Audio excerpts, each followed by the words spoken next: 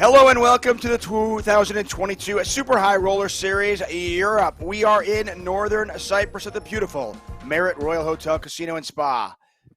And we have quite the final table for you. Event number 2 on deck. It's the $50,000 short deck, and take a look at this final table. I am David Tuckman, Brent Hanks alongside me, but who cares about us? Because look at these final 6 players. Brent, I am drooling. Well, we got the heavy hitters. Mikita, the milkman Badziakouski's got all the chips. GG Ambassador Jason Koon, and how about Ivey? Ivey. A little cup of coffee. Ivey! A side of Ivey. Yeah, this is what a day. This is what they're playing for. $756,000 up top. It is going to be a special day here on our YouTube channel, on PokerGO YouTube. Thank you and welcome. And we're going to be here for the next few hours, having a great time. Brent Hanks, David Tuckman. What a day. Jason Koon, the milkman, Phil Ivey, all the heavy hitters, as Brent Hanks just mentioned. Super excited about this one. A little short deck $50,000 today.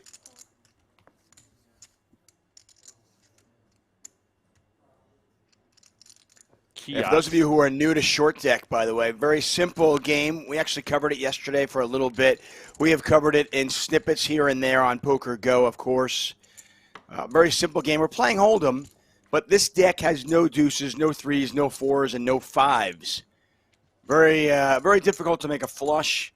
Flushes are actually ranked higher than full houses in this game. There's a look at Wai Kiat out of Malaysia.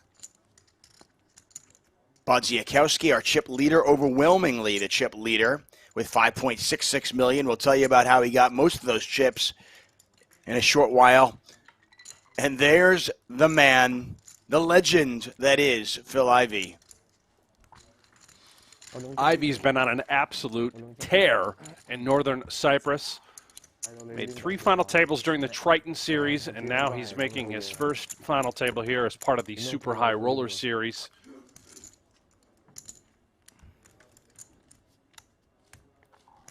You can see really this excited game about is this. different than No Limit Hold'em, especially there's no small blind, there's no big blind. We are only talking about antes in play, but if you do look at those antes, you can think of them sort of similar as having so that one big blind sort of calculation, if you will. So 48 antes would essentially be the equivalent of having, say, 48 big blinds.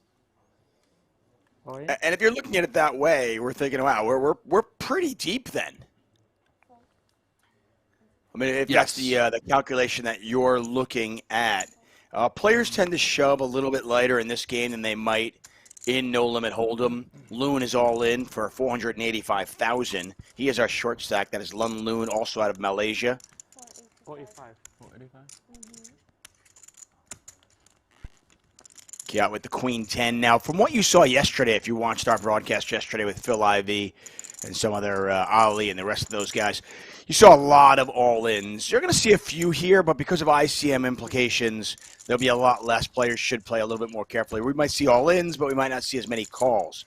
The remaining 6 players here are guaranteed $105,000. As I mentioned, $756,000 up top.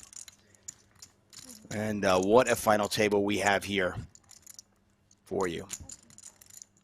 You mentioned earlier, Tuck, just before the broadcast started and we came on air, if Phil Ivey were to take this tournament down today, he would earn 453 PGT points, and correct me if I'm wrong, that would essentially put him neck and neck with Ali Mshurovich atop the PGT leaderboard. Yes, according to my calculations, and I've just done this by going to pgt.com leaderboard. Ali Mshurovich has 1,493 points. A win here by Phil Ivey would put him at 1,492, 1 point behind, and we're just in April. Wow! I mean, you look at this this leaderboard here on the PGT leaderboard. Jeremy Osmus, Sean Perry, Sean Winter, Alex Foxton, Isaac Kempton, Ali, and now Phil Ivey. 180. Ivey right now is currently 9th, and he is going to be almost definitely top 5 by the end of today. We all know that man right there, Stephen Chidwick. He's not Phil Ivey, but I think many people consider him probably a top 5 all-time player, all-around player, I should say. He plays all the games. He plays them all well. And so much respect in the poker community for Stephen Chidwick and what he has done and what he's able to do. He is absolutely elite. Will go down as one of the best to ever do it. He has that sort of presence and vibe that Ivey also seems to carry with him. They see things that others don't. Everybody knows how good Stevie is. Chitty, chitty, bang, bang. You know, I saw a thread on Twitter about poker players with table presence. And 3 at this particular table really strike me as just having that dominating table presence. And of course, Chidwick is one of those. Just big, looms over the table, can stare you down with the best of them. Ivey, obviously, so intimidating. And that man right there with the black hat who just moved all in, Jason Koon. First one, always the biggest. And ace-9 suited, a dangerous hand in short deck. Believe it or not, because the ace also swings low, you could essentially think of it as like having a 5 in your hand as well. It's a bit of a better hand than a hand like ace-10. Koon, considered to be, well, probably by many to be the top short deck player in the world. He has been studying this game, working very hard at it. Whenever a great player has a question, they'll often turn to Jason Koon looking for an answer when it comes to short deck. 2022 Super High Roller Series. This is event number 2. We're in Northern Cyprus at the beautiful, and I mean beautiful, Marriott Royal Hotel Casino and Spa in Northern Cyprus.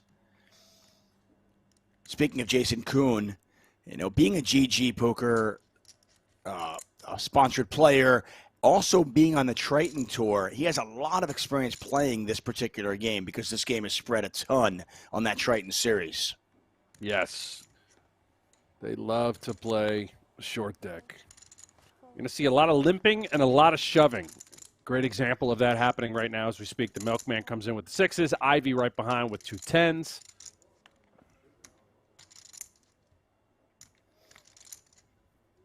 Players will also, from what I've seen, players will limp in early position, that kind of old school play, the limp in an early position with aces to trap. They'll do that in this game a little bit more because limping is so cheap. And then the temptation to squeeze from out back is strong. So players do that a lot. How about quads for the milk? Man.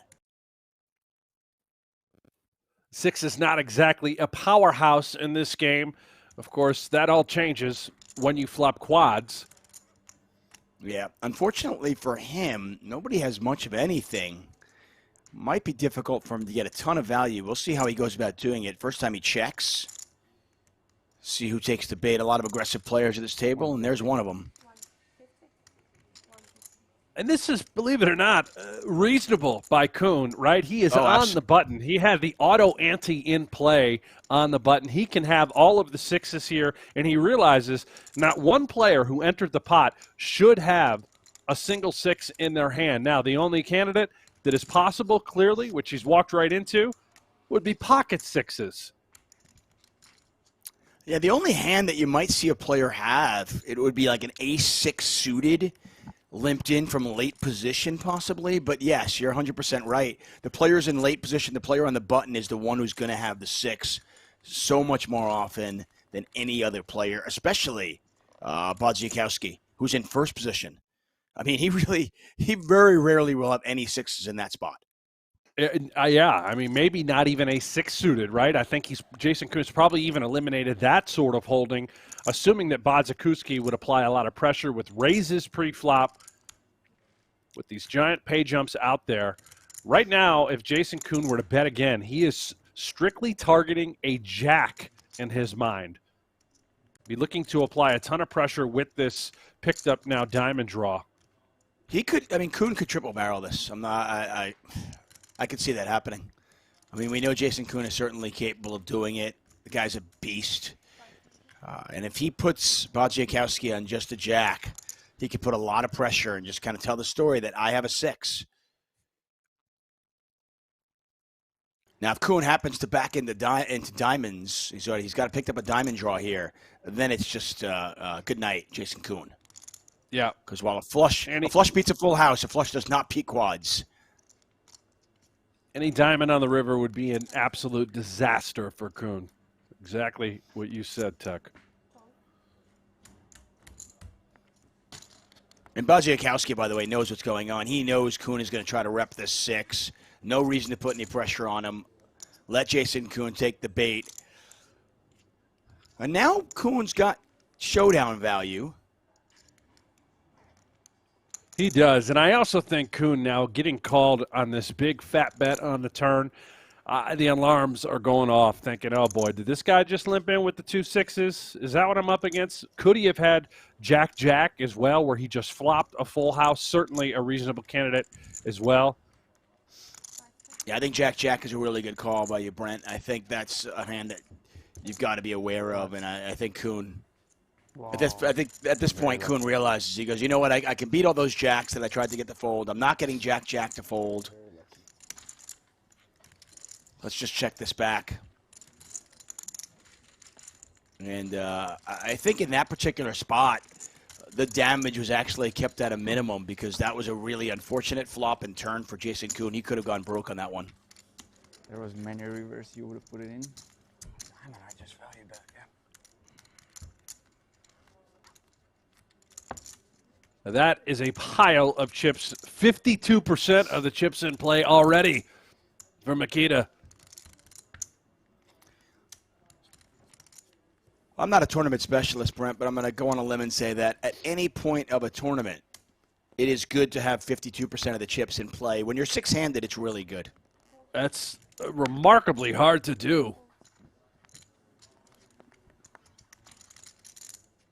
I want to say hi to everybody in the YouTube chat. For those of you who are joining us on the Merit YouTube channel, welcome. For those of you joining us on the Luxon Pay YouTube channel, thanks for being here. And, of course, for those of you who are on the PokerGO channel, thank you. Make sure you hit that subscribe button. We are approaching the 250,000 Pot Dragon Crypto B. Thank you so much for being here. We're going to be here until we crown a champion, and then maybe beyond. Maybe. We'll see how it plays out. Yeah, rumors swirling of a possible cash game to follow this final table. Who knows, Tuck? Cash game? I got money? That makes well, one you know of what? us. You know what you don't need money for? You don't need money if you want to play PokerGO Hold'em. That's right. You can play free Texas Hold'em poker from the creators of High Stakes Poker, Poker After Dark, and more. You can be part of the show that helps shape the game with an authentic online poker experience. PokerGO Hold'em is available now on the App Store, Google Play, or by heading to PokerGoHold'em.com.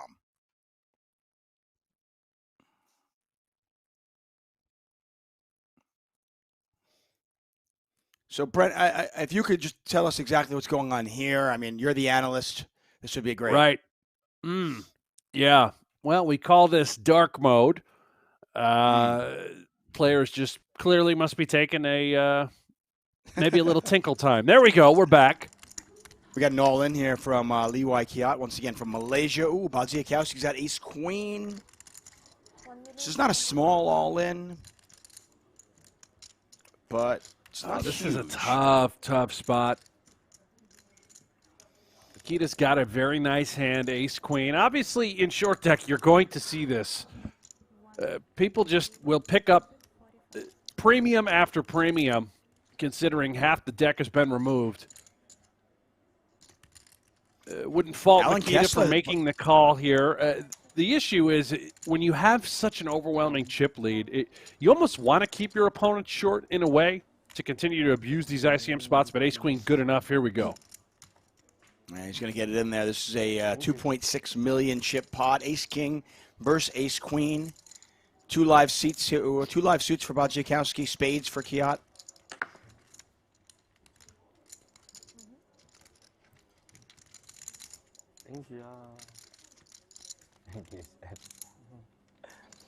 There's a queen and an ace and two spades. Yeah. Well, if you like drama, here it is. Kiat with 8 outs, looking for a king or a spade. You'll see there are a lot fewer spades out there. Wow. In short deck, it is very difficult to make a flush. I'm not feeling that good about my call. But... We made 2 yesterday, by the way, Brent. How do you feel about it? Do you think you're going to get there? I don't know. Yeah. Another queen, and we very quickly say goodbye to Wai Kiat. The Malaysian takes home $105,000 for his 6th place efforts. My deck reads are off today. And a pretty dirty beat to be eliminated. 6th place, 6 figures though. Now we can go hop in event number 3. Got a couple bullets we can fire there. And Mikita just running away with it right now. 8 million chips, just unbelievable performance so far for Mikita Badziakouski. And if you're wondering how he got these chips, as we look at this GG Poker results page, he'll take home $105,000. 5th place, $168,000. So our bubble boy was none other than Carrie Katz. And Carrie, who had chips, by the way, with 7 players remaining, got into a situation with Badziakouski. Carrie had ace-king. Badziakouski tried to put some pressure on him, used the ICM, put some pressure on the 7th place. And Carrie's response was, I don't give, fill in the blank, about a min cash. Gotta respect Stuck it in like there. you gotta respect it. You know, the ace-king suited was Carrie, was El Jefe's holding. He put it in there. Could have been the chip leader if he had won that pot. Instead, he was out the door with $0. And it's Mikita, the milkman, just absolutely dominating. And look at this, again with the pressure. King 6 off. He's going to put everybody all in.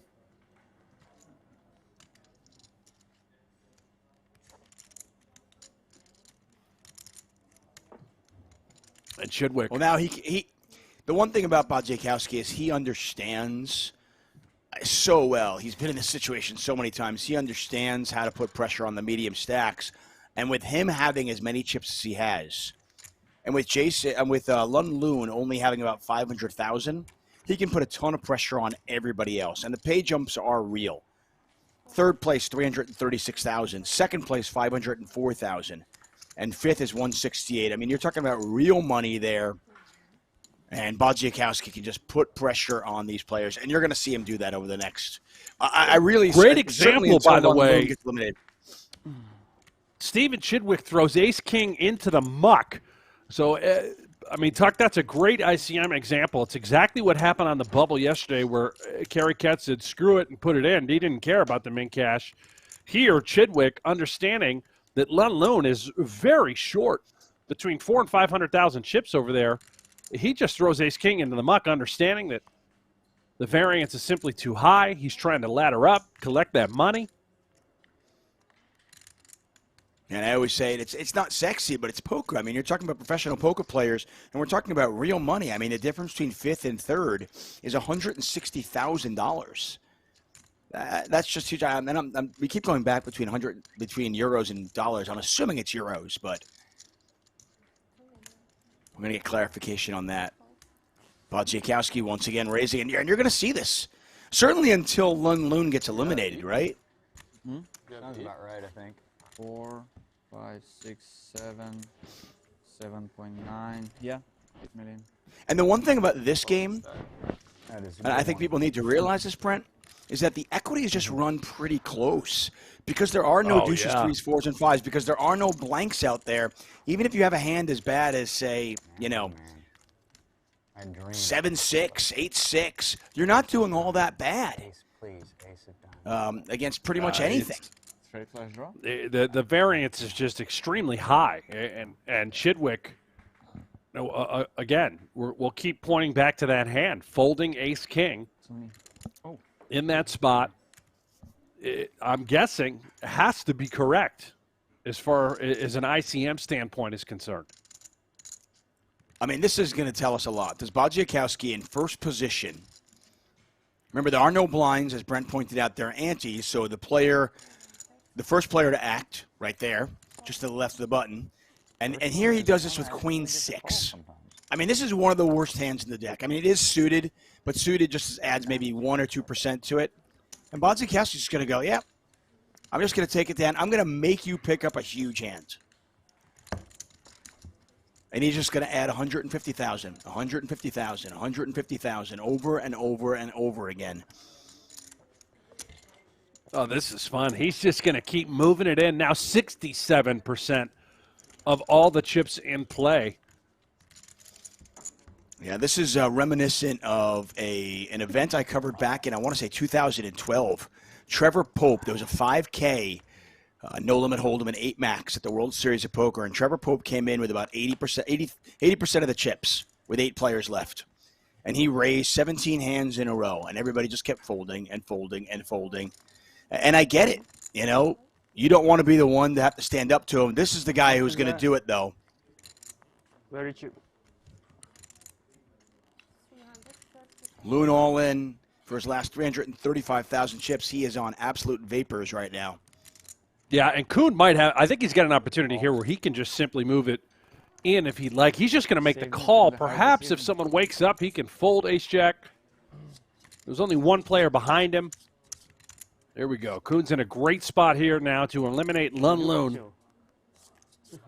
Exact same hand I had last time.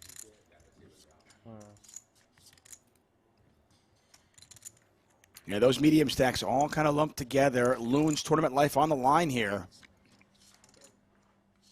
There's the ace. Both players hit that.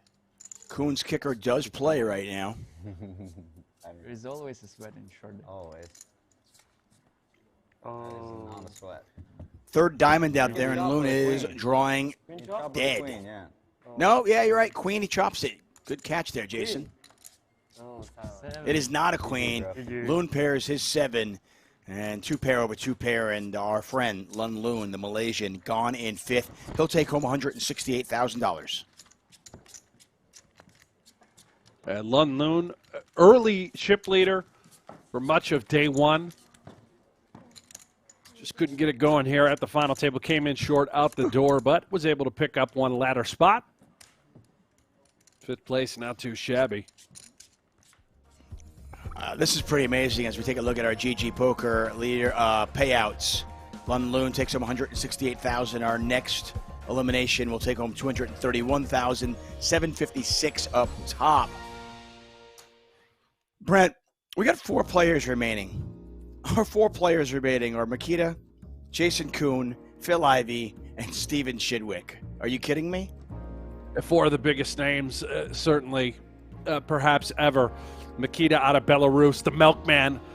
He's got about 70% of the chips in play amongst these final 4.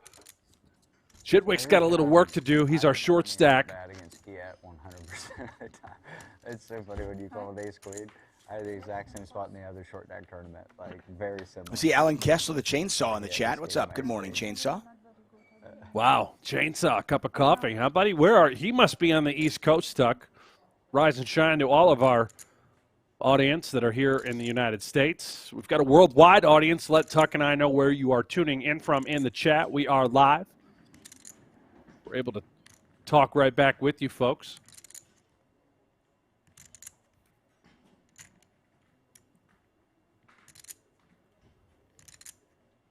$700.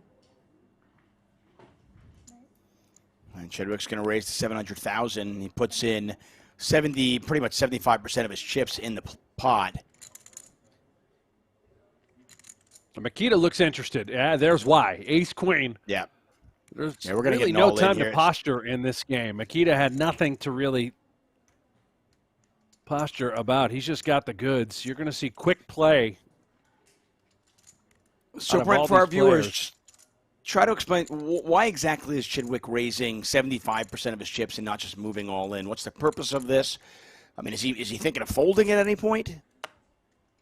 Unlikely, David. You see this a lot from time to time. There is a world in which Chidwick puts 700 in, and Koon, Mikita, Ivey all of a sudden go all in. Chidwick could fold to try and essentially move up the pay scale.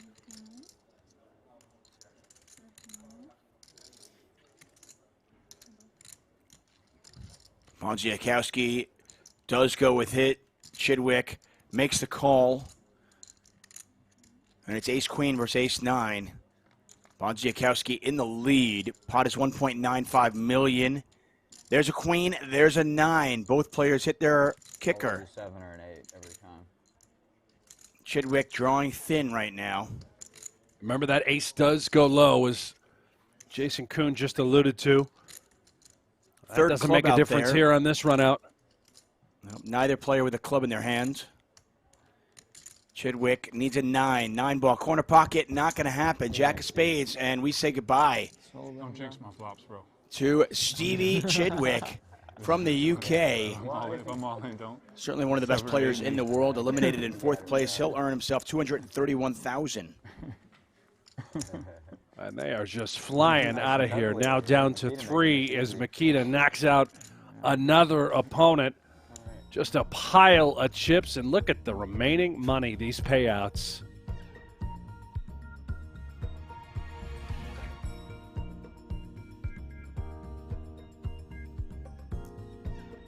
As Brent mentioned, I want to say good morning to everybody who's watching. Good evening, wherever you might be in the world, as we look at this GG poker payout. Chidwick takes home $231,000, $336,000 for the next player, plus, and now this is getting really, really big, 202 PGT points. So Ivey is now guaranteed 202 points. Exactly. All right. Yep. Counting Annie. Which guarantees that he will be top 5 That is a chip stack. Wow. by the end of this The year tournament. is 2022, and Phil Ivey is top 5 on the PGT leaderboard. I never saw it coming, Tuck. 9.5 or something, yeah. And he's still able to apply relentless pressure. Actually get the call. Mikita, Ivey the short stack. He's in there. He's going to gamble. Nope. Mikita Yeah, very Ivey's going to live take an here. edge. Ivey's going to take an edge when he knows he's got one. He's not going to worry about laddering up one spot. He wants those Just gonna sit here chips. quietly and watch these runouts. And a ton of money on the line. Jason Koon just going to sit back and relax, understanding if Ivey were to be eliminated, he'd be accumulating hundreds of thousands of dollars. Phil Ivey at risk here. Pot is just over $2 million. Queen, 9. Ivey still best. Ivey a 2-1 favorite. You can see that in the bottom left corner of your screen. Badziakouski's outs up top. 7 of spades. That gives him more outs here. 10 and 8 or 6. For Badziakouski's got 10 outs. 1 card to come. It's a 9, and the ace holds. Ivey with the full double up. And Badziakouski's just tear through this table, halted for a moment After the turn. by none other than that man, Phil Ivey.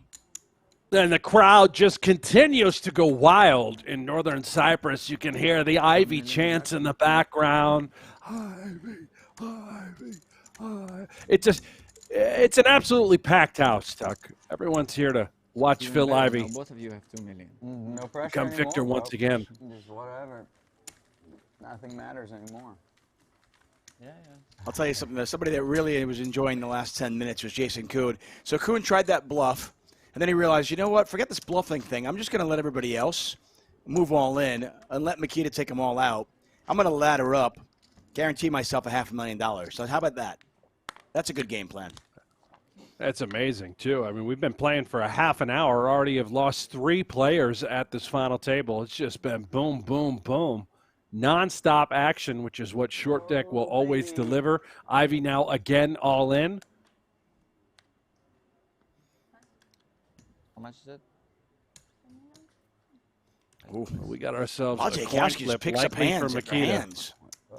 Yeah, you'll see there, nature Ivey of at the game. 51%. This is 50-50 essentially.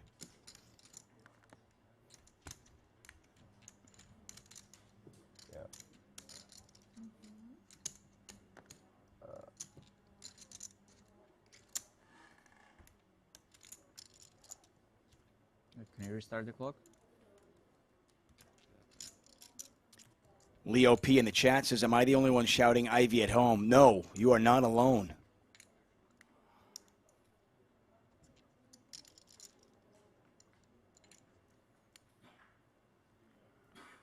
A great example of how different this game is, right? I mean, in No Limit Hold'em, we are absolutely snap calling with 2 jacks.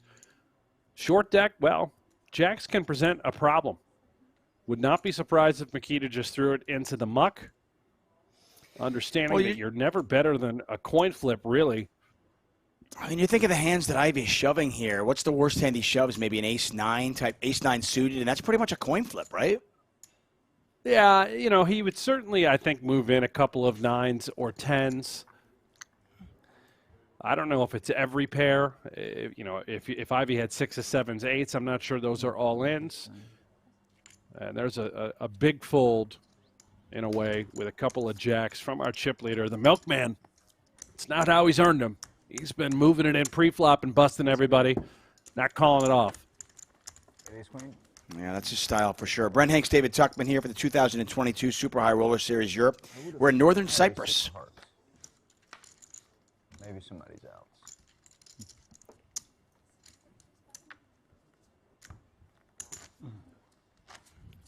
We are live.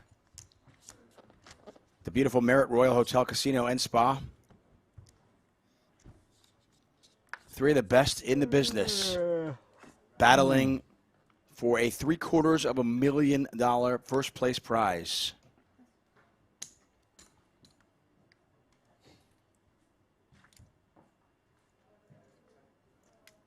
Well, we've seen Mikita relentlessly applying pressure. 9-8 off, not exactly a great hand. Let's see what he decides to do here against Phil Ivey. And he's going to continue the assault. Look at this.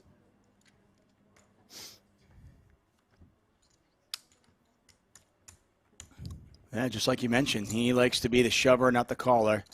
So it is dollars. So they're playing for $750,000, $500,000, $504,000 for second, $336,000 for our next casualty. Jason Koon has had quite the past 12 months. A new father, won his first World Series of Poker bracelet in the 25K heads up. And he is back on the poker scene, dominating as he travels the world. Quads he had. Shit's crazy. Jason Koon has entered that class of superstardom in the poker world, a lot like this guy, Phil Ivey. GG certainly recognized the talents and what Koon brings to the game. They signed him right around the same time he won that World Series of Poker bracelet at the 2021 World Series of Poker. And a tremendous ambassador all around for this industry. Oh, yeah, I could tell you stories for days about Jason Koon. I have so much respect for him as a person, as a poker player. But I will tell you this about him. I don't know how much God-given talent he has. And that's not an insult at all, because I don't know, and I think he'd be the first one to say this, I don't know if he's, from a talent standpoint, as good as Phil Ivey or a Phil Galfond or those kind of players. But I don't know if there's anybody who works harder than him and puts in the time that he does. Certainly a it's testament so impressive. to that hard work. Yeah, it really is. And we had a chance to catch up at the at the U.S. Poker Open inside our Las Vegas studio. And the final table was about to begin. I forget exactly all the players that were there. Some of the usuals, the Foxens, the Sean Perrys, the Ali Imsherviches. And you look around, everyone at that table, and even here today, it looks like this money's about to get in.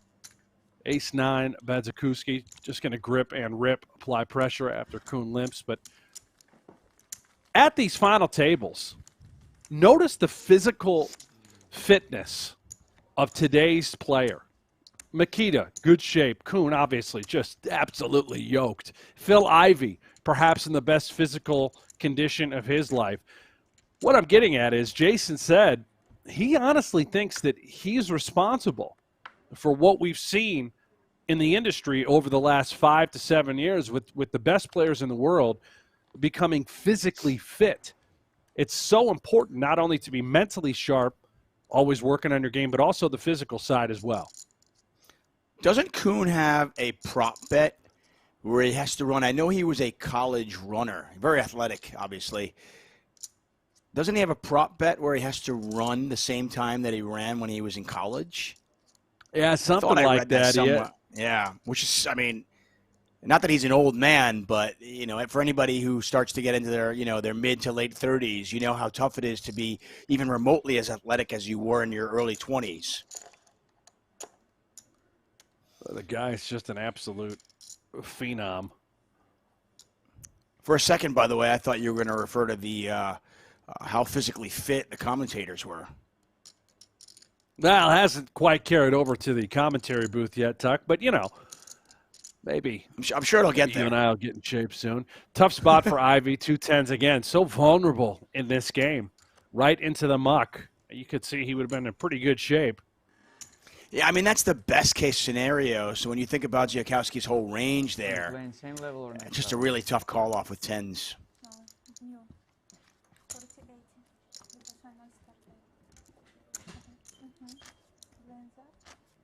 Good thing. My apologies for going back between euros and dollars, but I have confirmed it is definitely USD. We're talking dollars here as we watch the Super High Roller Series Europe. 50K short deck event. This is event number 2. The ante is now 40,000. The button has to put in 2 antes. So you do the math and you realize there is 160,000 in dead money. Now the interesting thing about short deck, as opposed to say a small blind and a big blind and a big blind ante, is less players. There's actually less incentive to steal the pot. Yeah, you have to be more active because there's less players, but there's also less money in there to go after. You know, you play a full ring game. If you're playing 7-8 handed, there's a lot of dead money in there because there's all those antes.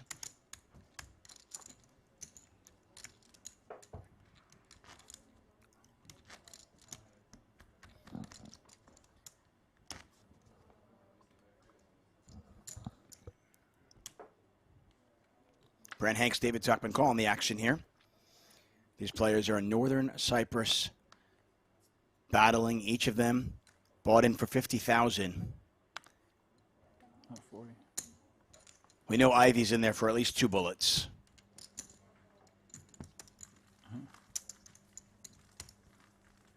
And I believe Mikita just ripped it through again, picking up another pot. So Ivey is our short stack, I believe, or is it Koon? I can't quite tell at the moment. They're very close. What I can tell you is that Mikita has damn near all the chips. He's got to be knocking on the door of 75% of the chips in play. Yeah, Koon's got 1.8 million, Ivey with 1.9 million. The difference between second and third, by the way, 170,000. So, you know, that's real money.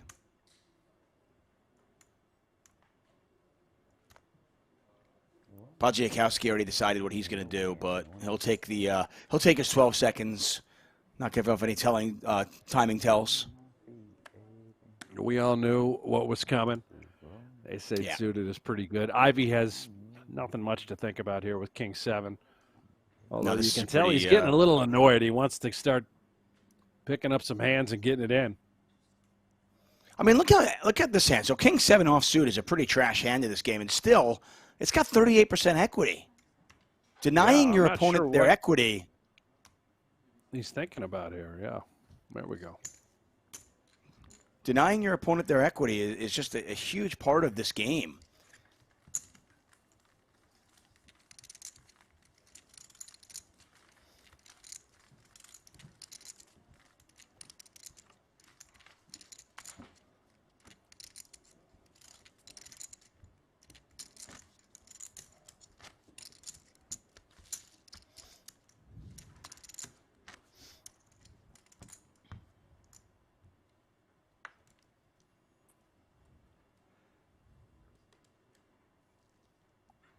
Mikita Badziakouski. I don't know. I mean, I certainly think that he is becoming more of a well-known player among poker fans, but I think to the casual fan, he's still somewhat of a mystery. Certainly on the high roller scene, everybody very familiar with him and how talented he is. He's been doing it for a while. That's a great point. For all of us hardcores that follow the industry very carefully, yeah, we're familiar with Mikita the Milkman, Fish 123, an online legend, an absolute animal, cash games and tournaments alike. But to the casual fans, they recognize a guy like Phil Ivey. They start to recognize the new guy, Jason Koon. Mikita flies under the radar, but he's not going anywhere. Mikita, an absolute crusher. And look at this. He's gone a different direction here. He didn't move it in with King 7. He just makes it 200. Perhaps that's good enough. He might get a little action here out of Koon. Yeah, he certainly might. Kings are cheap, as all three players had a king in their hands. Yeah, Mikita's one of those players where we talked about yesterday. We talked about Ivey and what could he do at the World Series if he actually wanted to, if he was motivated. I think Mikita's in the same way. I mean, he plays these high stakes, so he probably doesn't want to play the small buy-in events. But if he wanted bracelets, if he just wanted to win those, I think he's one of those guys who could just pile them up. He's that good.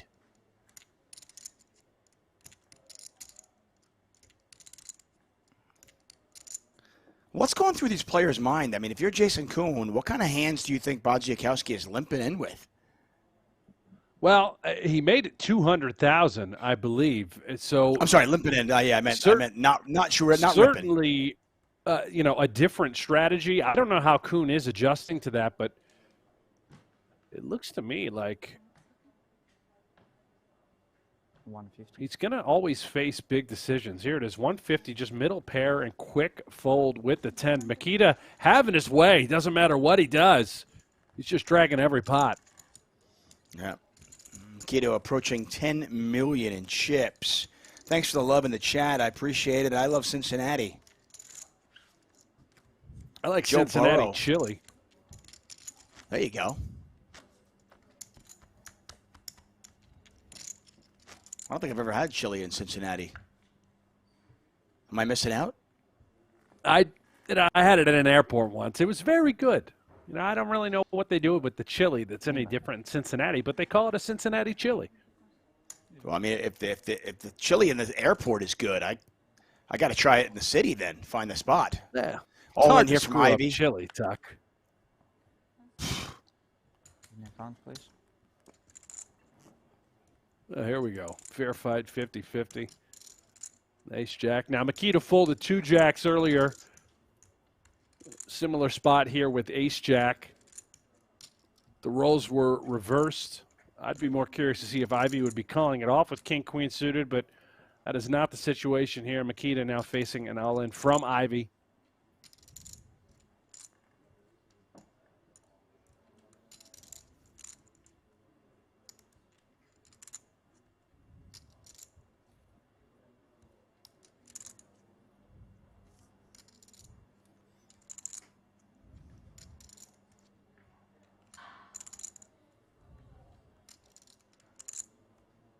You'll see this a lot. Tank on this one. Yeah, big hands facing big decisions, and eventually making big folds. I would not be surprised if Mikita once again threw this hand right into the muck. Well, I mean, to your point from just a few moments ago, you said Badziakouski, he likes to be the aggressor, not the caller. My guess is you're probably right, but he certainly isn't a tank on this one. Ivey all in with king-queen. That's just very reasonable. Ivey and Koon both on just under 2 million chips. I think Ivey's slightly ahead of Koon, but not much in it at all. Yeah. And you can already see the sort of strategy that these guys are trying to employ and also what they're trying to avoid, right? You're the first one in to deny equity from your opponents. You move it all in, you collect the pot, rinse, wash, repeat. Big folds are going to keep happening left and right, especially out of Mikita. Eventually, Koon, Ivey, they're going to be in a spot with a big hand where they've just simply got to call it off, Tuck. I don't want to sound like a simpleton, but one of the first lessons I ever learned in tournament poker was when you're the aggressor, and it's really simple, everybody, but when you're the aggressor, there's two ways to win the pot, right? You can get your opponents to fold, number one, or your hand can win at showdown. You give yourself two ways to win that pot. When you call off, there's only one way to win the pot. You just got to beat them. And, good players tend to be the aggressor and not the caller. Oh, we're going to get we got an all-in and a call here, though. Badziakouski goes $2 million. I don't think Ivey's folding ace-king. Ace-king suited is pretty strong. Yeah, certainly we know we're way ahead of what Ivey, and we shouldn't say way ahead, right? I mean, look at the percentages. You're only 60-40, but you're certainly ahead of what Mikita is moving in left and right. I would be shocked that this is a fold. I just don't see it happening. Not from Ivey.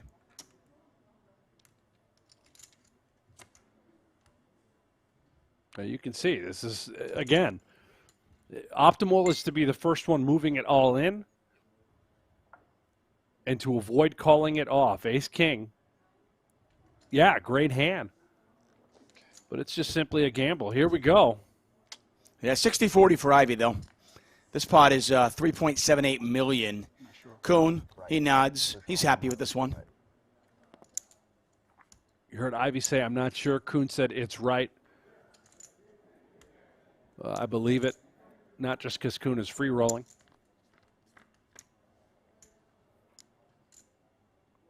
Ace 10-10. That is an above average flop for Ivey, who's now up to 92% to win the hand. Another ace, That'll and that's do it. it. Lock it up. Ivey, yeah, with the double up. Yeah, Jason Koon has done all the math. He knows. If he says it's right, it's right. Yeah, and I guess it wasn't a slam dunk as I certainly assumed it was. You pick up ace-king. Badziakouski has been so active. I just figured it was a slam dunk. Ivey used a time extension. Players have 30 seconds stacked on their hands. He used a time extension to think about it. Said he wasn't sure if it was right. Yeah, and that just goes to show you the ICM implications, the decision-making in short deck, how it is so unique and different than Texas Hold'em. The equities run oh so close no matter what the hands are. M. Stone pointing out in the chat, and we obviously saw this, that Stevie Chidwick folded ace-king earlier. Much different situation, though. When Chidwick folded, I believe we were still five-handed. And Lun Loon was really very short. That's exactly right. Yeah, this spot we're three-handed, and Ivey and Koon were basically neck and neck for second place. I imagine that's the difference. Yeah, and now for Koon, it just makes his decision-making a little bit easier as the ultimate short stack. He's going to move it in liberally pre-flop. He's going to be able to call it off a bit wider, understanding the separation between he and Ivey now. Mikita still dominating with $7.2 million.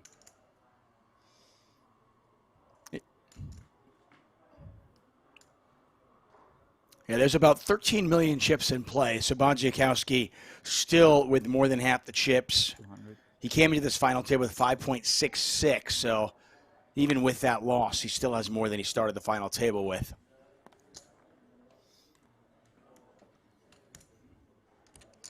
And he's giving Koon a bit of a peel price here. Again, it comes with the $200,000 instead of moving it all in.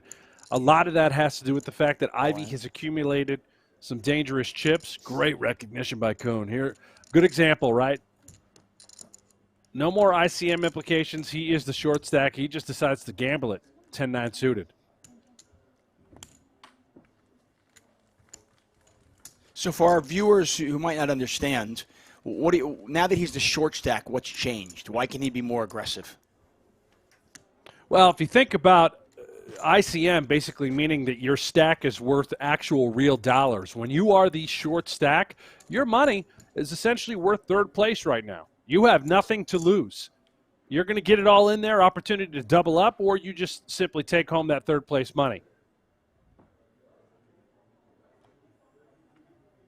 Ivey is the one that has to be a little bit careful, right? He doesn't want to lose this spot. It's important for him to maintain that second place position, understanding that Jason Koon is going to be more willing to get his money in the middle as the short stack.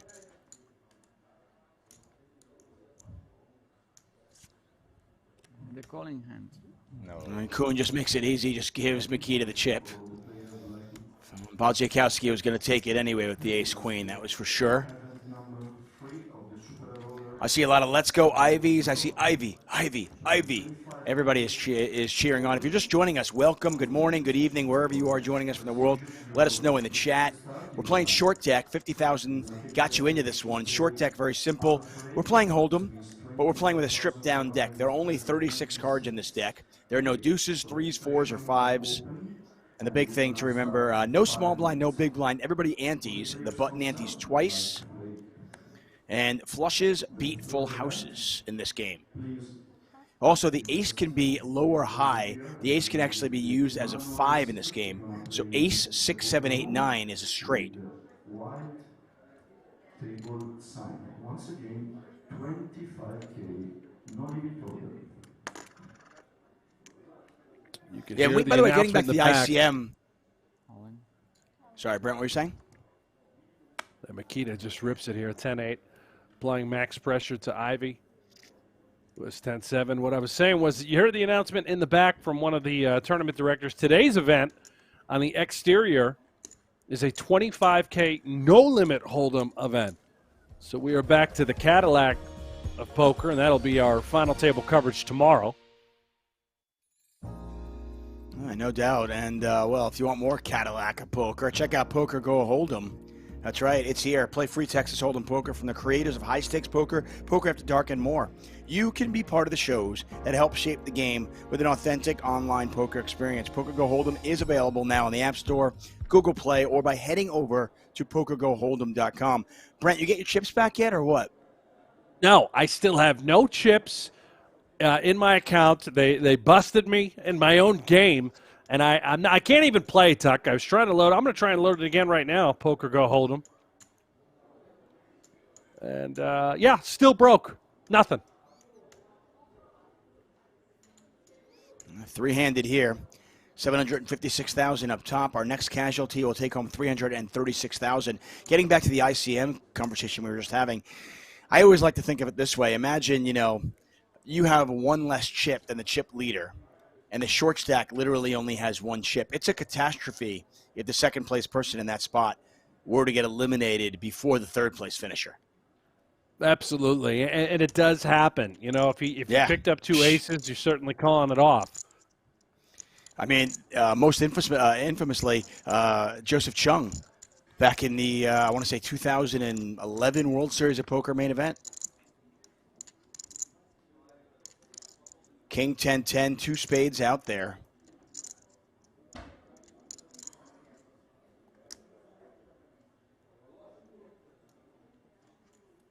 And John Racner, Jonathan Duhamel, and Joseph Chung were three-handed in the main event back then. Chung and Duhamel had all the chips. And Racner somehow laddered up into second place because Chung and Duhamel got involved in an enormous pot.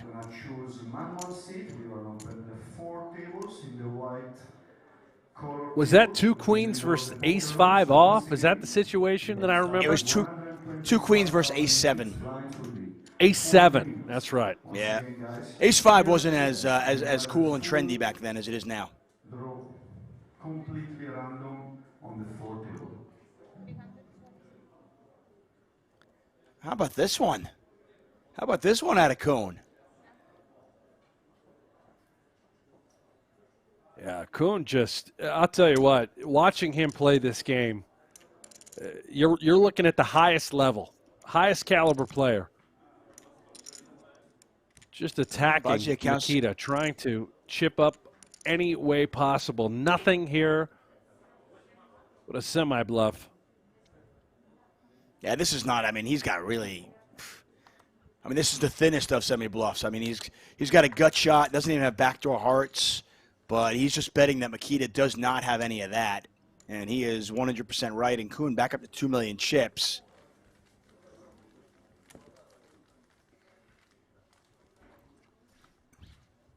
He's not going to let that candle go down, that's for sure. Extra rake. Are you already bought into this 25K? Because they're saying if we can pre-reg and not blind out and save like whatever it is, $1,000 or whatever. Is that right? Yeah, so we make sure we don't get hosed on that. So what they're talking about, by the way, is one of the things they've done here at the Super High Roller Series, and I know this is pretty common in a lot of the high rollers, if you register on time, a lot of these are rake-free or reduced rake. If you late reg, Yeah. they pay more rake, and this is a way to make sure the players come on time. That was a problem for a little while on these super high rollers, so they figured out a way to rectify that issue. Jason Koon just making sure, because all these players are going to go play that tournament. Koon just wants to make sure that even though they're playing this, that they can pre-register, not blind out, but also not pay rake, or the increased rake, I should say.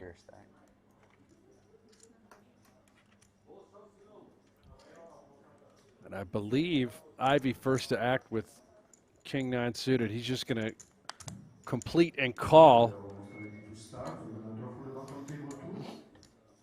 And now over to Badziakouski. Will he apply pressure? Will he continue to come after Ivey?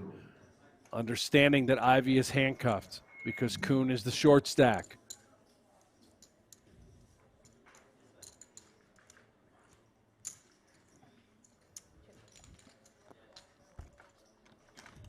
A very rare occasion. We see another flop, Tuck. Yeah, both players hit a pair.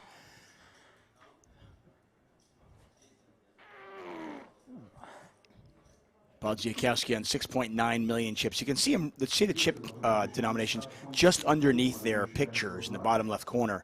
Ivey with 3.5 million, Badziakouski on 6.9. Chips for 40 minutes blinds. I will 2 levels. You're going to have a 10 minutes break. I wish you best of luck. 500 small blind, 1,000 big blind, 1,000 big blind ante. Dealer, shuffle up and deal. What's the deal with the rake? Just figure out for you. Okay. I hear Koon off in the background asking about the rake. Whatever it takes to save $1,000, Tuck. You got to take advantage of that rake free. I mean, it just kind of shows you being on time. Yeah, it just kind of shows you he's a pro, and he understands, and he realizes why he's there, and the bottom line is he's there to make money. He's a professional poker player. Obviously, he's got a lot of gamble in him, but he'd rather gamble $1,000 than just give it away.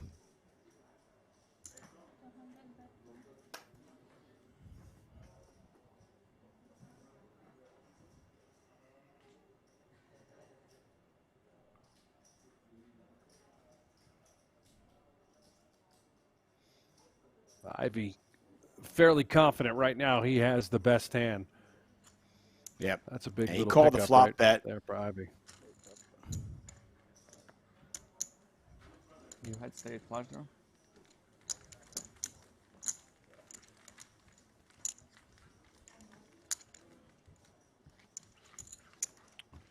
Toma Pang in the chat. Is this a tournament or cash game? This is a tournament.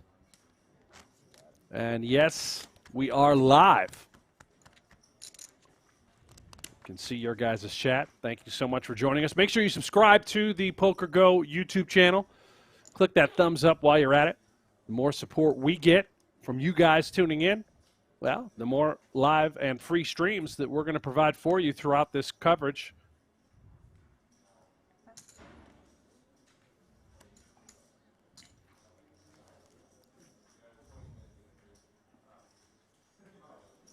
I'm very happy to fold the marginal hands and let Badziakouski and Ivey collide. Every time there's a collision, there's a chance somebody could get eliminated, and Koon can ladder up. He is very aware of that, and Badziakouski looks like he's going to go with it.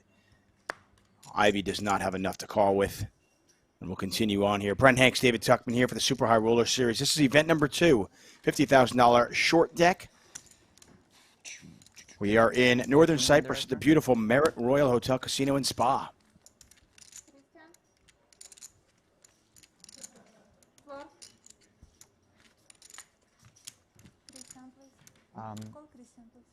Can I call her up?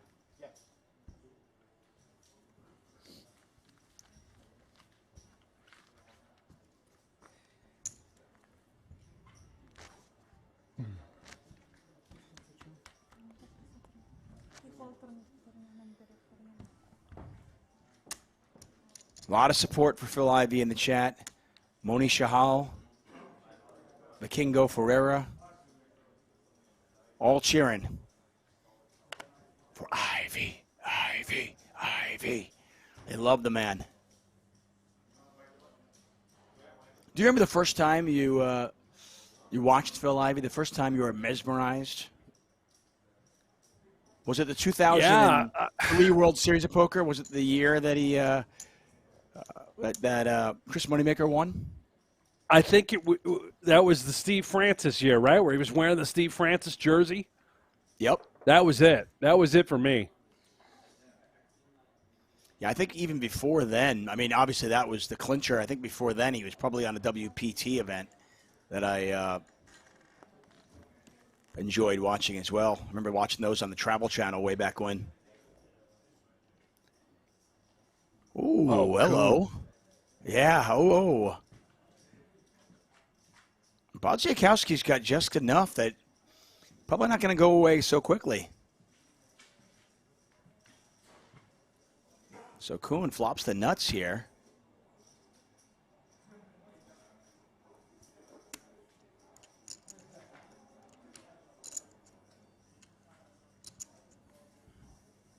All in.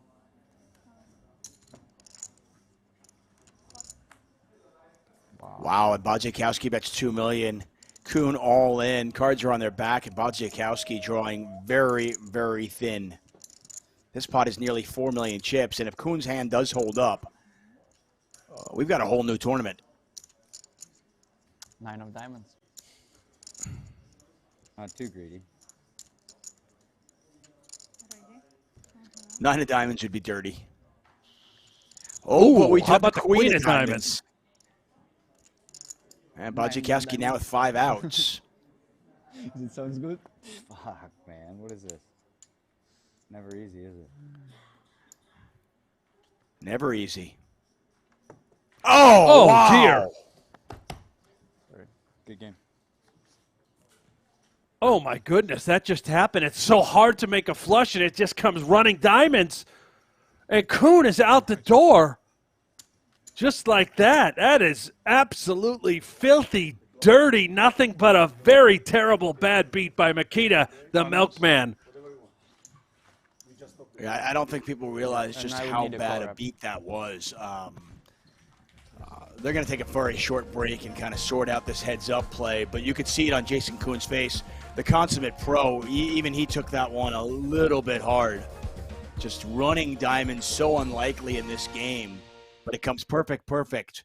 And Mikita Badziakouski, Phil Ivey are heads up. Jason Koon eliminated in third place. He'll take home $336,000. Head over to the 25K no limit hold'em. And we are going to take a short break. Back with heads up play. The milkman, Ivey, heads up for the title.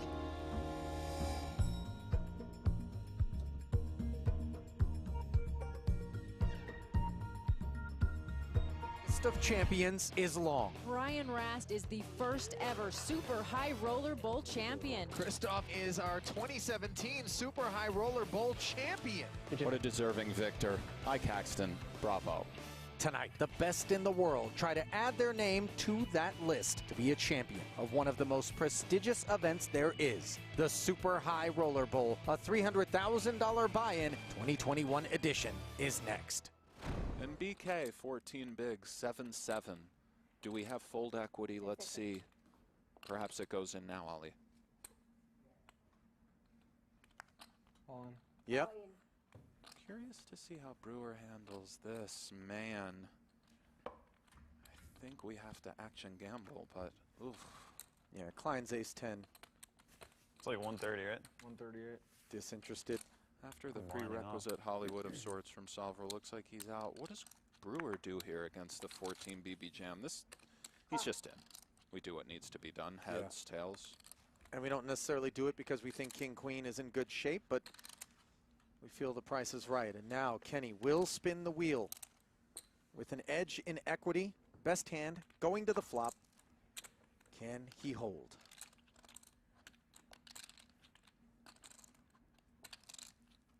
Well, a massive situation for both men. Yeah. Shortest and second shortest stack at the table. The cruel nature of poker upon us, although these are short stacks who again have to gamble, but it is now up to the deck to decide. Thank you. Oh. Brutality. I'll pair the board, dealer. A little sweat. Can we get a board pair? King or a queen, perhaps, for opportunities? Right, there you go. Oh. It's never easy with BK, but There is the queen, and now 3 outs for Bryn Kenny. He needs a king and a king alone to chop it up here. Is it there? Good game, guys. No. Good game, Bryn. good game, sir, BK. Our first casualty here at the final table. Meanwhile, Bill Klein is open to 45,000. Michael Addamo looks down at 2 queens, which have been somewhat omnipresent here. 35. Up we go.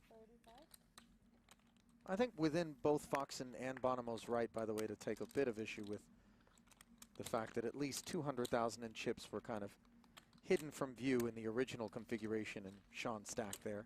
Fair enough, the chips need to be visible. Awkward spot for Klein.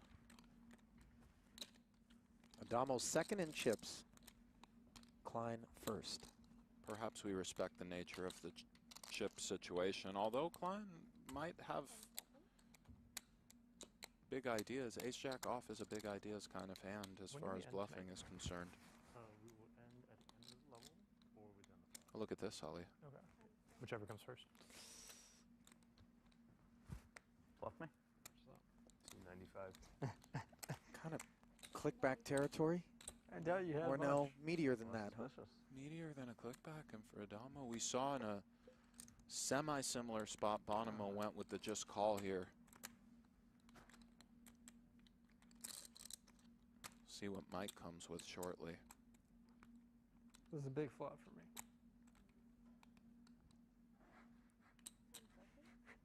Well, we watched Bonomo against Addamo flat a 4-bet in position with 2 queens and ultimately be forced to fold. Addamo also maybe a 6-7. going to flat. That's a straight. It's true. Klein has now bloated this pot to 640,000. You knew it was one of the two. Thought you had a 6 in your hand. I was getting a 6-5. And he's flopped a jack on the Jack 10-7 board, Nick. Trouble awaits. Well, 640 out there. Let's just kind of see how this one plays out, Ollie. Super savage if I called it. Just show me a fucking 9. That'd be sad. Probably can bet like king 5. Maybe. I believe that's 200K just south of third. Highly awkward territory for Addamo, but an overpair nonetheless. And as we touched on before, Not for he's that much. been pushing Klein around a little bit, he might think. This is not the time, though, in this spot, is it? Big stack against the second biggest stack. No, I'm not saying that, but when we're trying to assess the relative strength of our queen-queen, It's not some nice of the blocking meta, ace king, though. a million out there, Ollie. What a situation this is, and the rest of the table should probably stop talking. Really tough card for Klein there. Yeah, the 7 doesn't rate to be involved with Adamo's range. And now he has himself Jackson 7s with an ace kicker. You had king 5. That's about the most brutal card in the world for Klein. It never hits Addamo and is something of a brick. Looks like he's counting out 300-ish, perhaps a stack counting of sorts.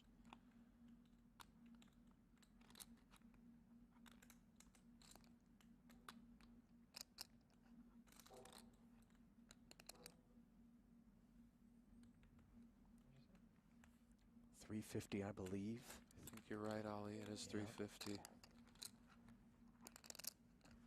Third pot.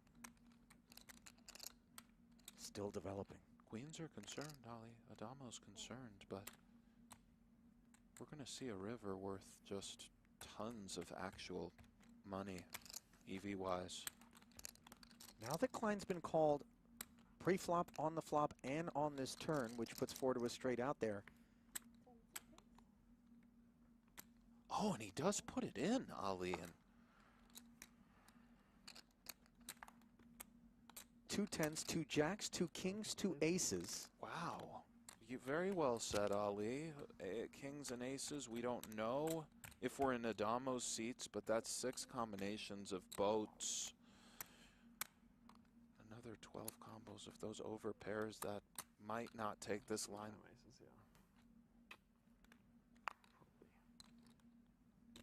What did Addamo ask?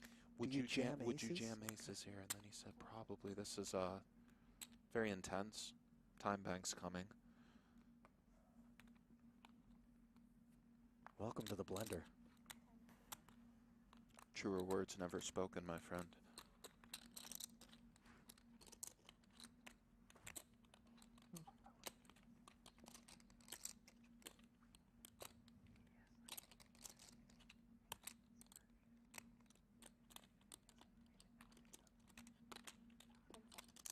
Ten seconds remain.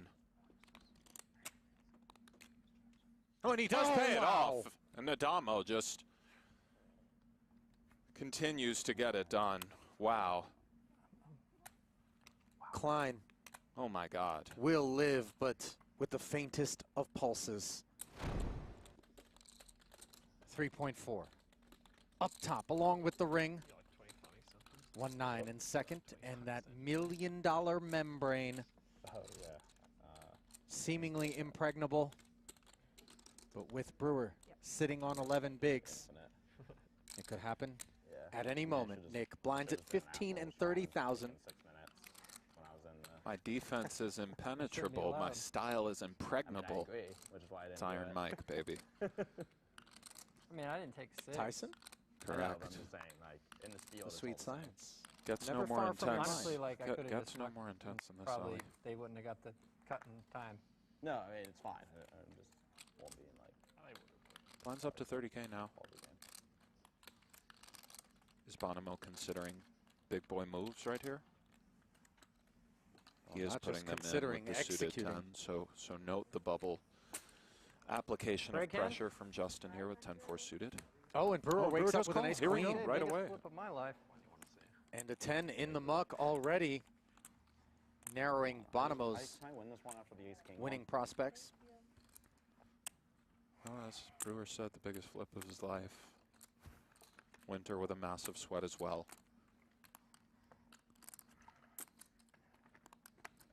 Two to 1 favorite on $1 million bubble, Ali. This is the real deal. 695 in the middle. Ace, queen, queen. Can't be Not too to be greedy, greedy, out yeah. there, Chris, but And the flop is my. Queen 5-7, top pair against the heart draw, and it's never easy, is it, Mr. Brewer? no, I mean, just look at him, guys. He's squirming a little bit, but as is Winter pacing. Cleanliness is godliness. Fading a heart now, and that's all. 4 to 1 favorite for Mr. Brewer to double and slide into third. At least chip stack wise, and The mantra now, well, no heart, no heart. oh King of hearts. man. It's hilarious, man. I lose ace-king to 9-3 suited on the bubble, and then ace-queen to 10-4 suited on the bubble. I'm the best. I'm gonna buy you something nice. I Did mean, you like that? I'm the best. That was good for you. Well, I had 10-9 off, no heart, so I was happy with the flop because I guess you're more likely to hit a heart. Palpable steam coming off of Chris Brewer, a consummate professional, but a disappointed one nonetheless, as he is left on the Actually, you've been fucking outside my money all the final of this table. bubble as it bursts, courtesy of his elimination. And now all three of Actually, I've these been gentlemen fucking myself, are actually. guaranteed $1 million+ for their effort here I just in played Super big High hands, Roller it's Bowl like 6. Did you say 2.6 and a Bitcoin? penchant earlier? Did I catch that? I mean, I Actually, let it it's pretty slide much what I during am. the hand. I know you Really? Yeah. like to focus on the Bitcoin's what, action, but 40K? here in between, as we see Addamo with the I ace haven't jack looked- suited I try not to look on the during button. these series. Ali, you know I Just wanna did. verify. You know I did. We didn't want to use penchant, perhaps, there? Isn't it French? Is it not penchant? Are we in France? Is it not? I mean, I wish you guys could see how the way this guy is just like, he's so smug. do you say Las Vegas? Or Oh, do you yeah. just say Las Ace Vegas? Jack tens, you but know? sure, here he is. 2 red 10s for Winter, going to be a welcome sight here in the face of this open from Addamo. Indeed, sub 30. All in. Oh, It goes in, and I mean, for Addamo ace jack hooted, it's snapped. So Yep. here we are. gentlemen, We start are your playing engines. some poker. Can Winter do it again, Ali? Welcome back to the 2022 Super High Roller Series. We are in Europe. We're in Northern Cyprus at the Marriott Crystal Cove Hotel Casino. We're here for event number 2, the $50,000 short deck, and we are heads up between two legends of the game, Mikita Badziakouski, our chip leader with 8.8 million chips. And you all know him. You all love him. The legend that is Phil Ivey with 3.7 million chips. A slightly bigger than 2-to-1 chip advantage for Mikita over Ivey. Jason Koon eliminated in gross fashion in 3rd place. Mikita only had 9% equity when all the chips went in, but he catches running diamonds to eliminate Jason Koon in 3rd. And here we are, heads up. The loser of this heads up battle will take home $504,000. First place will take home $756,000. I am David Tuckman, Brent Hanks alongside me to call the action on this one. You mentioned that bad bead. I mean, that's about as horrific as it gets for short deck. You know how hard it is to get your money in as a 90+% favorite in this game? Is that? Meanwhile, what a start for Ivey. A couple of bullets.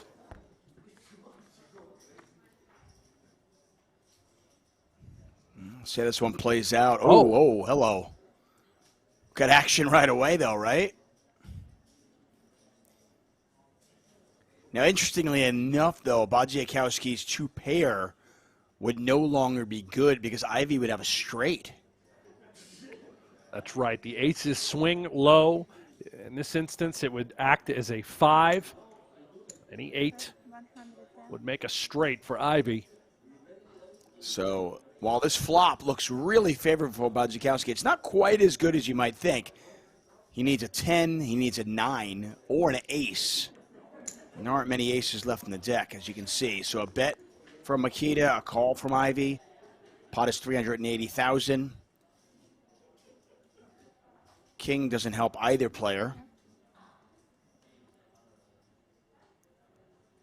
Can Phil Ivey make this comeback? We talked about it earlier. If Ivey does go on to win this, he will be in a virtual tie with Ali Imsirovic on top of the PGT standings. He'll be 1 point behind. Which is just incredible, Tuck. Incredible. Ali Imsirovic already having, again, a massive year. Well, so is Phil Ivey. He has been on an absolute tear at the earlier Triton events, now making his first final table as part of the Super High Roller Series and finds himself heads up. Mikita continuing to bet, Ivey continuing to call. Pot now just under $1 million. Big river. It's a pretty clean river. All the draws missed.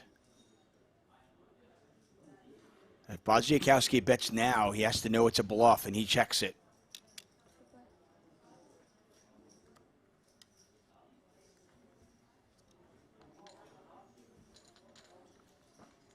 And it is now exactly a 2-to-1 chip advantage for the Milkman over Phil Ivey. Here comes Ivey. 10-time bracelet winner against this man, Mikita Badziakouski, who has been torturing the high roller scene for years. He is, no doubt about it, a tremendous player. No limit hold'em.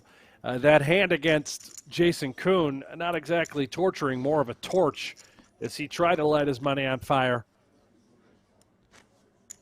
Some aggression clearly pays off in this game. Still a fairly large, comfortable chip lead for Badziakouski. Just want to let everybody know about a scheduling update. When this heads-up battle ends, we're not done. We're going to take a short break, but when we come back from this heads-up battle, we will have day one coverage of event number 3, the $25,000 no limit. Beautiful. We should be able to get be quite here a few for the next hours 4 or 5 of day one hours. coverage. Yeah. Yeah. Which is always, I think it's always interesting. We get a lot of final tables. We talk a lot of ICM, on these live streams. We don't get a lot of day one coverage. So I'm always a fan when you can watch these, the best in the business, these superstars of the game, how they navigate the day ones. Oh, yeah, you get under the hood. Just like we're about to get under the hood of play a little PokerGO Hold'em, Tuck. What else can you tell me about this game? I mean, you can play free. That's right, free Texas Hold'em poker. And this is a game that it's from the creators of High Stakes Poker, Poker After Dark, and more. And you can be part of those shows.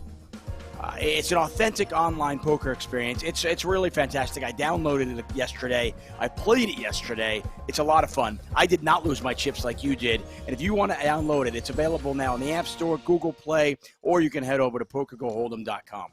Check it out. I still have some chips, though. So I have none. I checked it again. I have about 8,200 chips. That's not enough to buy into anything, Tuck. Maybe you'll get reloaded tomorrow, I guess. I don't know what they're doing.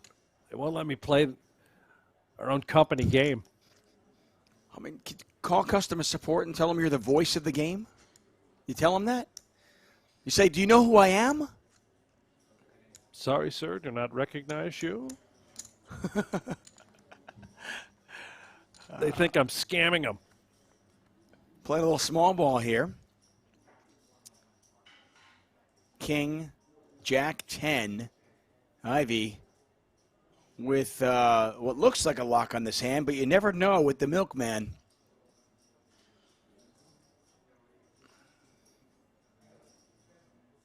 Ivey's going to check his pair and his straight draw. Mikita really a stone zero. A queen would make him a straight. Does have the 9 of diamonds.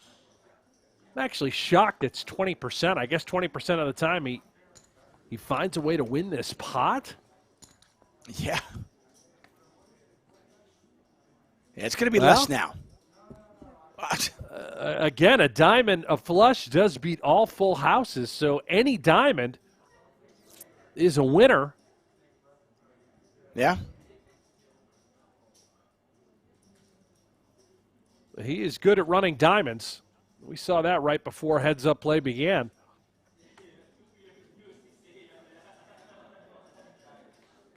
He's picked up a straight flush draw as well. The queen of diamonds is live. Check, check. Are you kidding me? Oh, my gosh. How does this guy do it? I mean, we saw 2 flushes in 4 hours of short deck play yesterday. Mikita's made 2 running flushes in the last 5 minutes. Unreal. Well, you wanted to know he had 20%. There you go. I mean, that is extremely difficult to do. Yeah, that's dirty. And a very different situation than in Hold'em where, you see 4 diamonds out there. Trip queen. Trip jacks are just a bluff catcher. This is a much tougher spot, I think, for Ivey. Ivey knows it's a diamond or it's nothing. Yeah. Great bet by Mikita. Pot size. Exactly what he would do with his bluffs.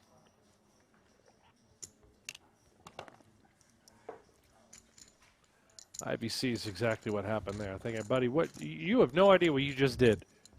Again. Yeah, I don't want to take anything away from Mikita's talent and how well he is playing. But he is also running extremely well. We saw right out of the gate, ace-queen versus ace-king, flop to queen, river to queen, eliminated the ace-king. That was Wai Kiat, who finished in 6th place. And then, we saw the diamond, the running diamonds versus Jason Koon to eliminate him in 3rd. And here again versus Phil Ivey. Everything going Mikita's way so far.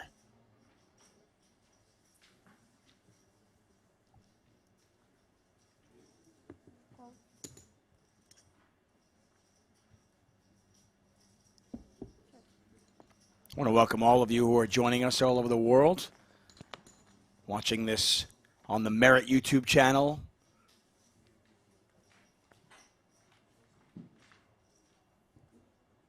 Our PokerGO YouTube channel.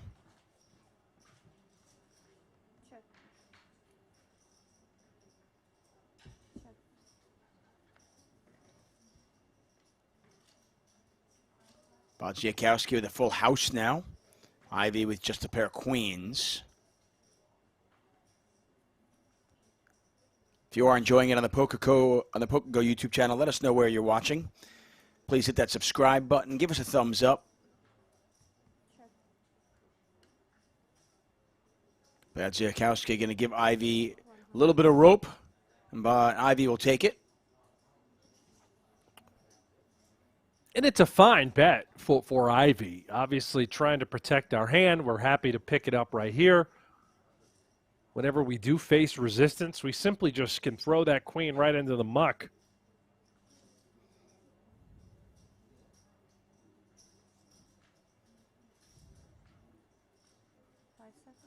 Yeah, small pot. And Badziakouski is going to raise to 500. So 400,000 back over to Ivey. Pot is 760. He's getting about 2-1 on this, but he's got to worry about a river bet, and he's just going to let it go, as you said. Put a little bet out there, get resistance, and you're done with it. And that's exactly what Ivey does. And we continue on. If you're new to short deck, by the way, we're playing Hold'em, trying to make your best 5-card hand. A couple of differences from Hold'em, though, is we got rid of the deuces, the 3s, the 4s, and the 5s. Flushes are better than full houses in this game, as they're harder to make. And in addition, aces can be used as a 5 when there's a 6, 7, 8, 9 out there, so you can make a straight with the ace.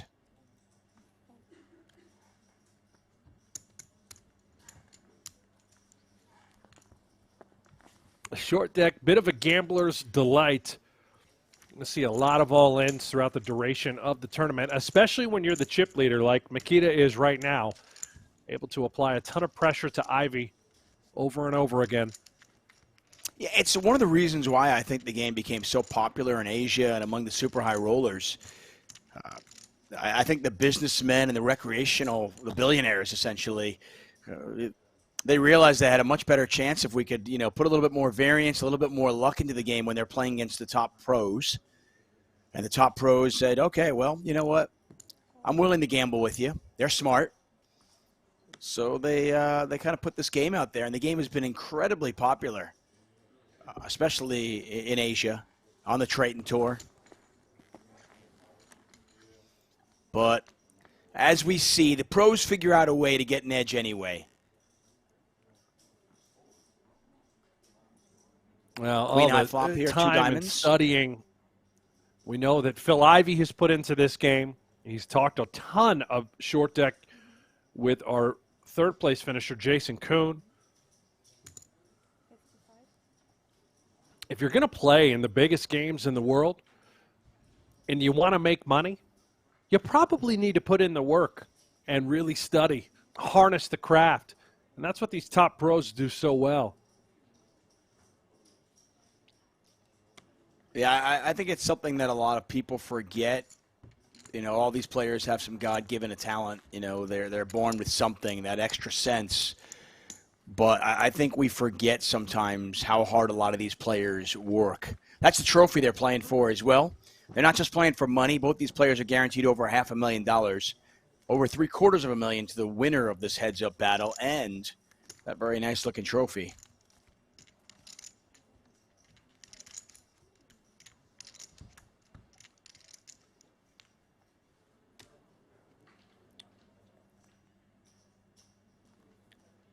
Ante now 50,000. The button puts in a double ante, so 150,000 in there. Ivey's going to limp in. Ivey's continued to play the small ball style, just limping and limping. He limped with aces. Mikita likely to raise here, though. Moni Shahal says Ivey is literally the GOAT. Yeah, I think the term GOAT is overused in many aspects, all the sports and poker and everything. But I think you could certainly argue that this man right here is literally the GOAT. Now, when you say literally the GOAT, you're talking about the farm animal? I am, yeah. Or he's exactly figuratively the GOAT. Yeah. Yeah. Takes me back to those classic, remember Goat Boy on Saturday Night Live? One of the few and greatest skits on Saturday Night Live of all time. I'd say figuratively he's the GOAT. Literally, I mean, that's kind of weird, the hooves and horns and everything. Brent Hanks, folks. He's here every Saturday.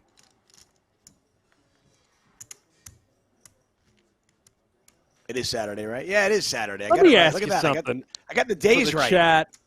I'm proud of you. And Tuck, Phil Hellmuth, he calls himself the greatest of all time. A lot of people do not disagree that Phil Hellmuth would be considered the greatest tournament player of all time. Now, when we talk about greatest of all time in a sense regarding to Ivey, what does that mean? Are we talking overall every game that's ever been played, mixed games, cash games, tournaments, if you combine all the elements that Ivey would be the greatest of all time?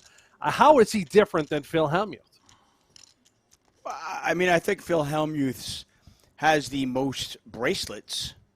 And if that's the only way we're keeping score, then yes, Phil Hellmuth is the greatest of all time. But that's not how I keep score. One of these players plays a full World Series of Poker schedule every single year and is motivated seemingly solely by bracelets. And that's okay. I have all the respect in the world for Phil Hellmuth. I consider him a friend.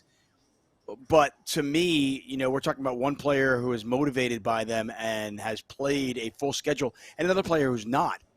And say what you will about Phil Hellmuth. I think if Phil Ivey played a full schedule and was motivated to win those bracelets, I think he might have 25 at this point. So then I guess it's safe to say that Hellmuth would be the greatest World Series of Poker player of all time. I mean, he has the greatest results. Everything else.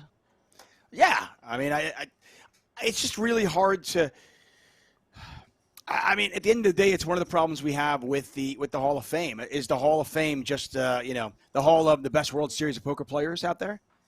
Because there's a whole bunch of players out there, and two, by the way, at this table, who on any given year don't really care about World Series of Poker bracelets. Now, I mean, I certainly would love one in my career. I know you have one. That would be amazing. But to put value on something that other people don't put value on and then judge their career based on that seems silly. I mean, it's not as simple as just saying, if we're looking at football players or baseball players or hockey players, there's championships. There's only one championship, really. But in poker, that's not the case.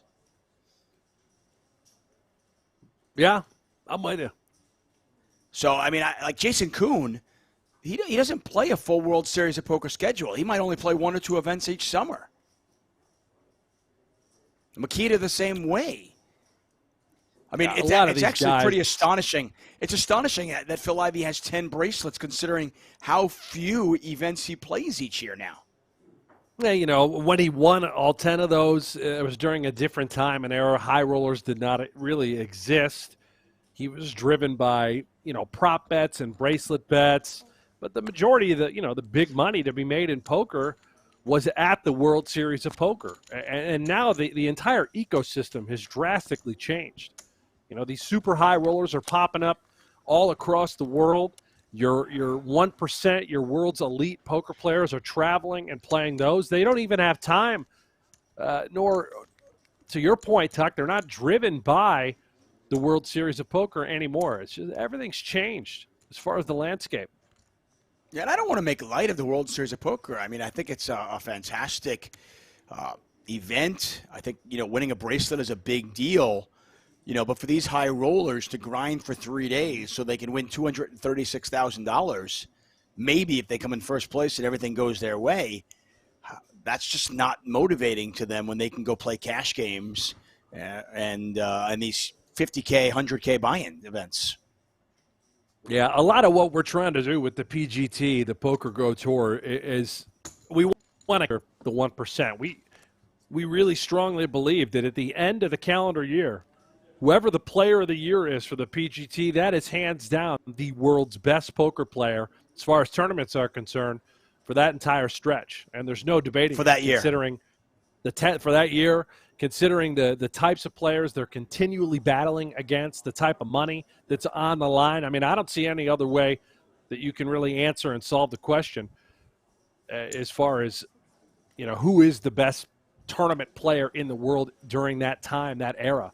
Ali Amshurovich won it in 2021. He's currently ranked number 1 again in 2022. You can't tell me there's another tournament player out there that's better than this kid. Yeah.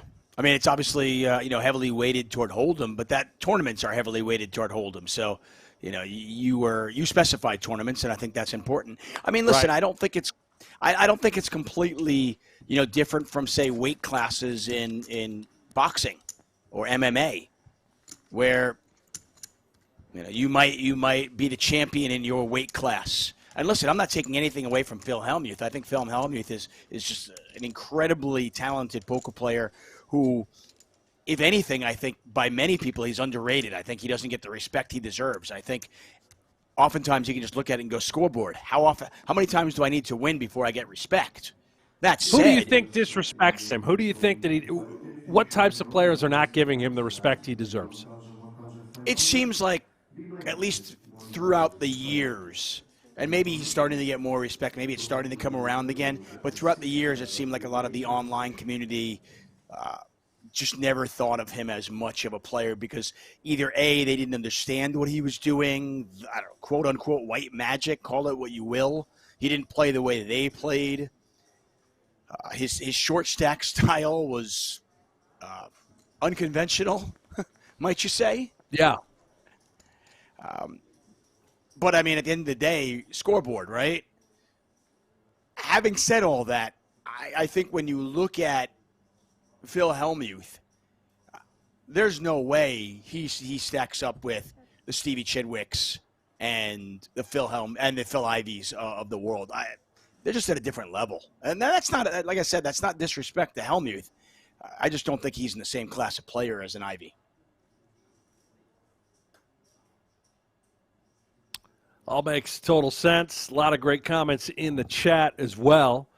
I've been digging through a lot of these.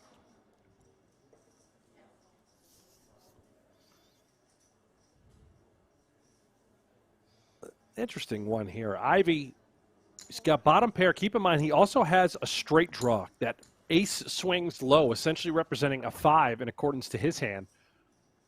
Right. And similar for Mikita. Also, yeah, top both pair players with a straight shot. draw. Yeah, Mikita a 4-1 favorite to win this hand.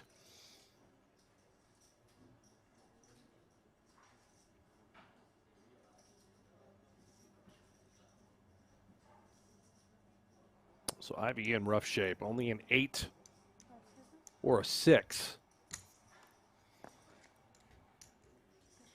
He's got other ideas. He says, I'm just going to bluff away at it, effectively turning this 8 into a bluff.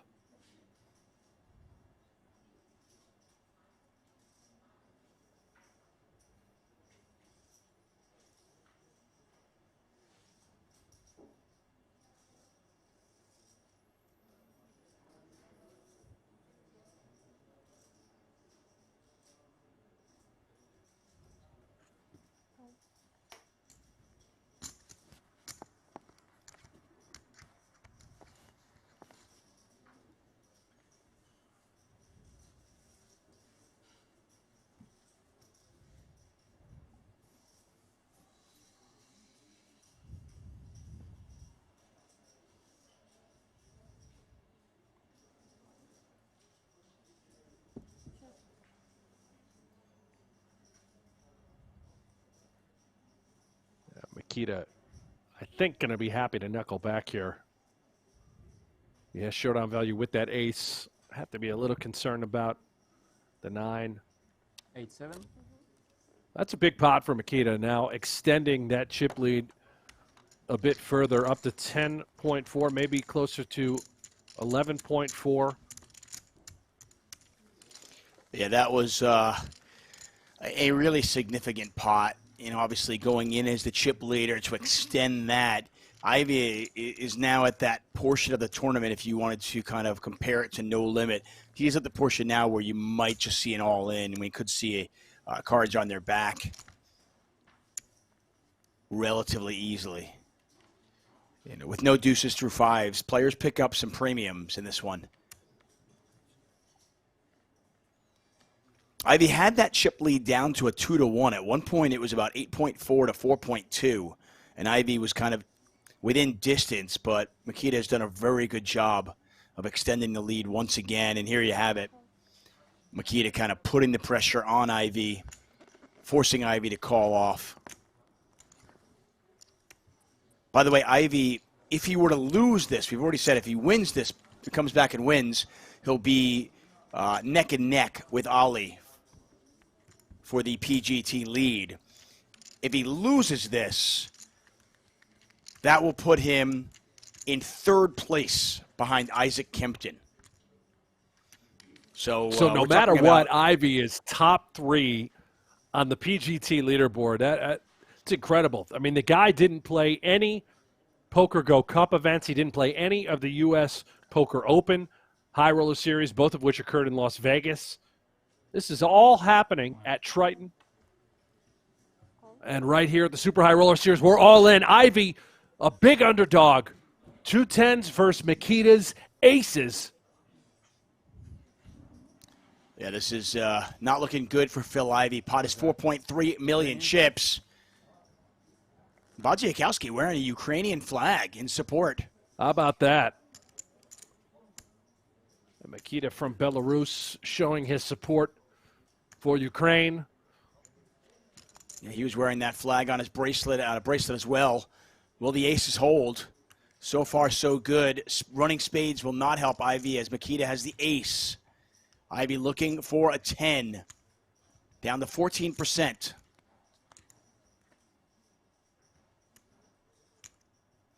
And now only a 10.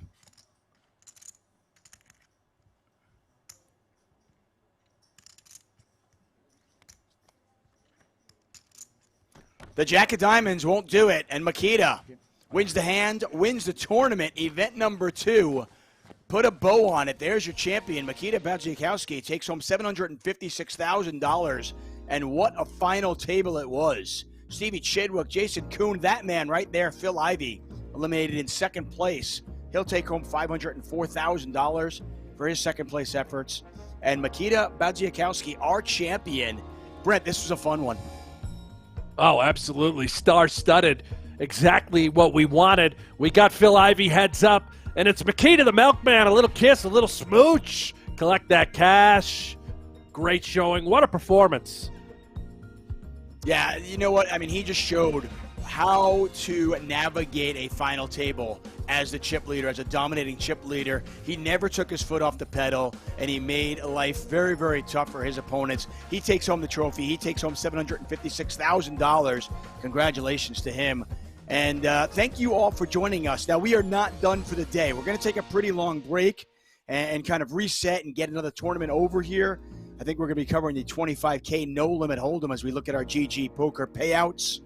Badziakouski up top with 756. Chidwick in 4th, 231. Jason Koon, tough way to get knocked out. 3rd place for him, 336,000. We'll see more of him. So it looks like at about 10:30 in the morning Eastern time, so that is about an hour and 45 minutes from now, we're going to be back here with more coverage. Brent, myself, and some big-time players playing No Limit Hold'em. Thank you for joining us. One of the toughest fields ever assembled. $500,000 to enter. No tournament has ever changed the landscape of poker overnight. Until now. I like tough competition and lots of money. You're really getting only the best of the best. You're forced to play at a high level. That's going to be awesome for the game of poker. The 2015 Super High Roller Bowl. Game on. It's time to see more fireworks. That's what it is. I'm not certain. 10,000, 20,000 with a 2,000 ante. Scott Seaver with ace-queen offsuit under the gun, and he raises it up. More play. Negreanu next act has jacks. He could play this a couple ways. He decides to just call, which is very in tune with his style. This is the famous Negreanu small ball. Absolutely. Anytime he's not quite sure where he's at, he loves to call, and then he'll play after the flop. He's very comfortable playing after the flop, and he has position here, so he's got a lot of good reasons to just call. It passes over to Kim in the big blind. Ace-7 offsuit. And we've seen him defend this sort of hand here before. Yeah, he keeps getting great prices out of the big blind. He has hands that have some equity, and he's making good defense. Unfortunately here, he's dominated in a bad way, but normally this would be a pretty standard call. Ace-6 queen. Top pair for Kim, but top 2 for Seaver. This is a bit of a tricky flop for Dong. Scott bets 65,000. And a laydown by Daniel Negreanu. Yeah, terrible flop for pocket jacks, and because he just called pre-flop, Daniel lost the absolute minimum there. And this is going to be a call here for Dong. There's no way he can fold a hand of this strength, and he'll reassess on the turn.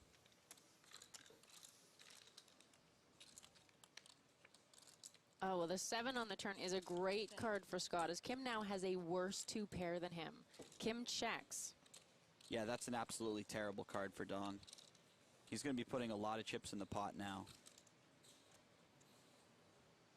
Scott is really good at finding the right bet size. He bets 175,000. Yeah, it's a good size, and now Dong has to decide whether he's just going to call or if he's going to raise on the turn. Obviously, his hand is very strong and he's ahead of a lot of hands. He has to worry that if he does raise, he folds out hands the Seaver could have, like ace-jack or ace-10 that he's beating. So I think what he wants to do is just call, and then if he does raise, it would be on the river.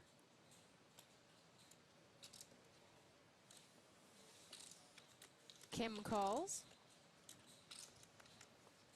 And the river is the 10 of clubs. Kim checks, and it's over to Scott Seaver, who now has to find the right bet size to get the maximum value here.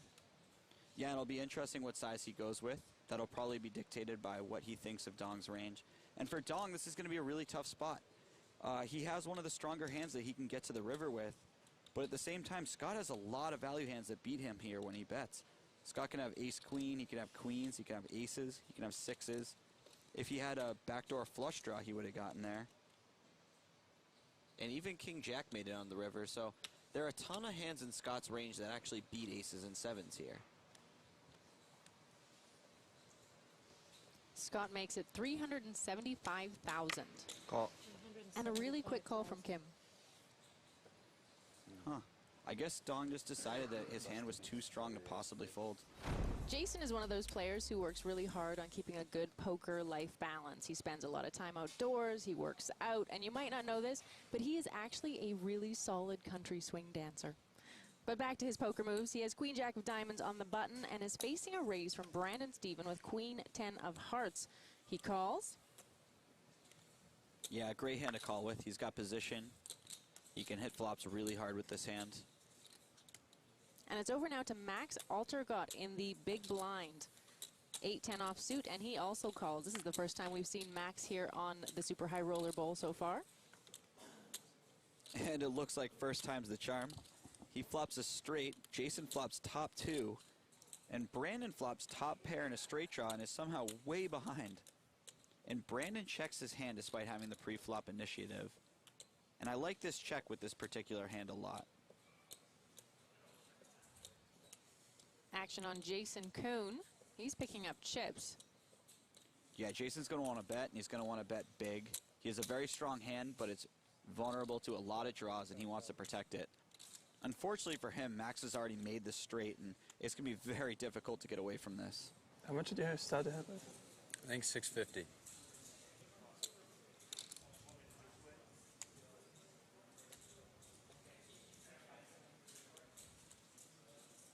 Max is reaching for chips, and he raises it to 230,000.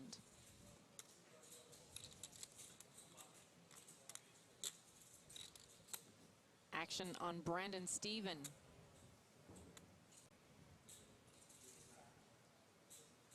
He finds himself in a pretty tough spot here. He liked his hand a lot before all of that action, and he does lay it down.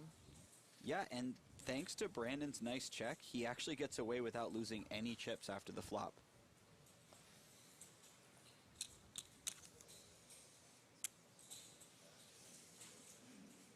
Now, when Jason pulls his chips back like that, that means he's either calling or raising.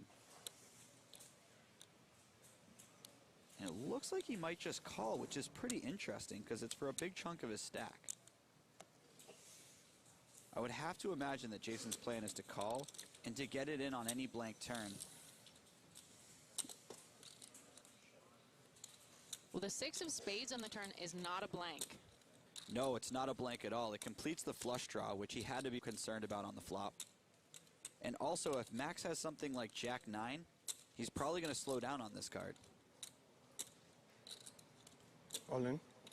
It's an all-in from Max. Big decision for Jason. That hand's not very good, is it? It's not a very good hand. Doesn't really hit that board very well.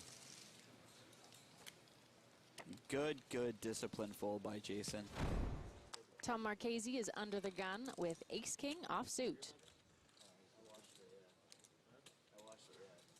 He raises to 72,000. It's got to be the first time he's ever folded king straight. Yeah. Folded in 8 seconds probably. Seaver with king-jack offsuit. It's a good hand, but it's not doing that well versus Tom's under the gun opening range. I would imagine that Seaver either folds or 3-bets this particular hand. And it looks like he is choosing the 3-bet here.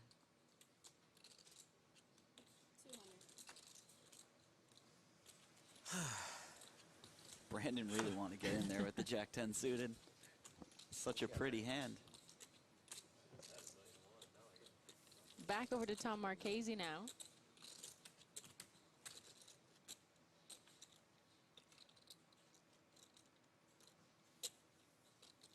And Tom decides to just call here, and I like this a lot. He knows that the type of bluffs that Scott would have, he usually dominates, so he wants to keep those hands in. And also, he doesn't really want to re-raise and get it in before the flop. He's not doing that well versus the range of hands that Scott would actually get all in with him. Well, ace-3-9, and that's a flop that you want to see with ace-king. Great flop for Marchese. This is the type of board that he can withstand a couple streets of pressure easily, so he's very happy that he just called pre-flop when this sort of board comes down. Seaver fires into this pot. And Scott chooses to go with a smaller sizing, and I like this a lot. He's just trying to fold out stuff like pocket 6s or king-queen. He knows that Tom's not folding an ace to any size, so he just chooses a smaller size, and it gets the job done. Unfortunately, he's run into a really big hand. Queen on the turn. Seaver now with a straight draw and a flush draw. Yeah, that was one of the better cards for Scott to see. He picked up a lot of equity, and it'll be interesting to see how he plays this on the turn. Marchese checks.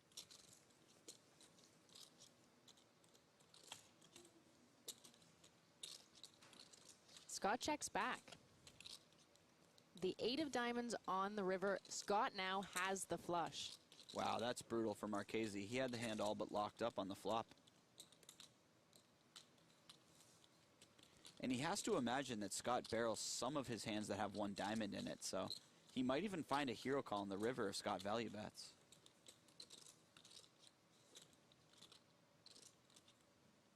Pot of 743,000. Scott Seaver reaching for chips.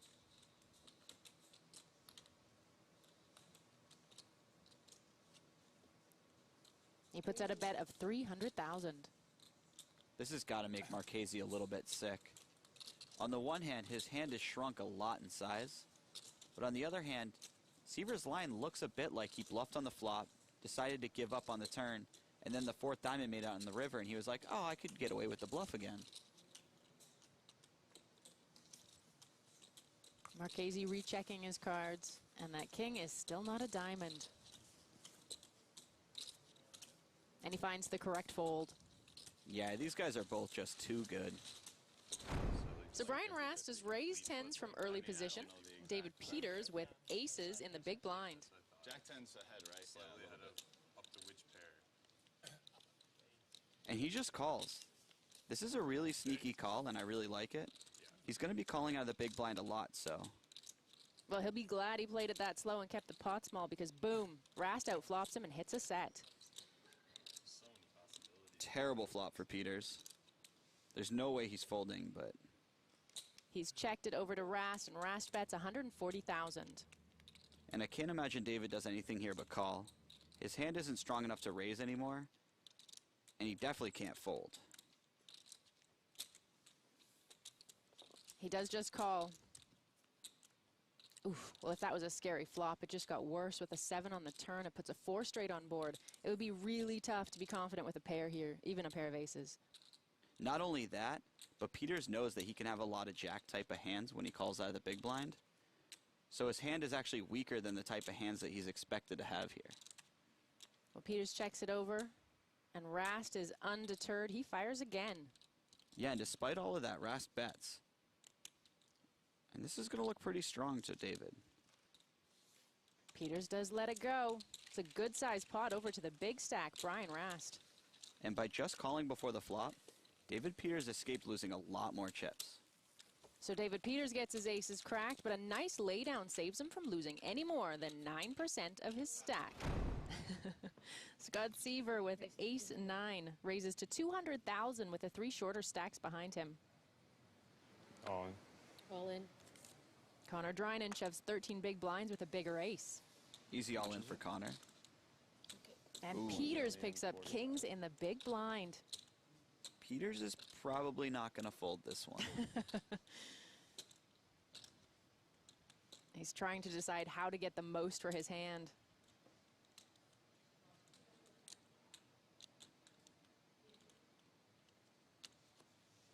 Peters just calls, clearly trying to entice Scott to stick around.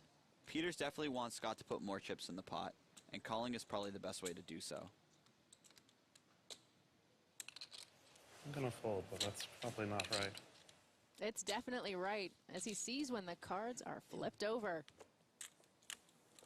What did you have, Scott? Scott being a bit coy about his hand.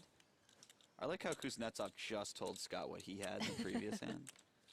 And now Scott's very tight-lipped when it's back on him. 8-5 queen, all clubs, and Peters' hand just got even stronger with the flush draw. Not my flop. That's a terrible flop for Drynan. He just lost the ace of clubs as an out. Well, that might be his turn.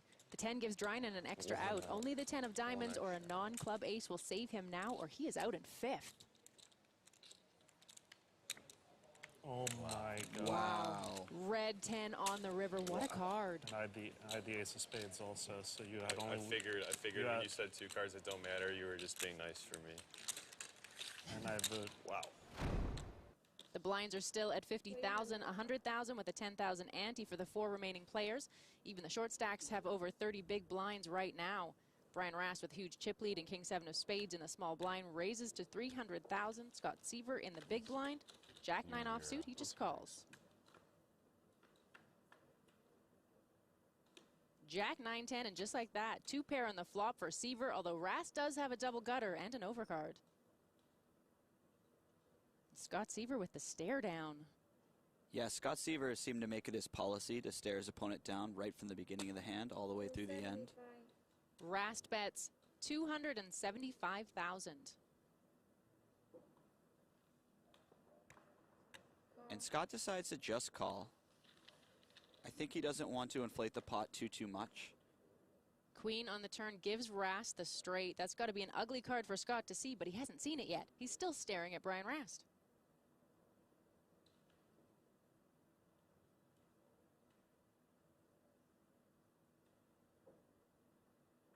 Rast is cutting out a bet.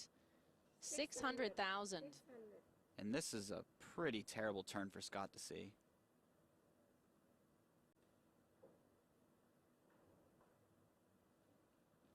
His 2 pairs shrunk up considerably, and he's going to call here just in case Rast has a flush draw or something that he's bluffing with still.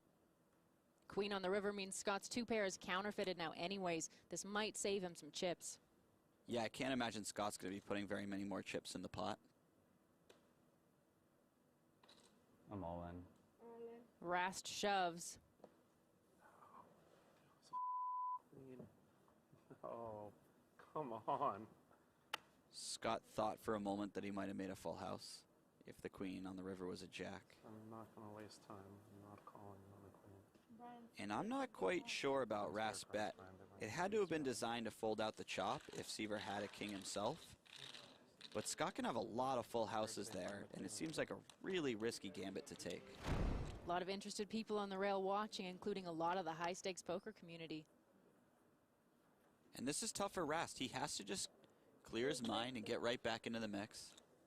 He can't be thinking about the last hand. Well, the 8s have shown up again, and this time they're in Brian Rast's hand. He's raised, and Drinan has queens in the big blind. All in. Drinan moves all in. It's like 3. And unfortunately for Rast, this is a snap call. And in back-to-back hands, Rast might lose almost all of his chips. I have 8s, he has queens. It's a bad spot for Rast. He's going to need to get just as lucky as Scott did with his 8s.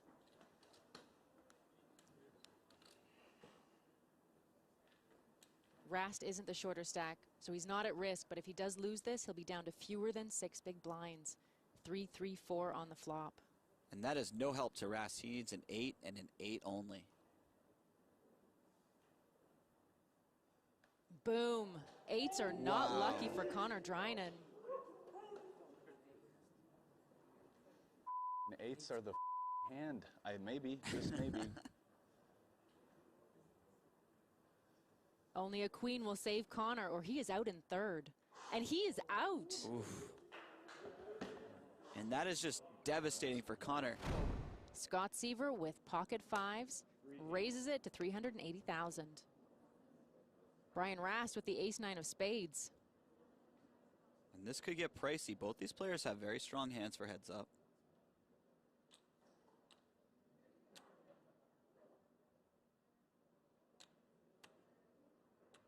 Brian makes it more expensive.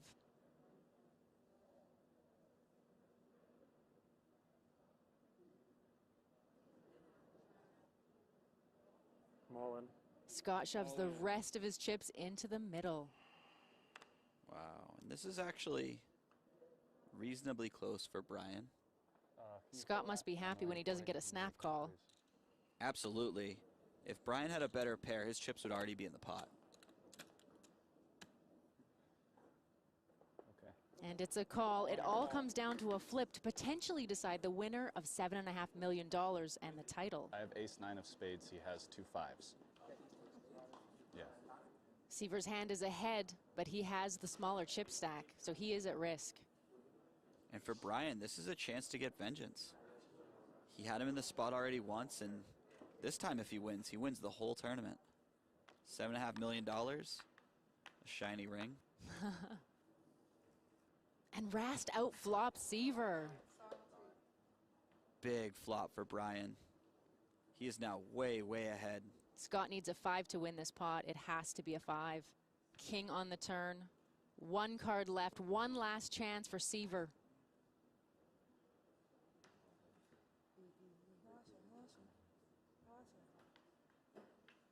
And the 6 on the river. Brian Rast is the first ever Super High Roller Bowl champion. Congratulations. Thank you. And what a deserving champion. After taking that bad beat, he just fought hard, came back, and now he has the title. Scott gave a little shrug there. He's gone off to talk to his friend. Second place money's not so bad. Dude, that came back from that. I sat there, I said, I'm gonna come back. Last year, Brian Rast outlasted a world-class field on his way to a Super High Roller Bowl title and $7.5 million in cash. This year, the Super High Roller Bowl tradition continues from Aria Resort and Casino. This is a big pot. Thought I had you crushed. 49 of the world's best and wealthiest poker players. a buy-in of $300,000, and a first-place prize of $5 million. 4 full days of live poker. The Super High Roller Bowl from start to finish gets underway right now. You ever find yourself opening up a little bit when you know guys are tired and a little bit less interested in competing toward the end of a day's play? Absolutely. That's a really big part of tournaments, having the feel for those situations. And recognizing also that people can be polarized when fatigued, where they either have it, because otherwise they wouldn't be out there stepping out, or they're just phoning it in. Right. Taking a more conservative approach with their medium strength holding. Exactly. Because they don't want to think as much, and there's a lot of thought that has to go into those gray area type plays, as we see 3 players in a raise pot pre-flop, and the flop yield is Queen 7-6 with a couple of clubs.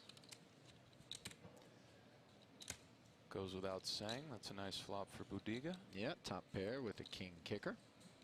Nothing much for Anthony Gregg, who's checked as well as Pertouche. And Rainer Kempe checks his 2 4s. Here comes the turn card. Kempe picks up the bottom end of an open-ended straight draw. That is a nice turn for Kempe. However, 2 flush draws on board for Pertouche now. He's got top pair.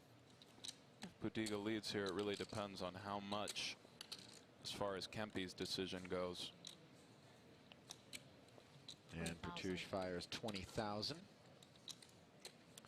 Don't see Gregg continuing. He lays the 5s down. And I don't think Kempe has quite enough to continue. If you know an 8 is good for sure, it changes things somewhat. But an 8 could be no good. Pertouche has some combos with a 9 in it. However, 4s could be good at the moment. Call. This is reasonable.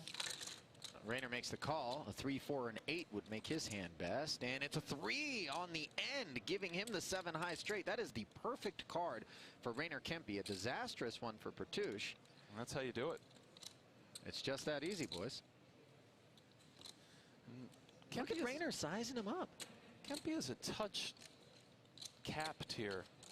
Can't really have 8-9. He can, of course. He could check 8-9 on the flop, but most of the time he would bet. So Pertouche is kind of asking himself, what are his 4 combos, and thinking about trying to get some value from this king-queen, which is reasonable because Kempe could have checked back some 6x, some 7x, and doesn't really have 8-9, where Pertouche does have some 8-9 here.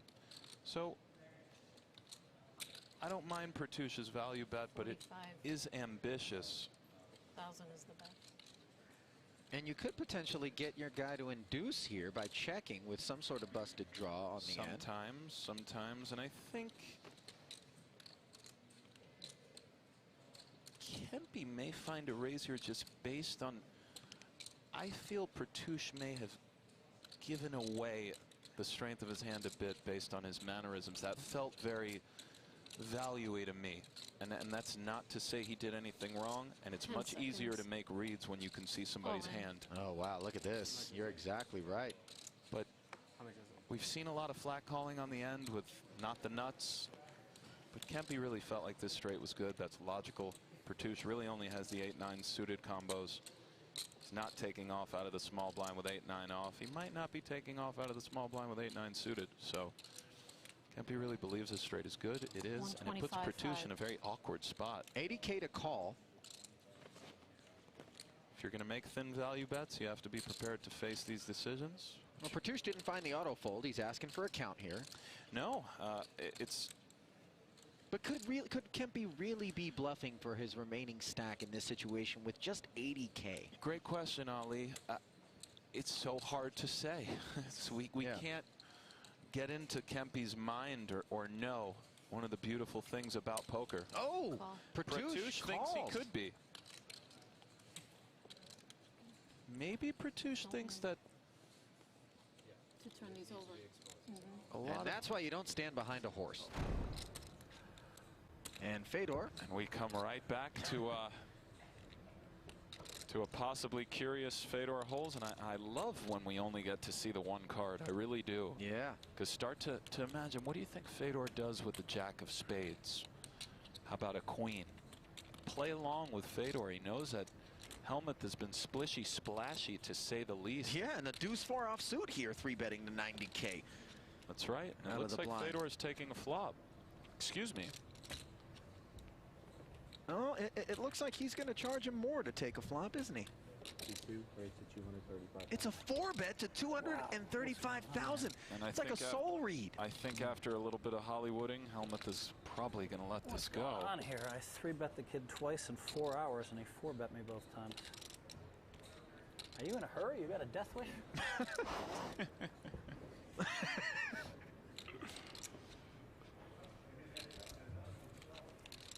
What the hell is going on here? This is sick. Helmuth. Nice hand, Fedor.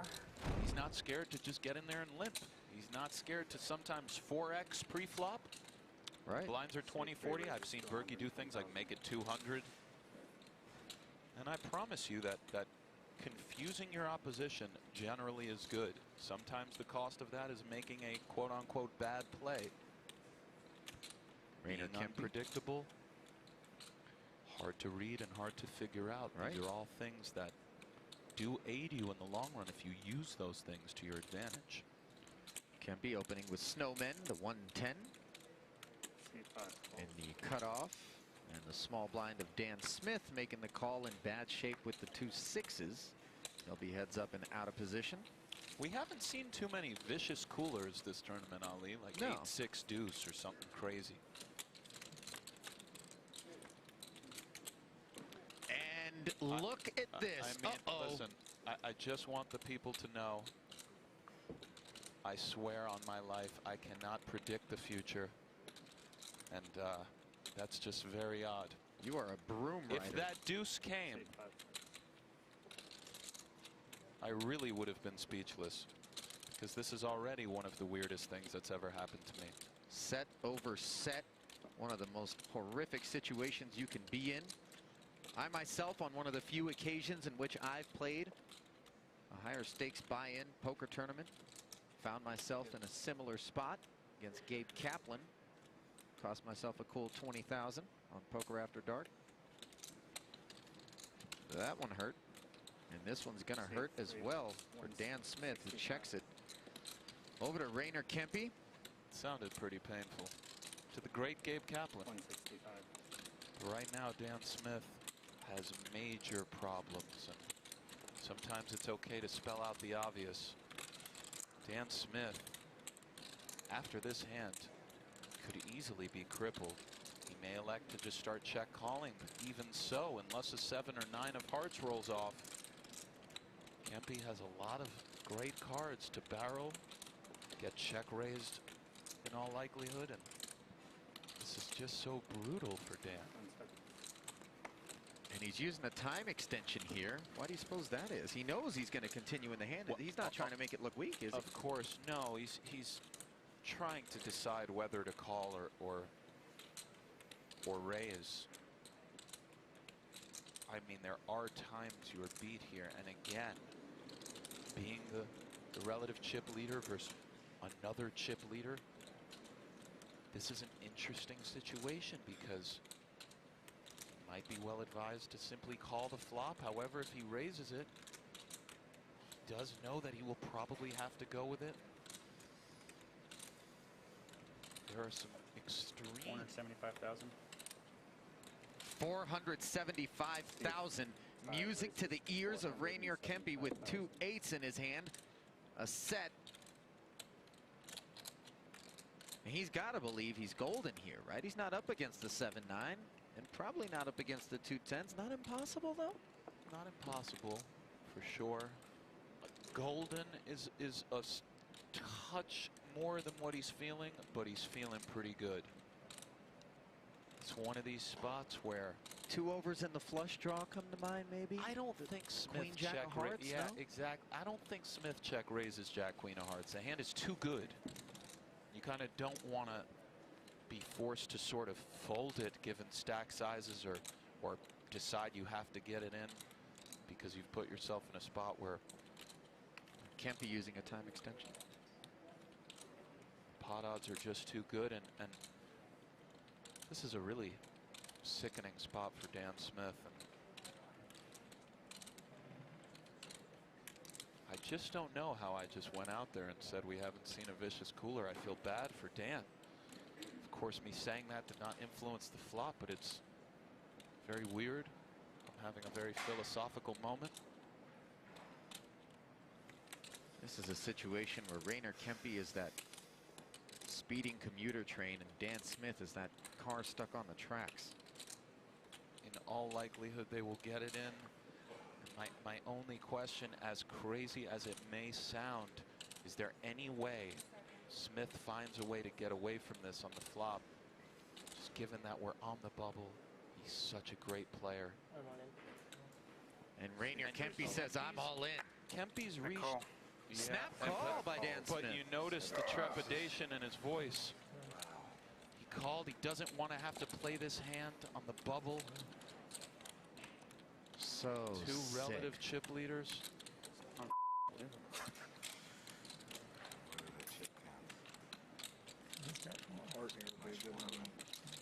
9 of hearts, all right.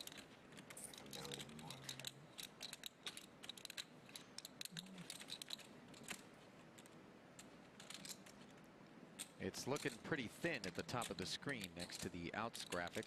Does have backdoor hearts. And of course he can hit that 6, but yes, 9% is pretty thin and just a deflating feeling for Dan at the moment. So brutal. He's rooting for a heart on the turn. Instead it's an ace, and now he has one out, one time to avoid a massive blow. Unbelievable, really. Really. Set over set in this situation. Just horrifically cold.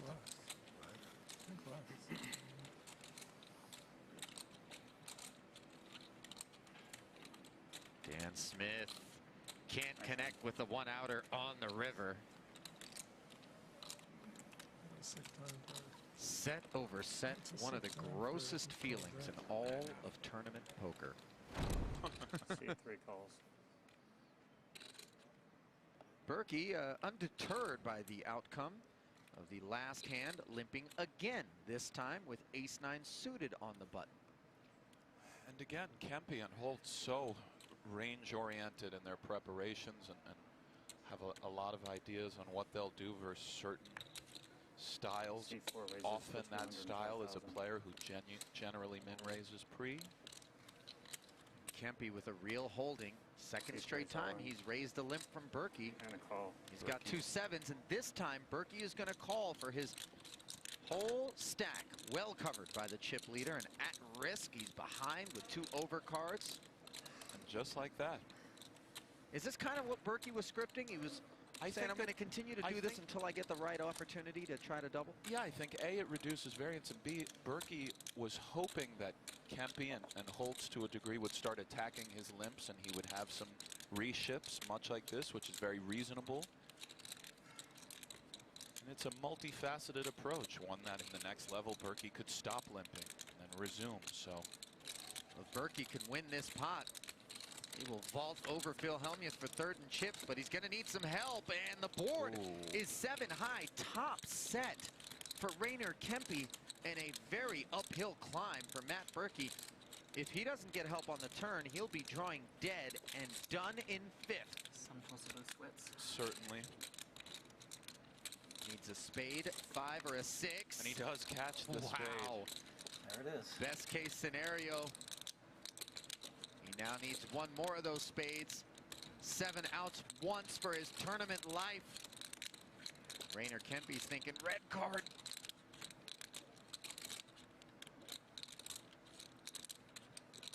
The tension mounts. And here comes that river. It's a 4. 7's full for Rainer Kempe, and the end of the road for Matt Berkey. Good game. Good luck, Phil. You definitely win best dressed. Thanks.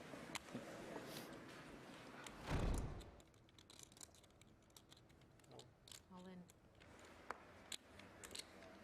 Moving all in here with the ace. Oh Up, and he's been called. What is he up against? The ace-10. Disaster for Eric Seidel. Is that Fedor humming? Pretty odd spot to start humming. I know me on my off days, mood-wise, may have had a choice comment or two for Fedor the Songbird, but no doubt about it. Maybe that's just the awareness that he balances his humming range.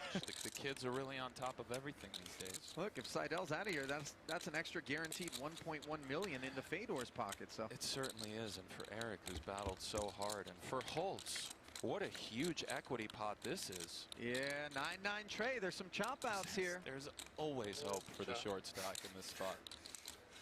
It's never easy. Kempe's going to have to sweat it out.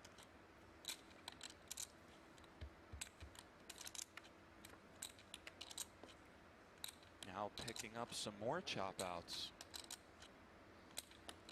Yeah, the ace on the turn. Notice that paint. Can't win anymore.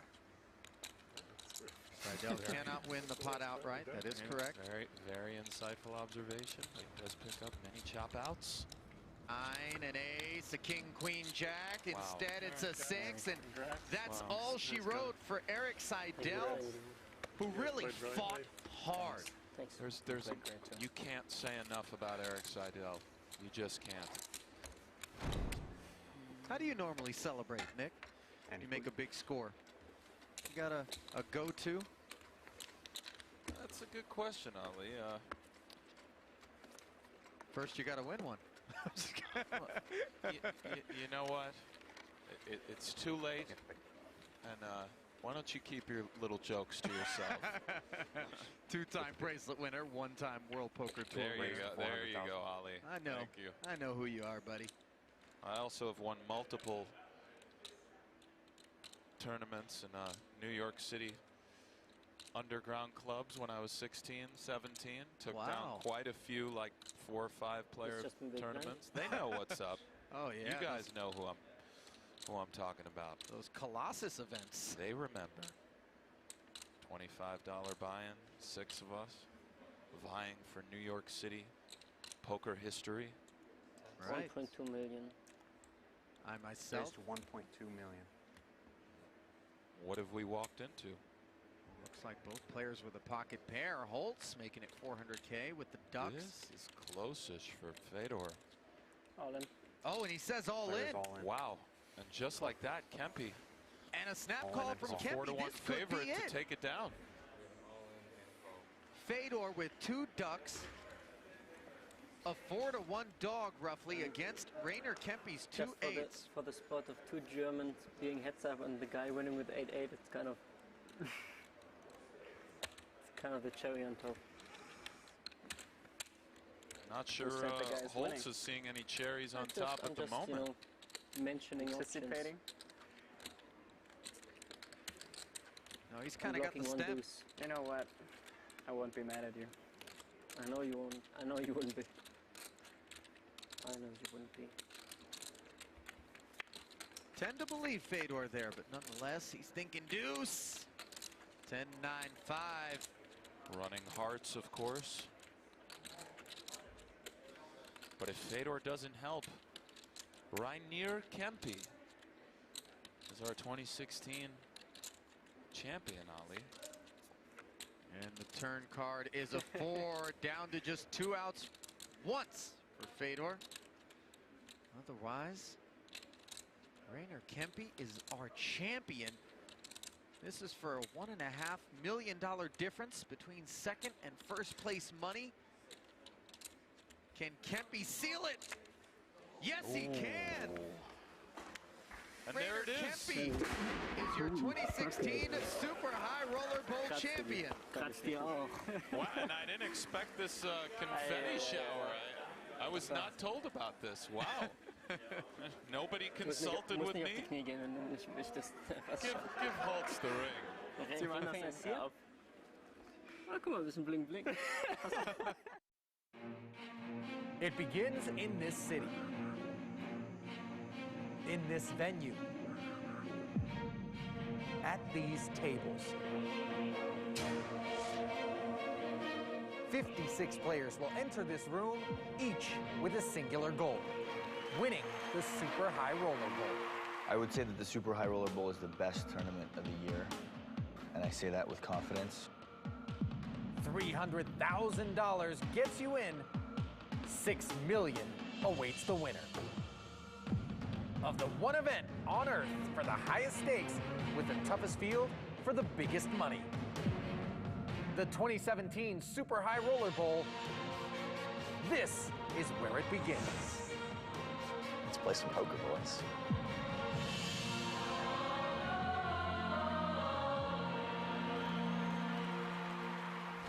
And back down to the fell. This feels like last year.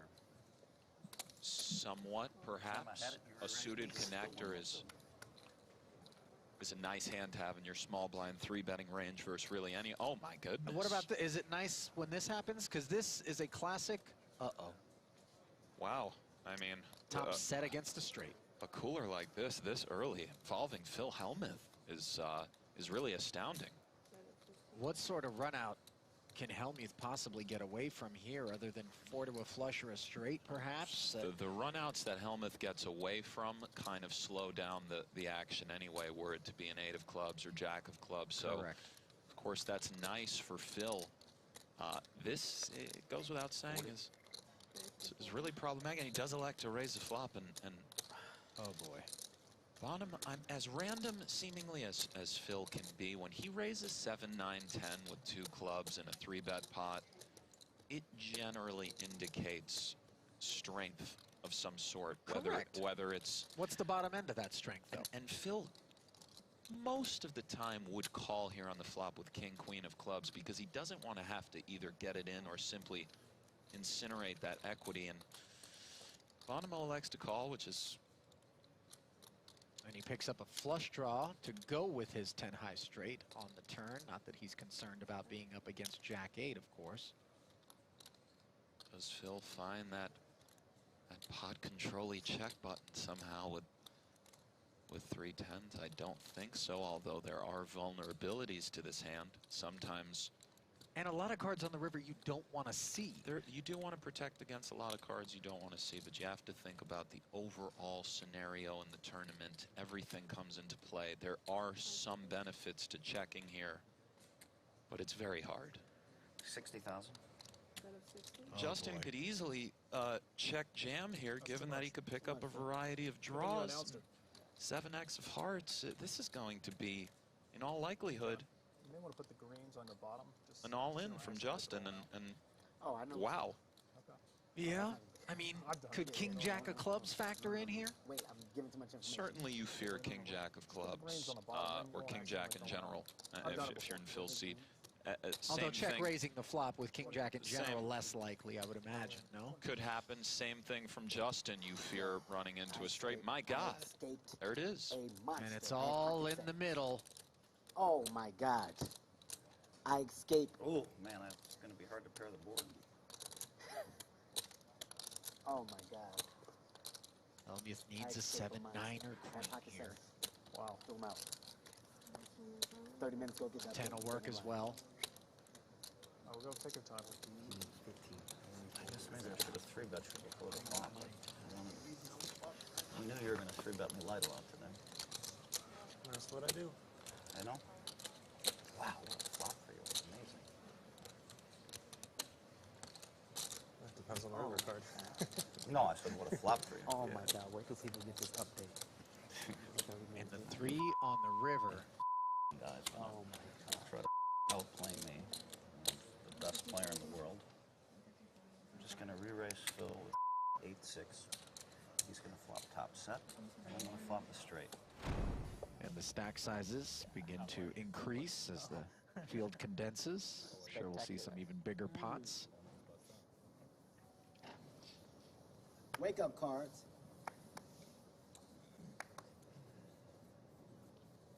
Ace-10 suited for Czar Rast. That was his online handle. It was. I've tussled with him many times, both online and live. You were the takeover.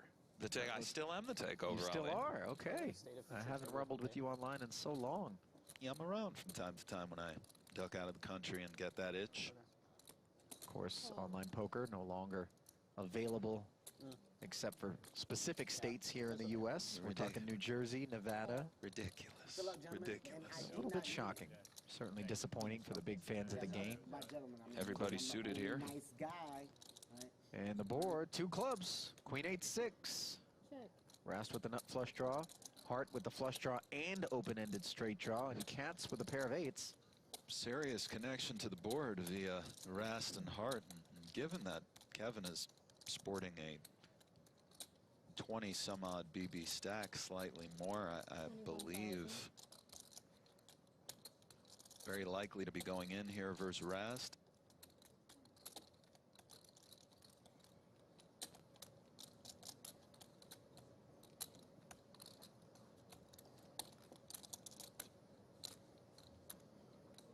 I'm all in.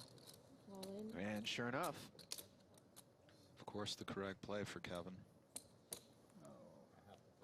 And Rast says, I have to call. He happens to have the best hand, and it's got Kevin in pretty rough shape. A 2-to-1 dog for Kevin, and rough shape indeed. You still got a bunch of... Oh, I know I got out. I just didn't want to see that. Yes, that's true. You want to see ace queen. Don't forget about the red 9. Where's the red 7? 9. Just put it straight out there. Blank it out, put it straight out there. Just anything with a club. Blank it out, put it straight out there. Got a wrap. A wrap of outs. The hold'em wrap. Minus the club. That's not my specialty. Not really mine anymore either. But And here's the turn card. It's a He does hit 5. that straight, so now it is Brian Come on, over a Bronson. 4-to-1 dog hunting for those clubs. Only 7 of You're them. a lucky dealer. You're good. That's my girl. Down, I feel it. That's my girl, huh? Come on, Mad Dog. And at least there's a... Hold on, Mad Dog. Here comes the river. It's a 7, and Kevin Hart. Hart retains life. Kicking that. Kicking that. Oh, boy. I believe Vogelsang wakes up with Can you aces. please be quiet? I'm asking You you very nicely. I'm You allowed can't to say talk. anything. Yeah, you can't. Where is that in the rules? Can you call the floor, Floor, please? you really can't even say a word. That's not a rule in poker. Yeah, it is. What, talking? You can't talk right now. Only heads up. Everybody's getting a little testy, Ali. Well, listen, a lot of money hanging in the balance. That's man. right. Stress getting to folks. Kernick and Koon are about Are to you allowed throw to talk down. during a hand? 10 seconds. What's the rule? You are allowed to talk. Even with three-handed, him left. Absolutely. Okay. Absolutely. Okay. Can I have 30 extra Stand seconds? Because I've been trying to get him Yes, to he stop talking. should. We've been calling him before. Absolutely, he should get extra time. I've used the time. I spent 2 You minutes should trying have to as get much time as you want. 115 when he called for the floor. It was at 115 when he called for the floor. I in looked. multi-way pops, even if a player is all in. Okay. It's still considered a Not a word. My apologies. I was So, wrong. How much time was left? So Justin's already used the time extension, so he has until 1 minute. Here, Can I say I'll give him something? one of my banks. I'll forfeit it. Can I say something? There was a munch of talking, so he really should almost start over. So a reasonable, said that. Well, let's not get carried away. How many time banks are we going to make up here? You know, Yes. Justin, you That's agree fine. Reasonable? Okay, 30 seconds starts right now. So it's 648 more to call, right? 648,000 more to call. Yes.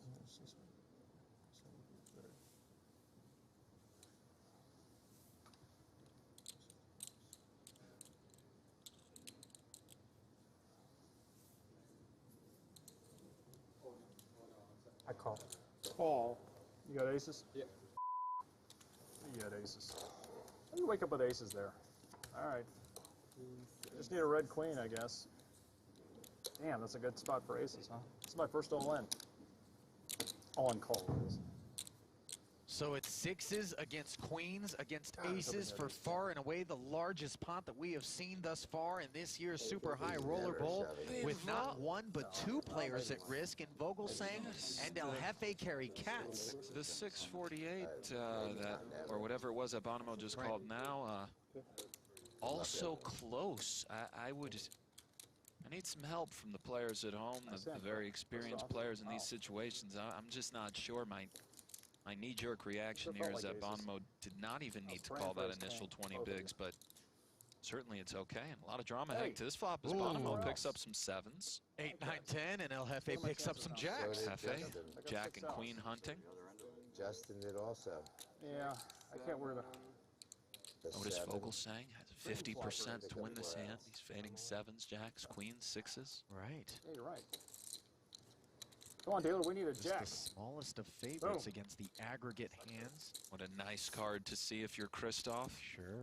What a massive, massive pot this is for him in terms of real world dollar EV. Right, I mean, this is 2.263 roughly. Oh my.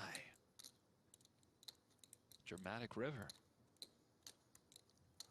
Rip his lip off there, Christoph. Easy. Here comes the river. It pairs the board and Vogelsang two aces holds. And that is it. Deflating for Gary Katz to wake up with 2 queens and chip out of the small blind. We know not what either player holds, simply that Schindler was the open raiser and Koon defended. Jason has checked it over to Jake, who is going to continue to the tune of 75,000 into the pot of 230. Hey. C2 is all in. C3. And I think it's a snap call from Schindler Might see here. some straight draws from Koon. Well, it's a bottom set for Jake Schindler. Another pair of eights, by the way. You do see a straight draw for Koon, which makes a lot of sense. 7-9. And Bonomo, the first man over there to root against Koon. No, that doesn't appear to be the case, but The hovering over them is a bit odd, but they're all good friends. It's been a fun run either way, boys. I prefer to get there and be a pain in your but sometimes you don't get to. Hard not to like Jason Koon. that is the truth. You kind of root for him here, you know? It's a lot like a six. The pain of the money bubble looming Of over course, him. And it's hard not to root for him, especially given how many chips Schindler has, that he'll be okay. And right. Can Jason Koon hit a 6 or a jack to complete a straight, make the best hand, and stay alive, or will he be the dreaded 8th place finisher? That'll It's do the it. latter. As Wow. the deuce rolls off, and your pick to win it, Nick Schulman. He definitely made me and a lot of people proud with his stellar play, as always. Yep. Tough to bubble. Tough day for him. And we are one bust out away from drawing the curtain on tonight's action and setting the stage for the podium finishers. All in. Oh, this looks like possibly a bit much given the stack of Shalabel, but of course ace-10 of diamonds is Call. quite ahead. Oh my goodness. I got aces. Vogelsang And with the call. this is why you don't do this when another player at it's the aces. table. Oh my God, and Vogelsang pacing because he wasn't really expecting this situation, and Shalabel just counting his lucky stars. You know, Sukernik has kind of shown this propensity to be willing to just gamble it up and ship it and kind of intimidate. And It got him here so far, and Sukernik has really played very well in a lot of spots. I think he overextended himself here, given the stack of Shalabel, but onto the flop we go. And could Shalabel be laddering up yet again? This is a major ladder up here. Here comes the flop. Leon's thinking diamonds, only one available. A king out there. A dangler for that running Broadway. We got to put a diamond up there just to keep him drawn live, don't we? Or a runner to a straight. That's right, and Christoph's thinking, just put the 4 of clubs course, out there. yes. Here comes the turn. It is a the diamond. suspense is always there. It's just never easy. Yeah, it's a very expensive card that just rolled off for Vogelsang, worth about, I don't know, hundreds of thousands in equity, probably less, but crazy. Can Sukernik outs. snap aces? What is that king of diamonds worth? Here it comes. There Oh, it it's is. the 3. Okay. Good game. And Sukernick finishing in 4th place. Incredible showing for Sukernick. Round of applause warranted. Schindler now with Jack 8 suited. Call. Limp right in there. Yep.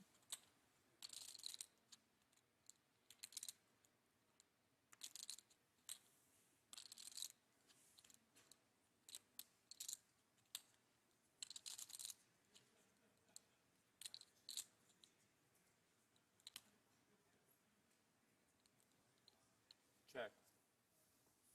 Christoph, as usual, taking his time, regardless of his range, and then making his decision, which is a check, and 10 trade deuce on this board. Both players, of course, sort of connecting to this board as Schindler has some backdoor possibilities and swirling around that 10. And Vogelsang, top pair, 7 kicker. A very good hand playing heads up. Versus this smallish bet, might Christoph raise simply to get some chips in the pot, which was with which what figures to be the best hand. Call. No. Onto a turn. Ooh, look at that. Has to be the most fun turn card in the deck, Ali. Christoph makes 10s and 7s. Schindler with a gut shot and a flush draw. A very standard spot for Jake, of course, to 400,000. continue betting.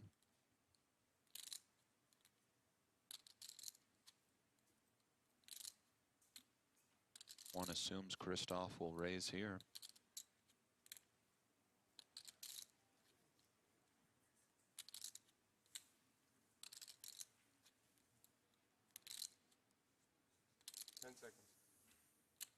Raise.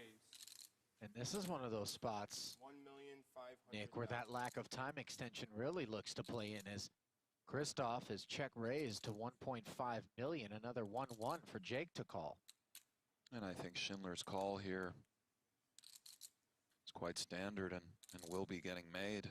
I don't think Schindler comes over the top here. 10 seconds.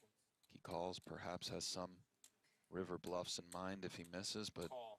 see what this river brings. Schindler finds himself as a 3-1 dog. Don't look now, there's 3.5 million in the middle. This is a big one. And the river pairs the board with a deuce, and not necessarily your favorite if you're Vogelsang, as any overpair now has 10s and 7s beat, but it was a limp pot pre-flop.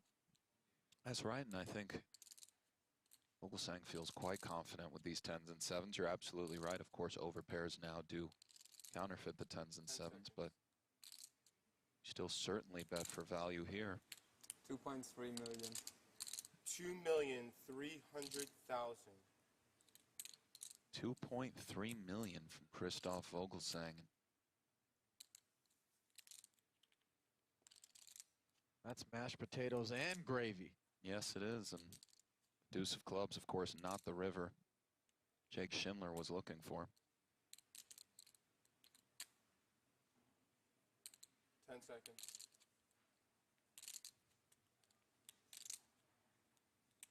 All in. Whoa! Oh my goodness, Ali. All in. Wow.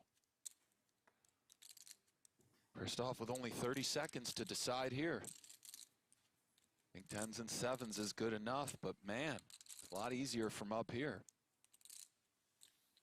I did not see that coming, Ali. Schindler, all in. 10 seconds. 10 seconds.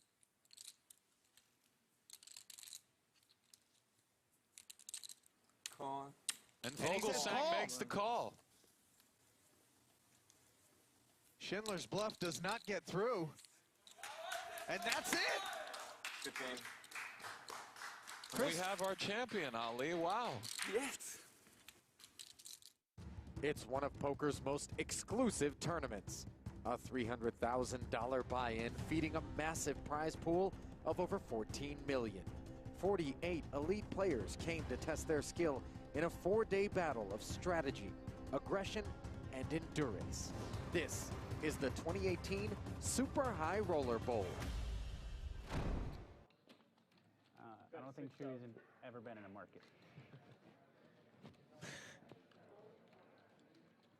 Ace-9 in Ivey's hand this time.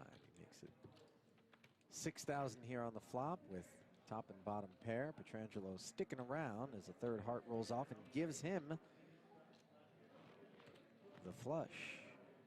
That was a dramatic pause that I put in there, as it wasn't self-evident. And I think Petrangelo's considering leading as he defends the big blind here. Yeah.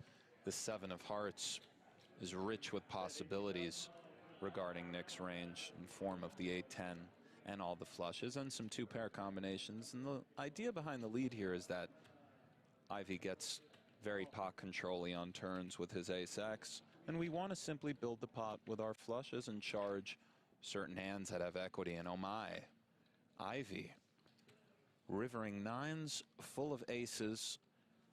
Petrangelo's hand absolutely strong enough to lead here, and he will. And of course, Ivey will be raising either in the form of a shove. He goes so big that it looks like Ivey will shove this river.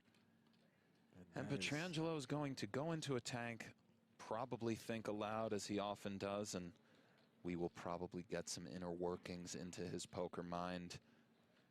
And he graces has us Ivey with his thoughts. well covered here. He does.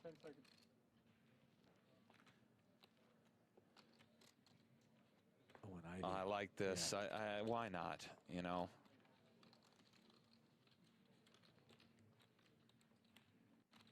This is going to be a difficult laydown for Petrangelo. He might make it, but it's going to be tough. Is Ivey doing this with King of Hearts 10? Is he doing this with the dry nut Ace-7? flush? Does Ace-7 ever do this? Queen 8 with a, it's going to be really hard to get away. Hear what Nick has to say. Well, so far it was an F-bomb. You do now have a bluff catcher, Ali. Phil never proudly does this with something like Ace-Jack, nor a straight. What about trip 9s? No. Never. No, Ever, not ever. first that sizing. On the end, trip 9s are happy to call or turn their hand into a bluff, but again, bluff catcher. I think having a flush here just, it makes it hard. Let's go through range. Ivey has 9s full. He has other full houses, given that Nick led turn. So he has the aces, jacks, 7s, all the 9s full. That's a very healthy amount of hands. To counteract that, his bluffs are King of Hearts X, some straight draws that had 1 heart. There might not be enough. Ivey also has bigger flushes. Petrangelo might find this fold. If you think he's under bluffing things like Ace-7 and King 10 with the King of Hearts, there is a chance Petrangelo puts this hand in the muck. It's pretty reasonable, frankly. This is a dicey, tough situation.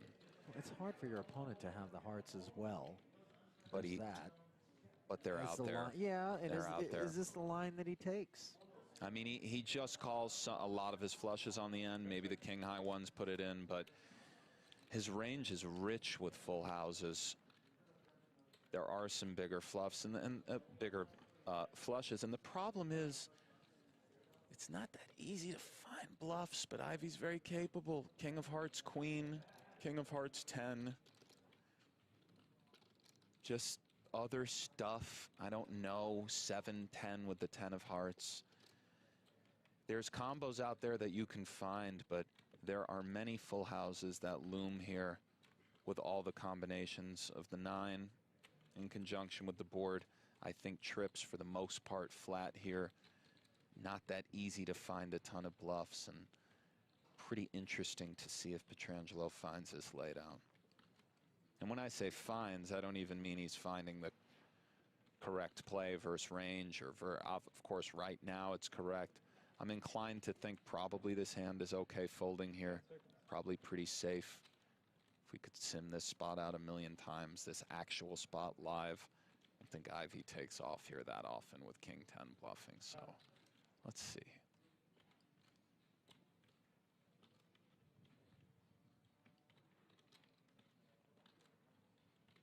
It's 135 total.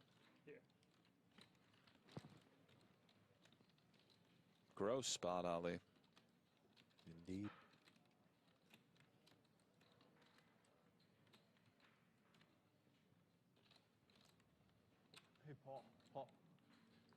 $250,000 chip pot. Another food order in for me. My hand out on this 30? Yeah, the restaurant did.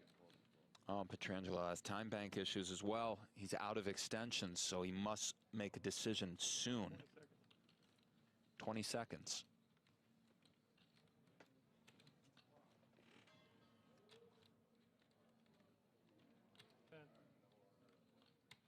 Ten seconds now.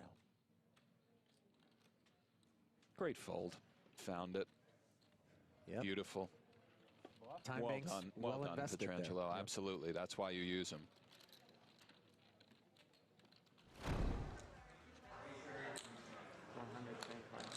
$125. Back at the outer table, take a look at this. Badziakouski has flopped an open-ended straight draw up against Stephen Chidwick, who has the overpair with 2 kings, and Mikita has bet $125,000 into the pot of 150. I believe Chidwick will just call here. Call. Sure enough. Another 250 into the middle, 400,000 the pot size. Chidwick checking once more. Maybe Mikita will be okay to just check back here and try to hit, occasionally bluff the river on some runouts after getting called on Jack 10-5. However, there are some straight draws that Chidwick may have that have to fold in some ace high. So it's close, definitely has outs. 350. Oh. 350. Tell you what, Mikita's not the one. He is barreling away. Well, he's leaning on Amali, and of course Chidwick will call. It's the higher variance approach, but it's worked out for him to this point. 10 seconds. Though to be fair, I think the leaning sort of started more after he took that big bundle off of Chidwick with the set of aces. Steven calls again, and if you're Mikita, you got to be asking yourself, I got an almost pot-sized bet in on the flop that got called. I put a meaty one in on the turn here that got called, and on the river, I just got an 8. Third check out of Chidwick. Where does Mikita have him? Probably around Jack X. 5X is absolutely allowed. Some 10s. King, Queen is possible. Mikita would know that he's bluffing now if he chooses to use this hand as a bluff. And of course, something like a shove is an incredibly bold play on the bubble, in the 600K bubble. If anybody's capable, it's this dude, but I don't know, Ali. We shall see.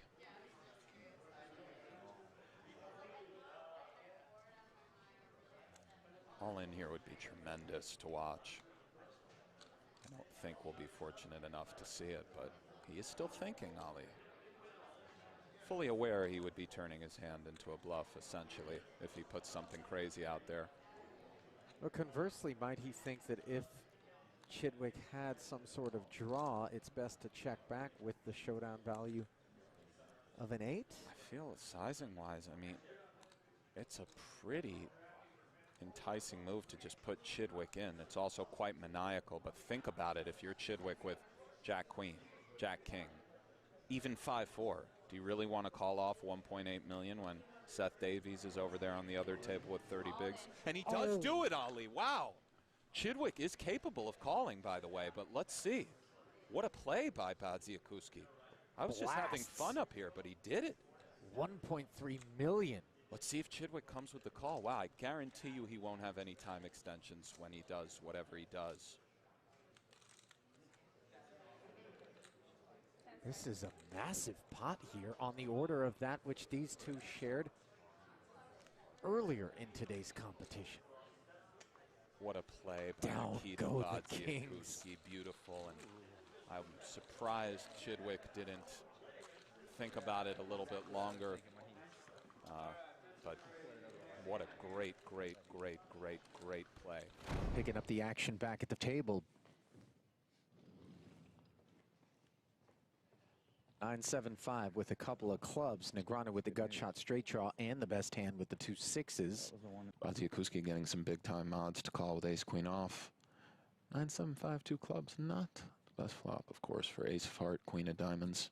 Odds that Negreanu certainly is aware he is giving Badziakouski, and he has ranged him without question. So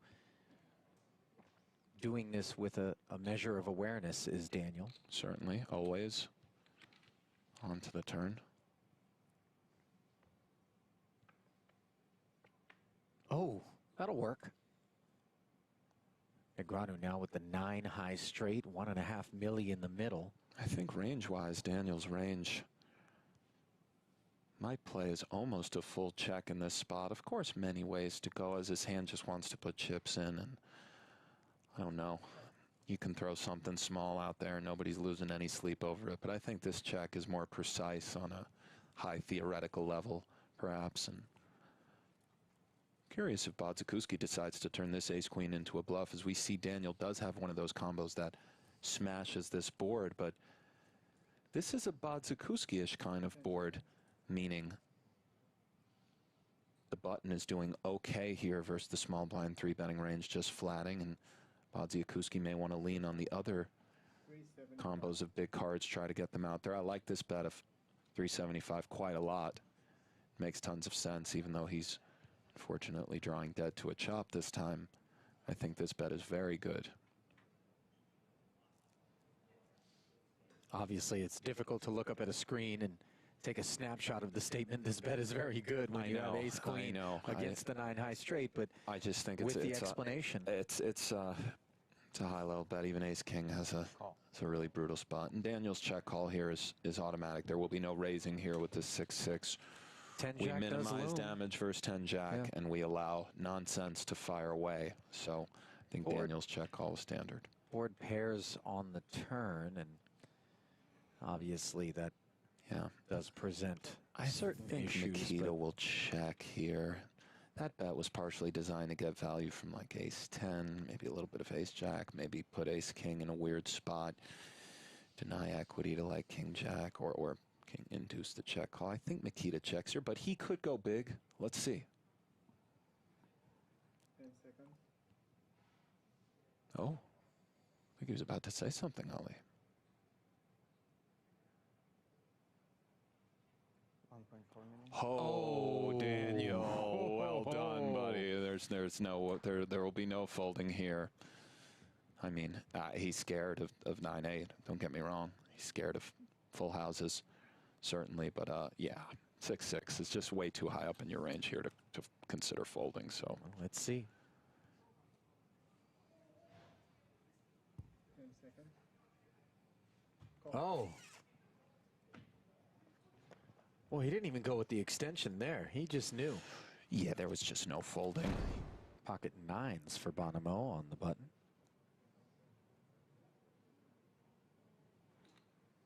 $200,000.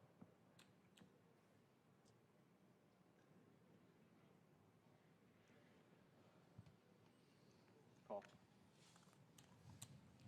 Daniel defending with the 2 unders. This will be a tough proposition.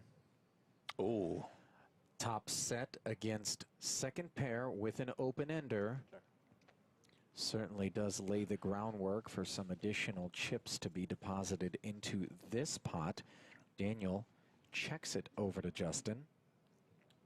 As we've seen from the heads-up match thus far, how hard it is for both players to make a continue-worthy sort of holding.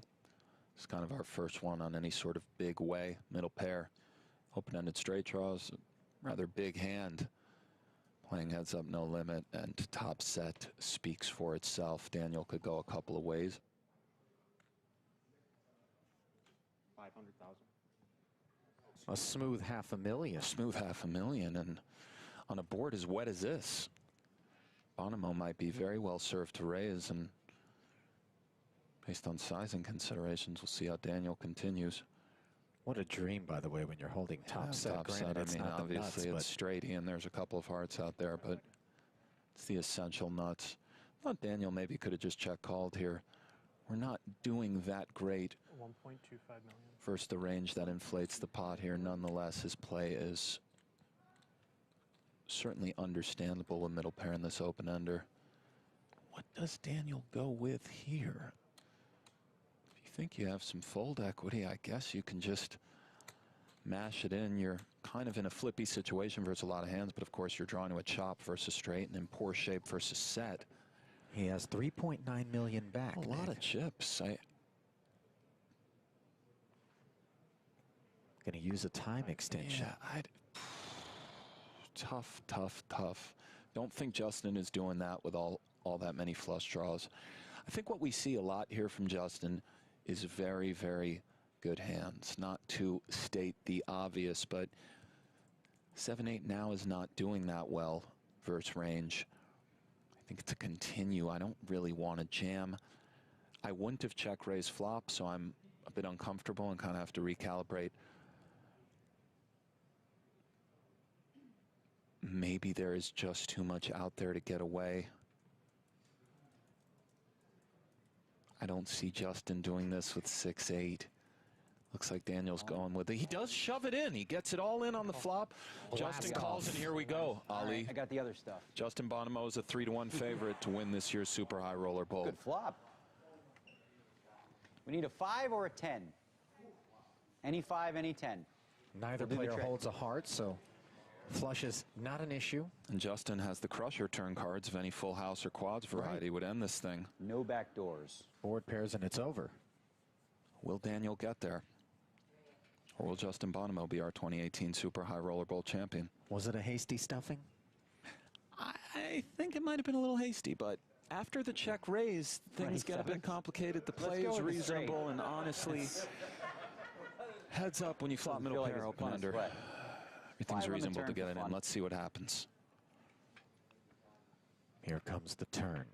A king. All right, one more card. 5 or a 10. Daniel Negreanu. Otherwise, Justin Bonomo will be your Super High Roller Bowl champion. You said it, Daniel. 5 or 10. That's what we need. See if he'll get it, Ali. You hunching, buddy? No hunch. I don't know. 8 outs once.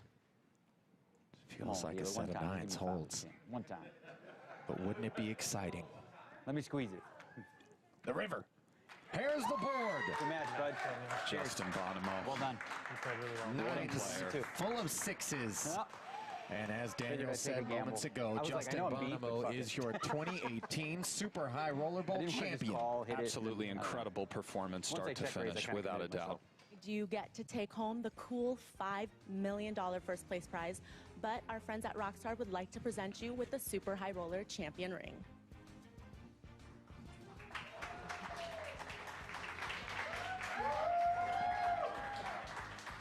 We don't need that.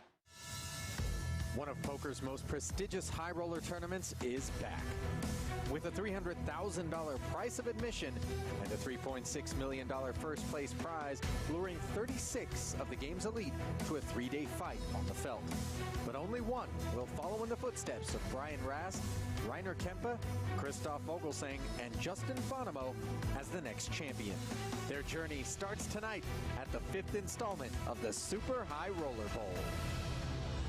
Is protect yourself at all times. I got to bet, yes. That was grimy. And I feel like it's grimy in a cash game. But to say you got me or you got it or I can't call or any of these sorts of things. If you look somebody in the eyes and you're like, you got me, and then you get a read and you're, no, you don't call. Yes, it's a little grimy, but at the same time, I wouldn't do it. I'm not advocating for angle shots, but it is protect yourself at all times. So fair or I would foul? always say foul in an icky moral way.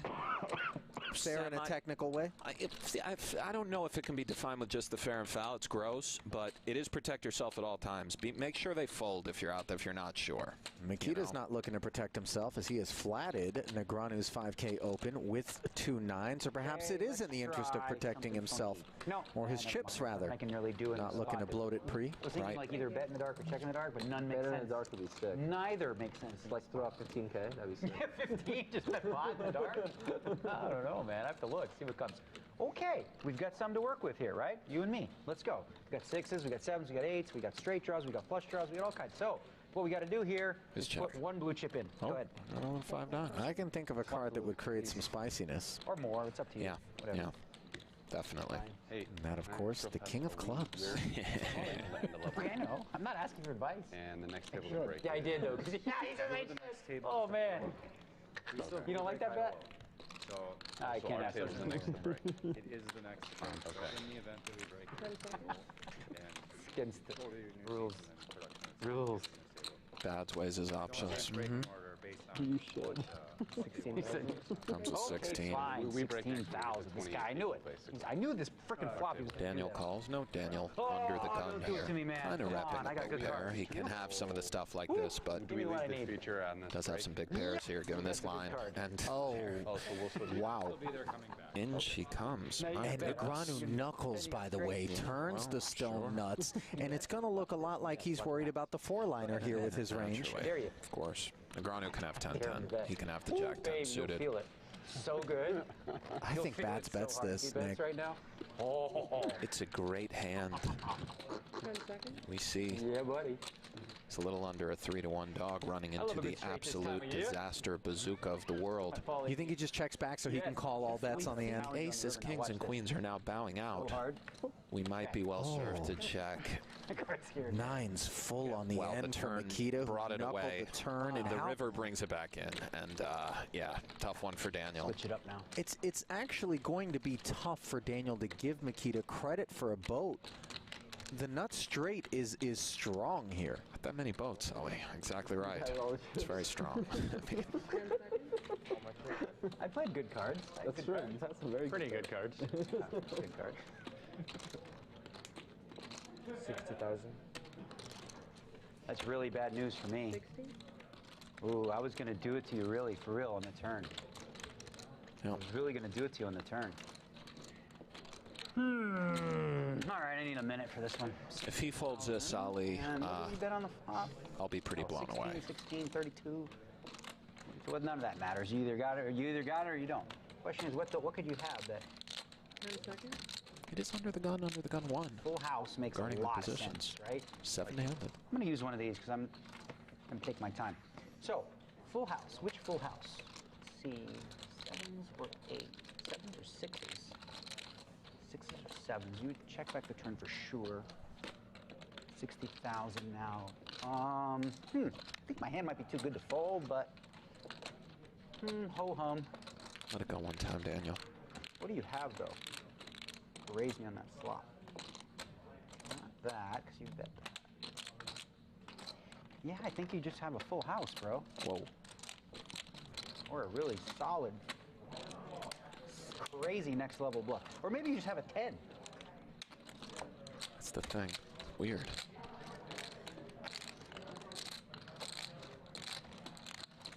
See the deer. 10 seconds. Does he come with this? I still haven't made up my mind yet, so I'll use it. No, he comes with All the right, second take my time shot. extension. Why not? So, put it on 6. I raised, that was the button, so I was under the gun here. I don't have.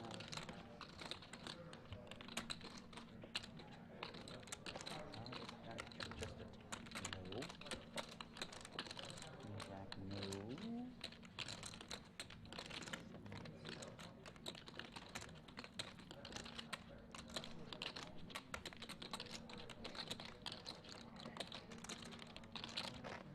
Badziakouski, good player. Good player. Bet less, I would have paid a long time ago. Now, 60 into I'm gonna 47. try to win, like you said. You know? I'm trying to win. Otherwise, I wouldn't use 2 of those. 10 seconds. Oh, do it, Daniel. What a fold. Awesome. Wow. 7s or 6s. 4s? Find out. 6. Beauty. Oh, wow. Oh, what a rough spot for Jake. Cooler alert. Yeah. And on this sort of texture, it is real tough to see a What path. happened pre-Ollie? Do you have a Yeah, a Smith line? opened to 4,500. Okay. Schindler 3-bet to Yeah. 14,000. Smith just baiting his man. Yep. Flats. Doesn't look to get any more in there pre. Now he is knuckled. And Smith is just thinking maximization here. What line will be the one that yields the most profit? 10 seconds. These cards just don't rate to have connected with Jake. And flats. Board pairs on the turn, and the 7's not supposed to help anyone. So ugly for Schindler, yeah. Everybody's been in this spot a million times. Snapchat? Not really. You blew your age? Yeah. I was told I was too old for it. No, Nah, not too old. I don't like it. Yeah. I already have Instagram and Facebook. Yeah, I'm not a fan of it. I mean, Instagram has all that anyway, if you want to do that, yeah. They stole it, right? Yeah, they did steal it. There's 30 pairs above the 7 that we beat. Facebook has stolen too. Yeah. Snapchat's useless. 6 that we What don't. Run of the market, nothing. Oh, they have filters. Yeah, One that we chop with. Some hands that have an 8 in it that aren't even paired. A little bit. Just a really rough spot for Mr. Schindler, and what's the bet? you empathize. Been there. But he's done pretty well for himself, and maybe he'll hit a king. But yeah. Well, the bell tolls for Jake Schindler, who Yeah, so has for no whom? add-ons.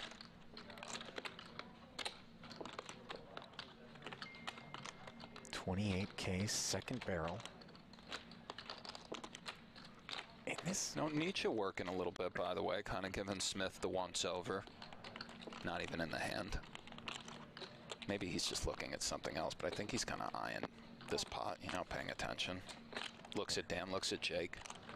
By the way, if I'm Schindler, I'm feeling pretty good about 2 kings right now. Oh, yeah. Kind of looks like 10s and 7s for Dan. Something like this, Maybe of course. jacks. I mean, it's, you know, Smith opened under the gun. Doesn't even have the goofiness. And this the is an saving awful grace, card for perhaps. Smith. He makes aces full, but just a ton of action. It's interesting because we'd love King Queen to keep barreling, yet I would gravitate towards leading here because kings and queens just simply shut it down. Jacks as well. Maybe Dan just leads. I don't know how. And it could look like a desperate lead, by the way, if he did, as we see him Weird. check, right? It's one of these spots where he's not going to lead. He doesn't have a lot of bluffs here, but it's a spot where I just want to lead with aces full and check a lot of most other stuff. And I know that's unbalanced and bad, but it comes up so rarely. I don't know if Schindler's just taking off with something like 2 Broadway cards. Maybe King still can try to get value, which is pretty sweet if we're Dan. We have all sorts of checks on the end. It's great to have great hands in our checking range, of course, but... Do we take the ace X's out of Smith's range at this point if we're Schindler? I feel like we can and maybe go for value, right? Ace of spades and another spade is possible. So the peel with ace big of spades? Ace king is allowed to just still have fought. Even ace queen can fight a little bit.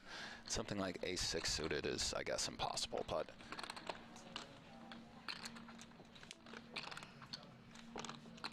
Schindler's weighing going for value. What's unfortunate for him is things like jacks and 10s might check fold. Oh no. Oh, no. Is that all of it? Yeah. Ladies and gentlemen, say goodnight to Jacob Schindler. Understandable. Kings are incredibly strong there. If we think about it, especially with the king, sure. I mean, great hand. Top set for Winter, open under for Foxen.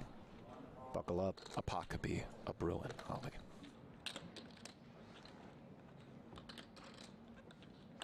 Exactly half pot, laying 3-1 to the open ender.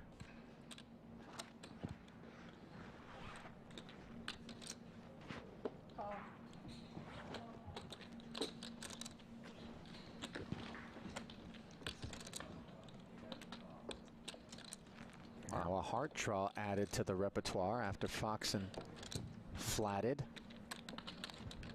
Just about $250,000 in the middle.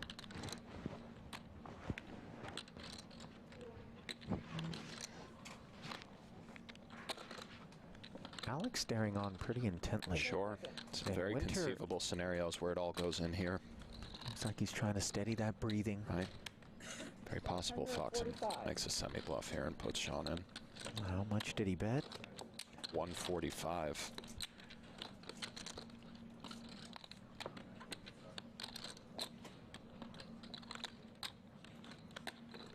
Jam here is pretty natural. You have some fold equity and just under a 2-to-1 dog versus this, the absolute bazooka. So let's see.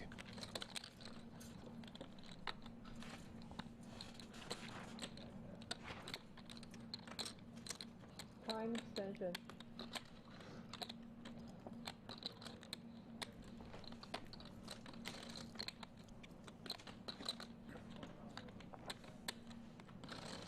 Chip lead pot on our hands, Ollie.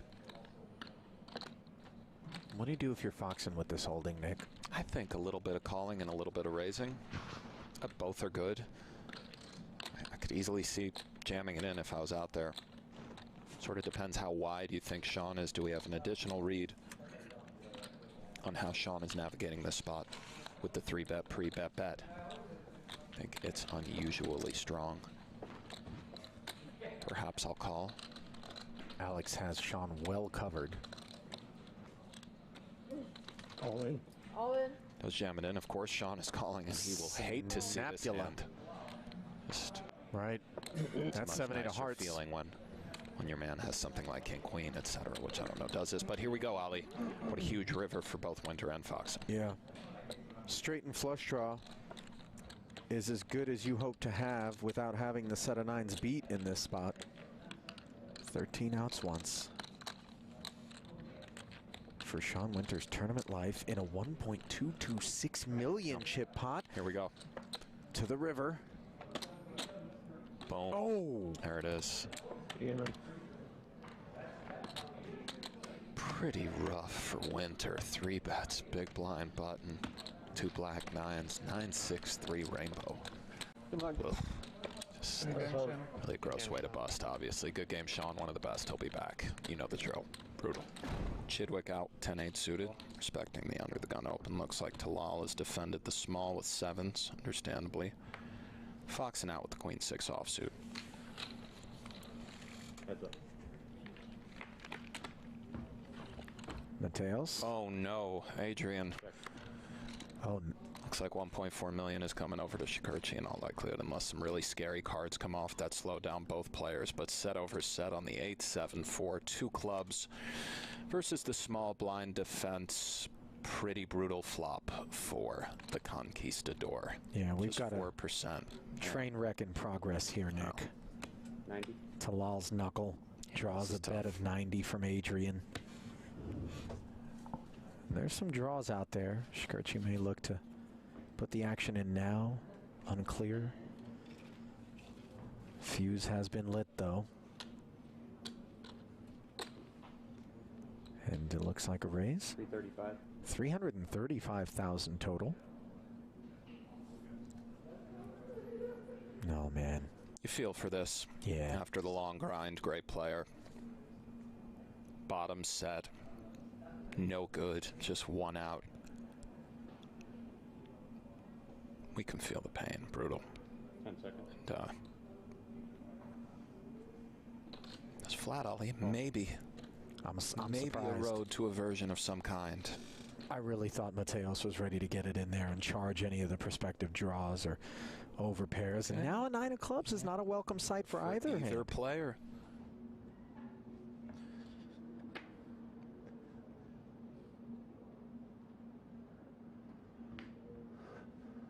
Looks like Talal's grabbing a kind of cute 3rd pot bet. Just see what he grabbed initially. Let's see.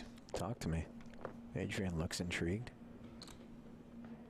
275. Yeah.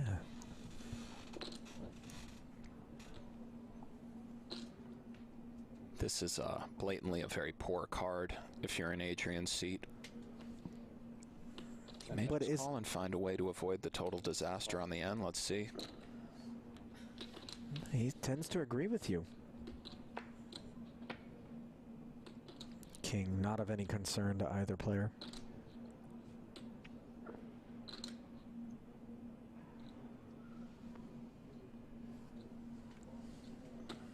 be a bit concerned if you're Talal as well. Adrian called a very meaty raise on the flop. Clubs fall right in there, of course. All in. He goes all in, and it might be time bank time for Matthias. A set is a set, very hard to make. It's a great hand, but this 7, 8, 9 with the 3 clubs situation, if he gets away, it'll be outstanding. Let's see, he does call. Yeah. Such a good hand. Yeah, can feel the frustration from Matthias there. It's a tough one. That is a decimating blow to Adrian's stack. I had the big chip lead on Galfond in one of the World Series events, the No Limit Deuce, and yeah, he made his charge. And to the showers I went. Foxen hoping to do the same. King Jack for Haxton, Ace 8 for Foxen. A lot of hand heads up at this stack depth. Might it be going in, Ali? Haxton with the slippery limp, and if Foxen shoots it up, which he almost for sure will, an application of aggression from Haxton seems utterly standard. And it could be going in right here, Ali, because Ace 8 suited is a hell of a hand as well. 20 some odd bigs heads up. Some of it's going in. 225,000 to be specific. A limp jam from Ike would make a lot of sense with this hand. Again, heads up. King Jack. Very under-repped. He'll be limping in with a lot of trash, especially with that big blind hand. All in. He does go all in, Ali, and I think Foxen will be calling. He did indeed. And here it is, Foxen with the best hand. 60-40 to retain life in this super high roller bowl, Ali. Here we go. Can he get a spin? Taking the best of it. 3-2 favorite. Ace 8 of diamonds against King Jack off as Haxton limped the button. Foxen raised it, and then Haxton shoved. A snapper from Alex, who is ready. Of course. Here we go. Here comes the flop. Ace, Queen, 6, looking good for Alex Foxen. All clubs, neither player with a flush draw. Haxton does, however, have a Broadway draw. That's right.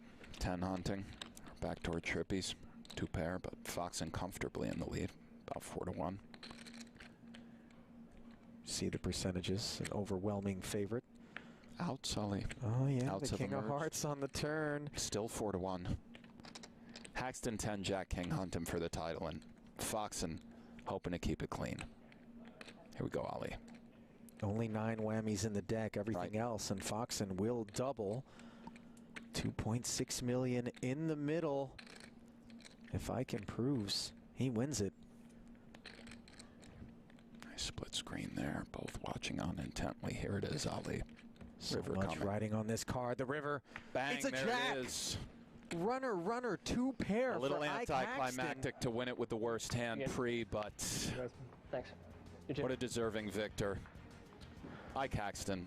Well, what do you think it's going to take for you to continue to stay at the top for another decade? I don't know. Let's hope I find out over the next decade. I don't know.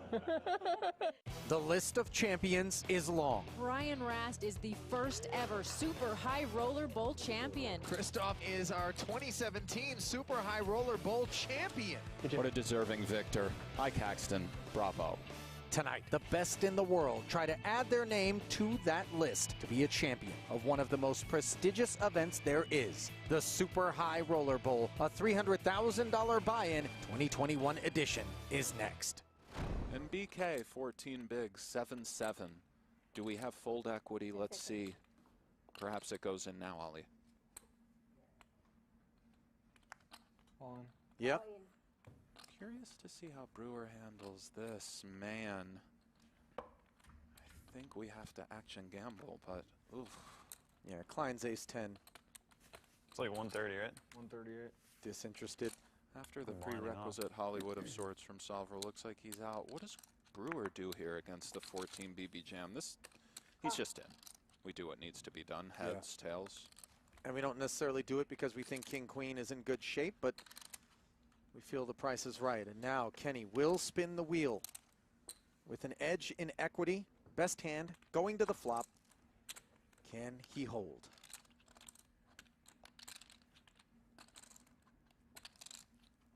Well, a massive situation for both men. Yeah.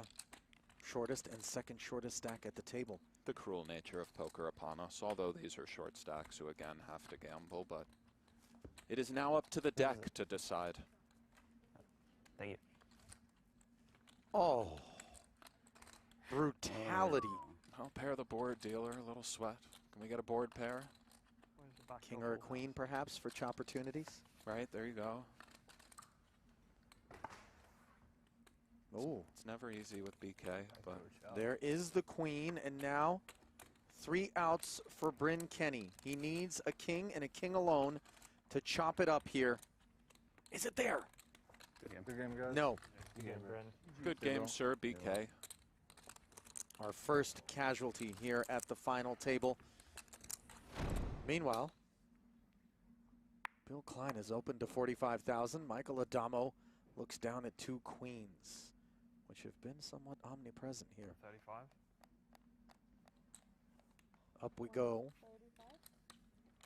I think within both Foxen and Bonomo's right, by the way, to take a bit of issue with the fact that at least 200,000 in chips were kind of hidden from view in the original configuration and Sean's stack there. Fair enough, the chips need to be visible. Awkward spot for Klein. Adamo second in chips. Klein first. Perhaps we respect the nature of the chip situation, although Klein might have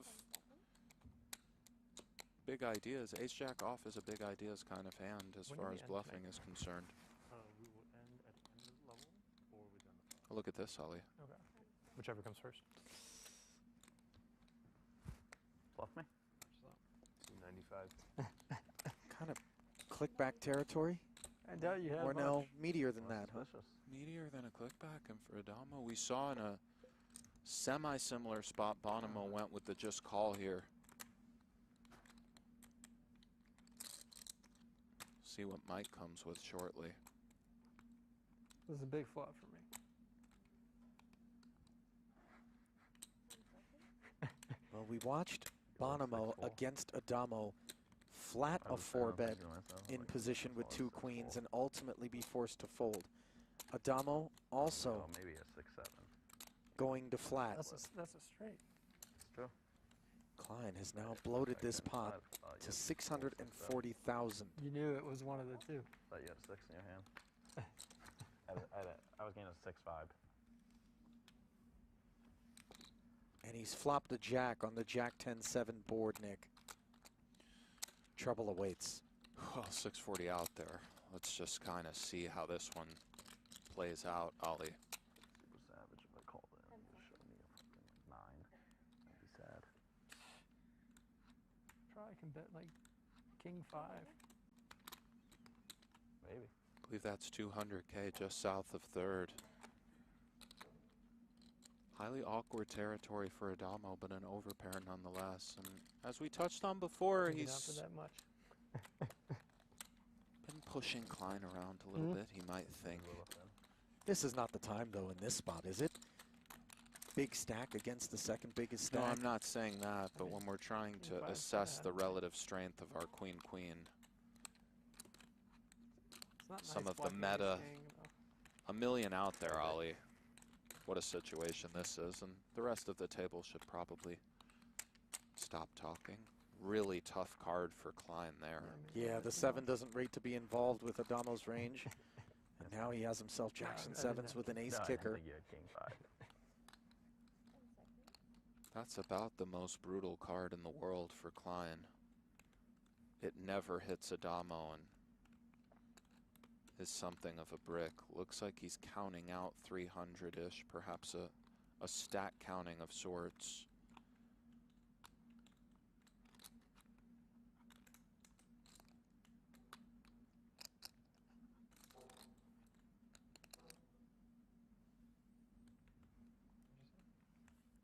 $350, I believe. I think you're right, Ollie. It is 350. Third pot.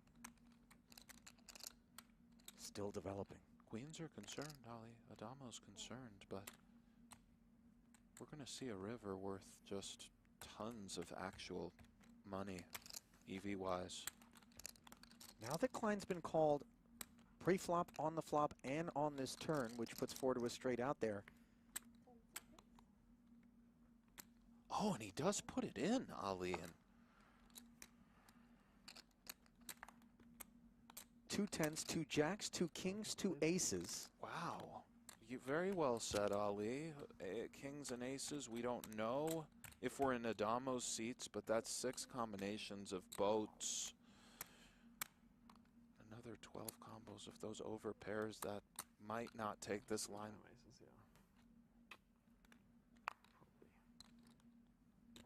What did Addamo ask? Would you jam aces here? And then he said probably. This is very intense.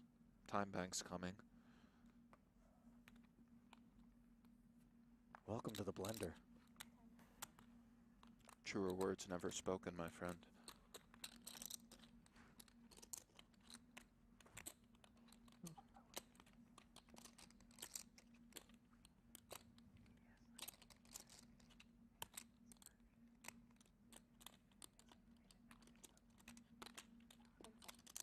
Ten seconds remain. Oh, and he does pay it off.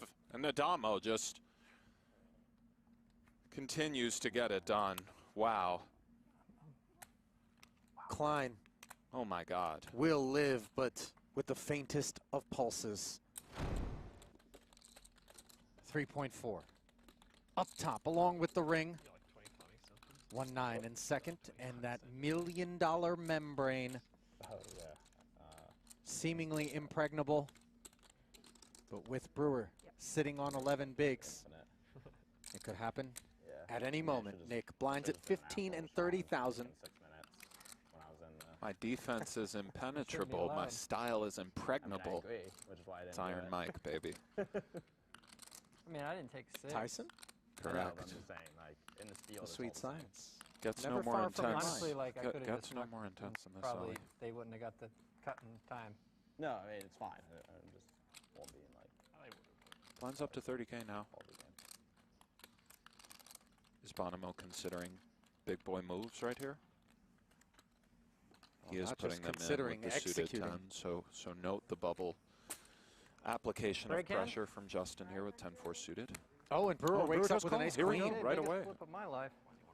And a 10 in the muck already, narrowing Bonomo's Can I win this one after the ace-king? winning prospects. Well, as Brewer said, the biggest flip of his life. Winter with a massive sweat as well.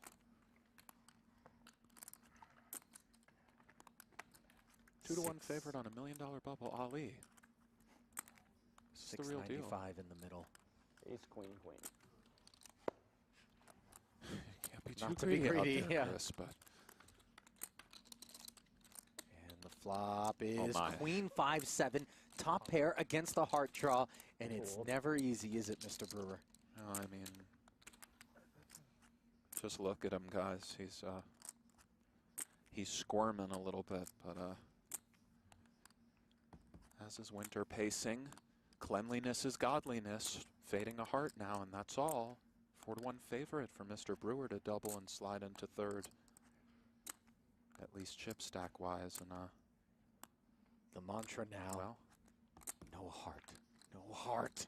oh King of hearts. man. It's hilarious, man. I lose ace-king to 9-3 suited on the bubble, and then ace-queen to 10-4 suited on the bubble. I'm the best. I'm gonna buy you something nice. I mean, Did you like that? I'm the best. That was good for you. Well, I had 10-9 off, no heart, so I was happy with the flop because I guess you're more likely to hit a heart.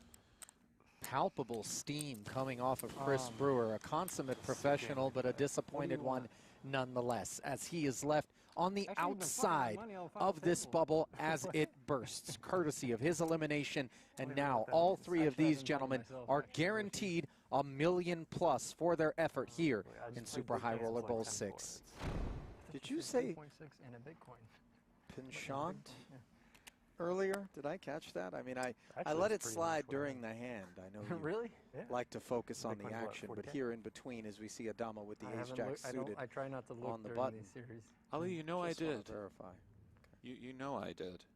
We didn't want to use penchant, perhaps, there? Isn't it French? Is it not penchant? Are we in France? Is it not? I mean, I wish you guys could see how the way this guy is just like, he's so smug. do you say Las Vegas? Or Oh, do you yeah. just say Las Ace Vegas? Jack tens, you but know? sure, here he is. 2 red 10s for Winter, going to be a welcome sight here in the face of this open from Addamo. Indeed, sub 30. Oh, It goes in, and I mean, for Addamo Ace Jack hooted, it's snapped. So Yep. here we are. Gentlemen, start your playing engines. some poker. Can Winter do it again, Ollie? This is also a small flip for you. This has been epic spins for Sean. That's a decent pot. It's a big pot. Decent one. You don't feel it, man. 1-6 and change out there. Bonomo taking a quick peek and then returning to You're so lurk sick in the you want me to shadows. double. So It'd you be can fun three-handed. We could play for 5 hours. win-win. You fold a 10, Justin? Will the 10s hold on the 70s flop? or something. Wow. So far, so good. And those 10s now turning into blockers to the Broadway draw for I Addamo. want a 6. You want an ace and a I want jack? a 6 of diamonds. You want an ace and a jack? For I want straight. a 6 of diamonds. Well, you can't ever be dead on the turn, so that's good. What's up? There's no turn that you're dead on, Yeah, right? 6 of diamonds. Oh my. Okay. That's interesting. You had 7 deuce, so you didn't block Something board like pairs? that. A don't set think of I have the queen 10s five, on the right? turn, doesn't matter. producing Broadway for There's still a Addamo. king left. Now, Winter I'm not needs gonna the get board greedy. to I do pair. not want quads. I will take it, though. I will like king, a red one? We see the cards at the top of the screen, guys. Will it pair? Okay. No, it does not. Right? You win? I think. Yeah, I win. Straight win. Good game, Sean. Good game. GG, Sean. Good game. Good luck, guys. GG indeed, Yeah, Ollie. I can't get that lucky. That was too many flips in a row. Winter What a collects his fighter million. that dude You is. get your rematch. Enjoy that, It Millie, was an epic sir. battle last time. I mean, Definitely got very pleasure lucky. watching him navigate. Queen 10 suited now on the button for Justin.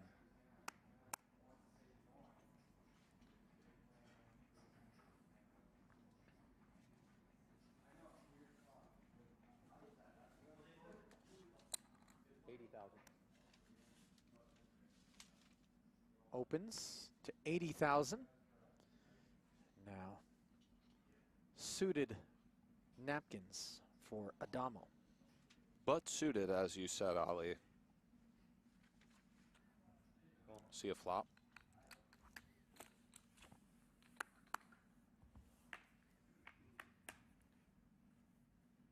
Oh, how about that for a flop? Deuces and a diamond draw for Addamo and a complete whiff for this Queen 10 of spades. Well, indeed, what Addamo had in mind. Check. This is not really the Queen 10 of spades territory at all. Check. Relatively quick check from Bonomo, all things considered, and that is not a good card for him. Disaster as he hits the queen and draws dead versus Addamo's flush. 250,000. Overbet into the 190 of $250,000. Well, as it stands, Ali, a fantastic choice. Great instinct slash ideas slash so on. Addamo has a habit of kind of identifying the perfect play for the perfect time. Bonomo, of course, undeterred, scared as he... Hello and welcome back to the 2022 Super High Roller Series. We've got bonus coverage for you. That's right. We've already got event number 2, the 50K short deck in the books. And here we've got the 25K no limit hold'em. So we've seen some PLO action.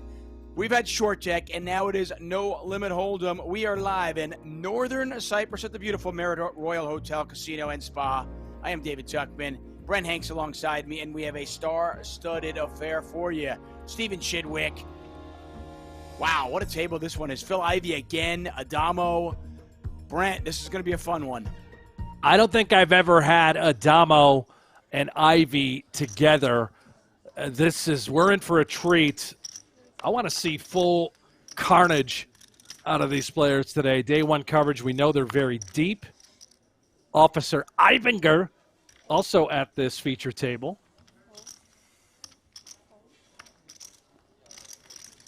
Yeah, this is going to be a lot of fun. There is no doubt about it. So we're playing No Limit Hold'em. Let's we can turn our head back to that game. I believe the players start with 125,000 chips in this one. Yeah, either 100 or 125. I'm certain. Coming from the other one. Exactly. Ivey a little defense, facing the min raise from Nicky P.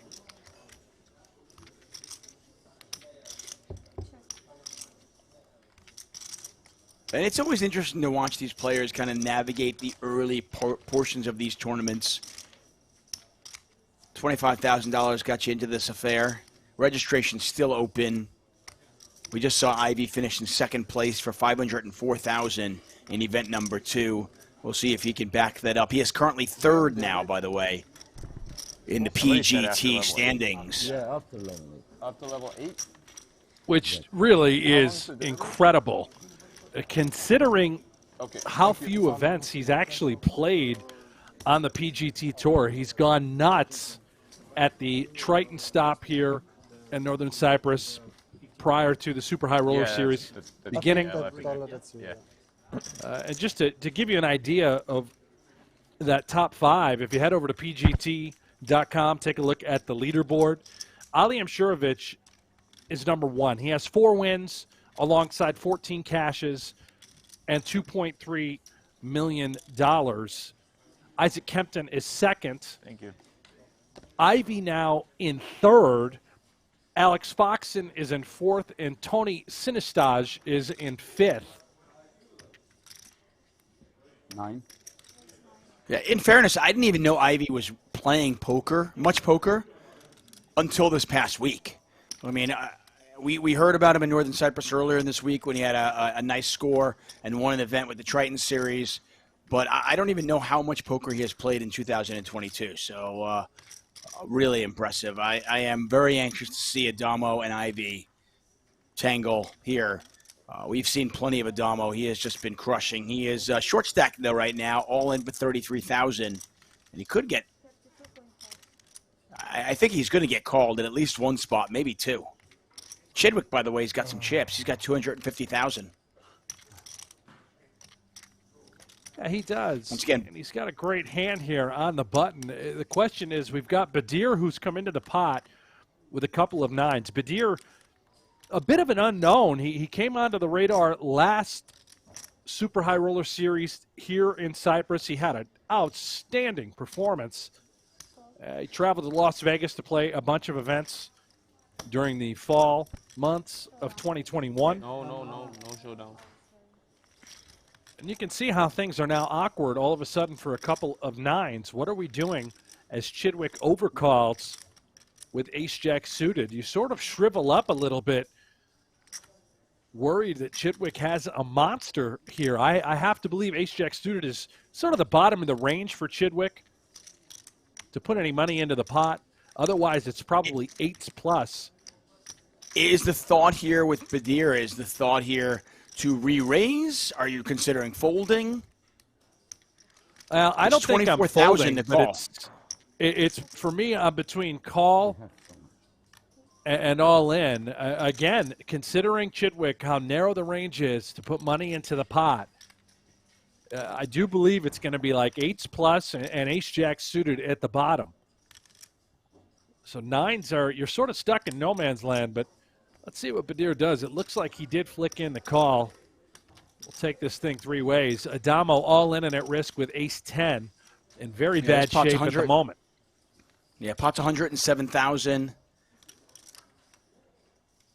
Ooh. Well, it makes it a lot easier when you flop a set, and that's exactly what Bedir has done here. Bottom set for Bedir, pair of 10s for Addamo, drawing nearly dead. Chidwick open-ended with backdoor hearts, so certainly some equity there. And Bedir is going to check it. Let's see what Chidwick does. He, again, you have to be worried about Bedir. This sort of texture, you know, the Queen 9-10, it could absolutely smash him, and it has. That is a cause for concern out of Chidwick. I wouldn't be surprised if he just takes the equity right to the dome, open-ended to the nuts. There it is, a little knuckle. Oh, wow. Just quads for Bedir. Chidwick still open-ended. Yeah, I mean, I guess there's no side pot yet, so there's probably not a ton of value in Chidwick betting to get Bedir to fold, right? Absolutely Still got to beat Addamo. You have to beat Addamo, although you had a lot of equity, even if Addamo did have some sort of pair. Look at this little baby sizing. I think it's going to be just enough to lure Chidwick into the trap. You're getting such a good price while open-ended. Yeah, and a king or an 8 on the river would certainly be interesting. See how Stevie Chidwick navigates this.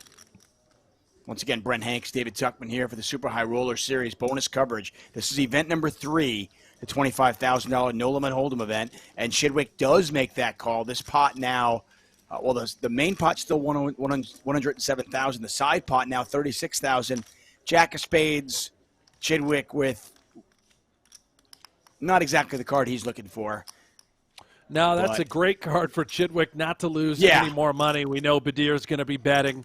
Bedir hoping that Chidwick has a king in his hand or better.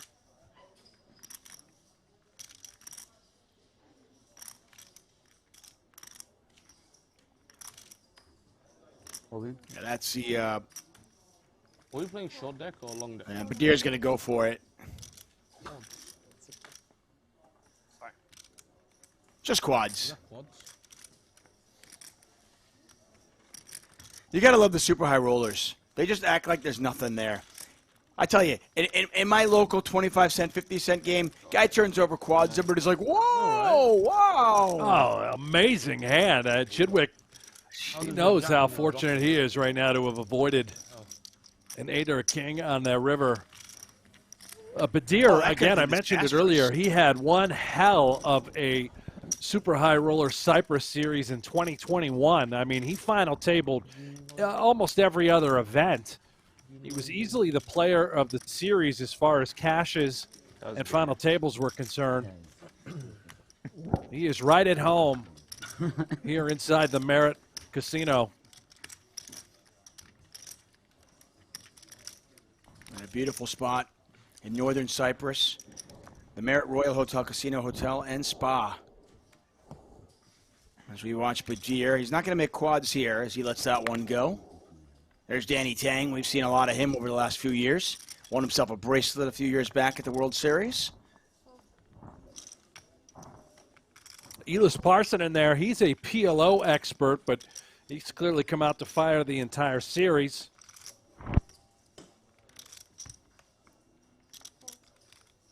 Officer Eibinger, sandwiched between Ivey and Petrangelo. Very talented young German, I believe, now residing in Austria. He took down one of the Triton events as well. And I believe Nick, by the way, who we're looking at right here, Petrangelo is 7th, by the way, in the PGT standings. Might have slid to 8th with Ivey moving up. I play poker. Yeah, Petrangelo started 2022 on fire. He took down the Stairway to Millions main event as well as a preliminary event, both of which were PGT qualifying scores. Even Miami. What's the clock on this? Picked right up where he left off at the end of 2021. He had an outstanding finish to the year and also a tremendous start. See if he can keep it going here. No, I was in saying Cyprus. like he was in Vegas and there was a tournament in Florida. He flew there, went there. Right? Yeah. One time. 8500. I like playing down there. I haven't played in a while. They keep conflicting with other stuff. Like there's one right now this week. Big tournaments. No short deck there though. Players are talking about a series in Florida, Seminole Hard Rock stop, and they are getting a great turnout. Buddy Nick Schulman is out there playing right now as we speak. Number of the high They had rollers. Yeah, they had a 50K high roller there, which is a qualifying event for the PGT standings. Eights versus King Queen here, and there's a king. No spade in Chidwick's hand. Bedir does have the 8 of spades on this Ace King Deuce all spade board. 23,000 in there.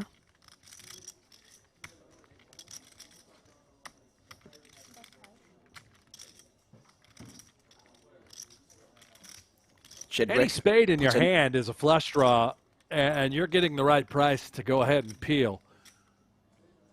Well, especially with that tiny little bet. I mean, 5,000 into 23, you're getting, 5.5 to 1. Ace on the turn. 33,000 in the pot. Bedir checks once again. I'd like to see something similar out of Chidwick. It's sort of a safe card. You remove various aces that your opponent could have on the turn. You want to deny equity from various flush draws, which is exactly what Bedir has. There it is. It's a similar bet, a little bit high, a little bit more. Again, he's giving his opponent the right price. I mean, Bedir's 25% to win the pot, and he's getting 5 to 1. So he's just getting the right 5 to 1 price. on your money, but you are concerned you could be, dead in these spots. Yeah. But you at least have to get to the river, give yourself a fighting chance. He has no idea if a spade comes off, if he's good or not. And he's going to check it one more time. Chidwick checks it back, and Chidwick does win the pot. A modest one, but they all count.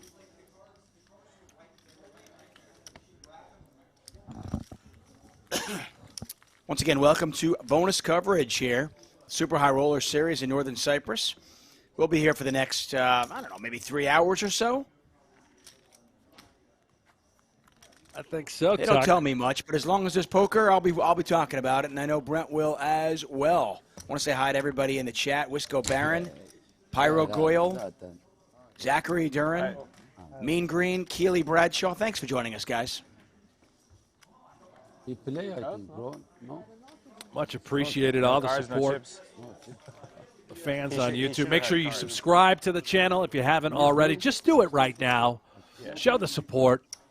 Don't miss any of the live coverage we're going to be bringing to you for the next, I don't know how many days. 10. I have a 5. One more player. Well, I mean, even after this, we're talking about the PokerGo YouTube channel. You know there's going to be plenty. I mean, when it comes to PokerGo, there's all sorts of stuff like this, the PokerGo Hold'em app, right? You can play free Texas Hold'em poker from the creators of High Stakes Poker, Poker After Dark, and more. You can be part of the shows that help shape the game with an authentic online poker experience. PokerGo Hold'em is available now on the App Store, Google Play, or by heading over to PokerGoHold'em.com. And as a bonus, if you join now, Brent Hanks is the voice of that game. That's right. Get in there. Check it out. It's free to play. Download it. Let us know what you think in the chat while you're playing. If I had any chips in my account, I'd get in there and play with you, but they busted me 2 nights ago, and I haven't been replenished. I can't believe that they're not going to give me any free chips for my own game.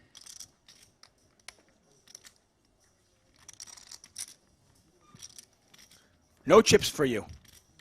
No soup for you, sir. Oh, soup. What a perfect start, by the way, for this feature table coverage. Little bonus extension. We got the Masters on right now. Tuck, I know you're watching it. I've got it right here next to me on a big monitor. Just getting ready for one hell of a day. Not to mention a little bonus for the Hanks family. Today is my 1-year-old son's birthday.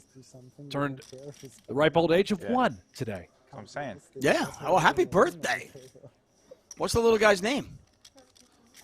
Jonathan is his name. We're going to be celebrating after coverage today. Got the family coming over. I'm probably going to have a couple of cold ones. That's good. Well, happy birthday to Jonathan.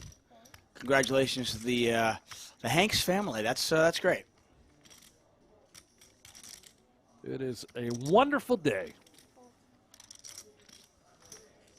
Yeah, Saturday morning here on the West Coast, wherever you might be in the world. Good morning, good evening, good afternoon. King Queen versus King Queen. Pretty fair fight. Kongorin with the free roll right now with 1 heart out there. This will get chopped up if it goes to showdown. It looks like it might. Nobody seems content in putting any money in there. And sure enough, they're going to chop this one up. They did pre-flop. Ran that sucker up to 76,000 to hit the middle. Two beautiful hands. Maybe Gingoran has thoughts about bluffing here. Not sure if he had already checked. Now Bedir, look at this, a little stab. Yeah, make it look like maybe he checked back, check an 8 one time or something.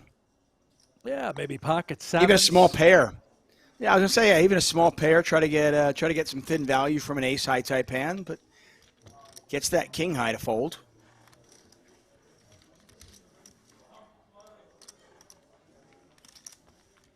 Are you guys done, or are you gonna have more kids? No, done. 3 kids. It's ungodly amount of children around here. It's a lot of kids. Oh. You have time.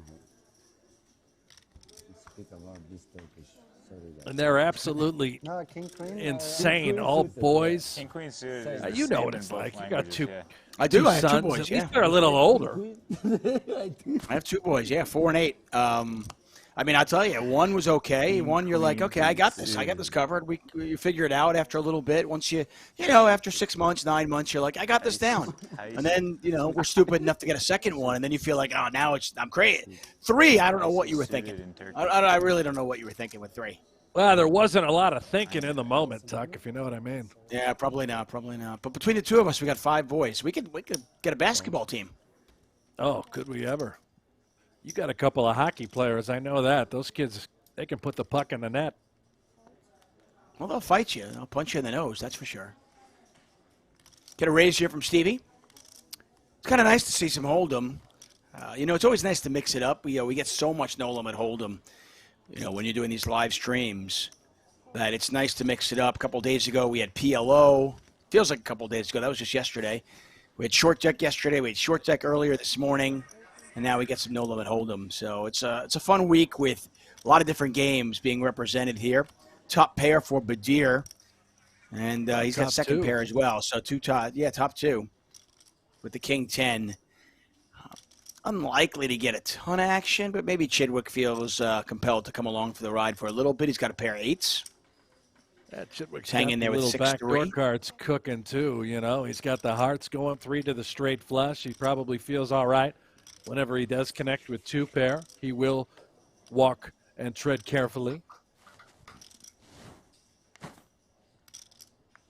If I'm Bedir, yes, it's a wet texture. King 10, powerhouse of a hand. Even if I had a singular king, I'm sizing up on this board. Whenever your opponent has connected, you're almost guaranteed to get a little bit of action.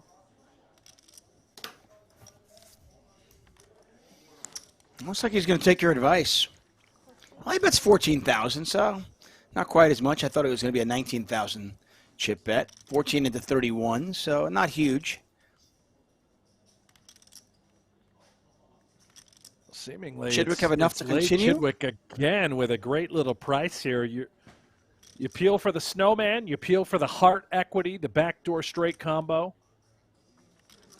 I wouldn't be surprised to see Chidwick come along for the ride.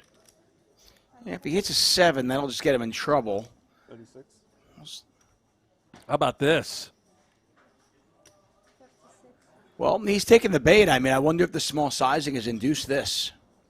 It certainly has, and I think he feels like, how can I attack the non-paired hands that Bedir can absolutely have, as well as even if he were up against a king. He's trying to pick up some turn equity to apply additional pressure on later streets.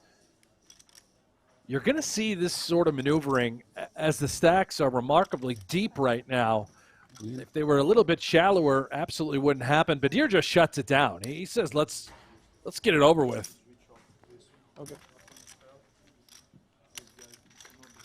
Yeah, and I was curious to see what Bedir would do in the face of that raise on such a wet, dynamic board, and we got our answer pretty quick. He said, "You want to party? Let's go. Otherwise, it's over." Check with HP bet jam. What a table here. Addamo, Ivey, Chidwick. Oh. Chat bet, chat raise, 3-bet jump. Also having Petrangelo here, who, you know, during one time, his course about high-stakes MTTs on a training site, considered to be the Bible for high rollers and for tournament players in general. Of course, Officer Eibinger, also a coach and instructor as well, play at the highest of levels.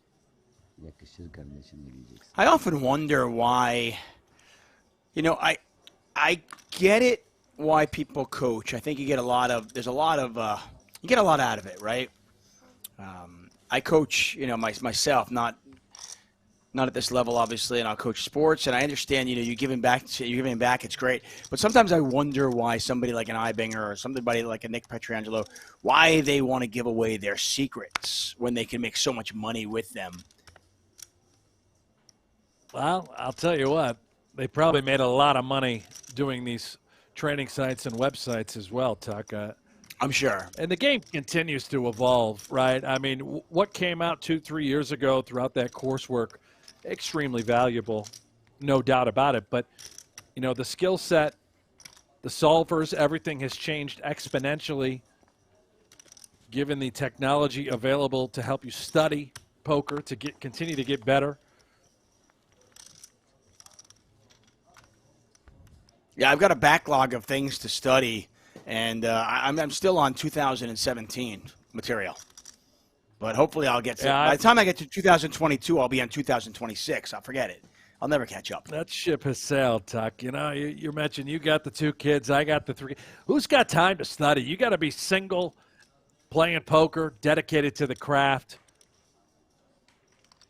As hard as these guys work, as often as we see them play at the tables, I promise you, they're putting in just as much time away from the felt as well. That's amazing, too. Really is. Tang betting 16,000 with just ace high. Gungoran, not convinced, it looks like, and he's going to call with just a pair of 5s. River pairs the board. That's a nice river card for Gungoran. See if Tang shuts this down. Well, I'd like to see if Tang goes for it and for Gungoran to make another big call. He is undeterred, a non-believer at the moment. He did have a gut shot to go along with his pair of 5s. Tang clearly had alternate plans with that ace of spades in his hand as well as a 9. He's going to be, I think, a little upset to see what he just let beat him. I'm not saying a bet on the river would have worked either. Gungoran looked like he might be ready to fight. Yeah. They're replacing the bomb. As you can see, we get a new time clock out there. It's a new bomb, 30 seconds. The players have 30 seconds stacked on their hands. If they need more than that, they can use their time extensions. You wonder if Tang would have fired a number of rivers, but the board pairing, specifically a 5 or a 7, might have scared him a little bit. Tang now below 100,000 chips. Under the C cards? You took my cards from the table. Maybe my I didn't use. cebime koymuşum ya. Hangi ara benim cebime? Yes. We got a little time bank drama going on here. It looks like it. Eibinger's, Officer Eibinger's, he's entertained by the whole thing. So is Nick, who's on his left. Bu sigarayı çok içiyoruz ya. Çipleri de koyuyorum. Blinds 2-4-4, 2,000, 4,000 with a 4,000 big blind ante. Brent Hanks, David Tuckman here for the Super High Roller Series Europe. Eibinger raising it up to 8,500.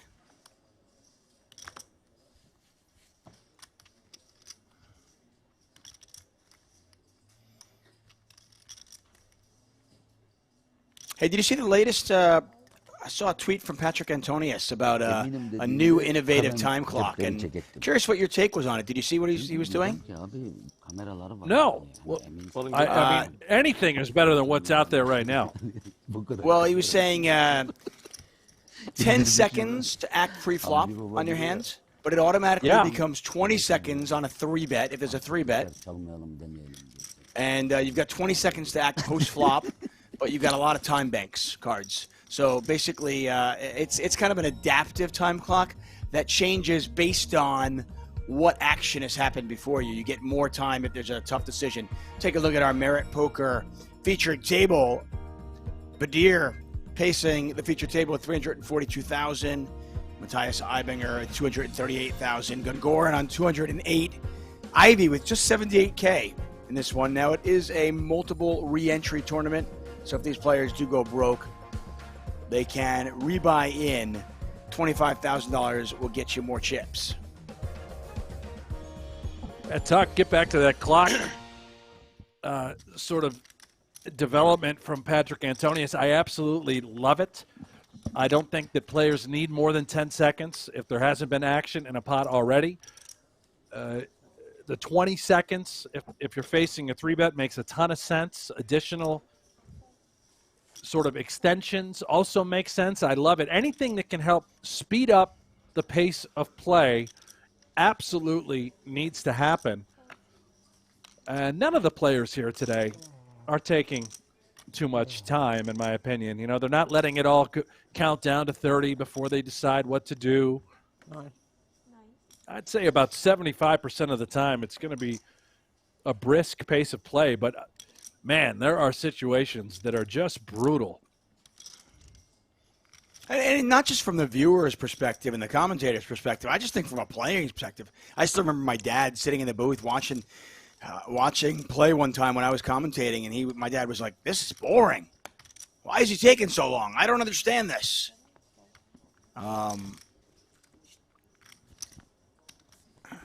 I'd love to see. It's kind of amazing that the World Series of Poker, you know, one of the biggest tournaments out there, obviously, and certainly one of the most prestigious, has yet to adopt some sort of a time clock, except for the high rollers. Yeah, and I understand it's difficult. When you've got that many tables, that many players, you know, there might not even be enough iPads in Las Vegas to put down at every single one of those tables at the World Series of Poker. But it certainly seems like when you get down to, say, the final 3 tables, you start to put a shot clock in play, pick up the pace.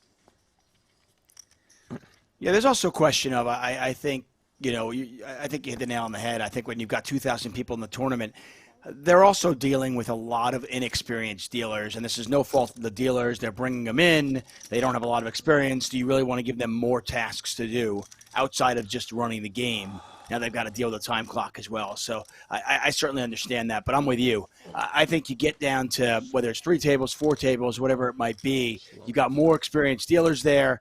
You put a time clock in there. I mean, because day 6, day 7 of that World Series of Poker main event, that can just be brutal.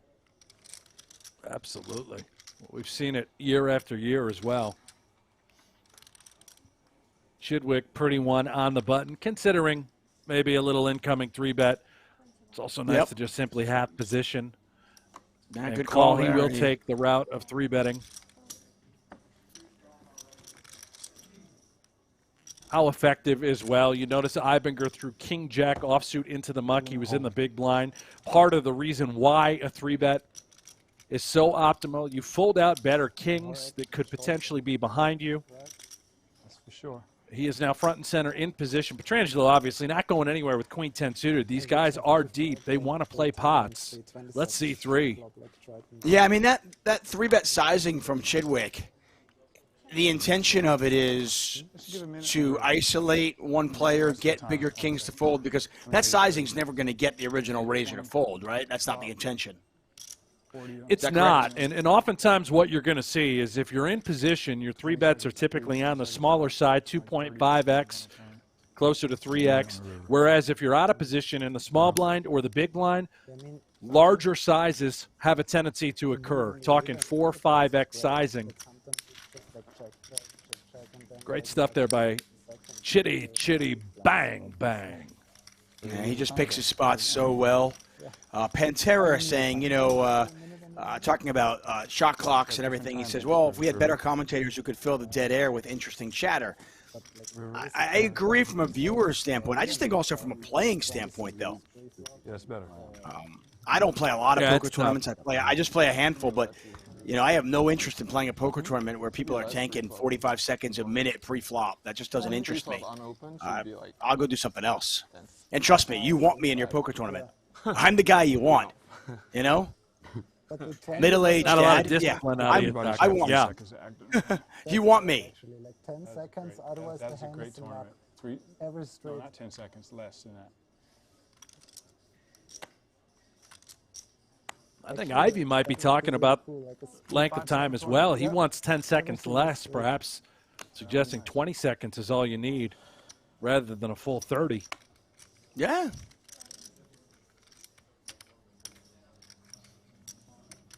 And you have like time banks is fine, right? Well, they're talking about the same thing that we're talking about. So basically, it's just like a backup in case you time out that you're not folding. And Yeah, there's some live cash games done in LA now with shot clocks, and there's time banks, and the games run fine. I mean, just very rarely are people even using the time banks, and I just think it's a really effective way to kind of monitor people, make sure that they're playing fast. It's really just about players that's not taking sad, advantage. man. Having to think about time clocks needed for cash games. I mean, what a miserable cash game experience. That's supposed to be fast, loose, aggressive. Everybody's Well, this just around, ensures having it. fun. That's the nice thing. This just ensures it. And I will say that in this cash game in particular, the time banks are very rarely used. Once in a while, there's a really tough decision where, you know, somebody is facing the, you know, a check raise all in for, you know, 1.5x pot. And you're like, whoa, wait a second. What just happened here? And you might need a minute to think about it. I get that. And there's no problem with that. You're going to face big decisions, genuine decisions all the time. Yeah.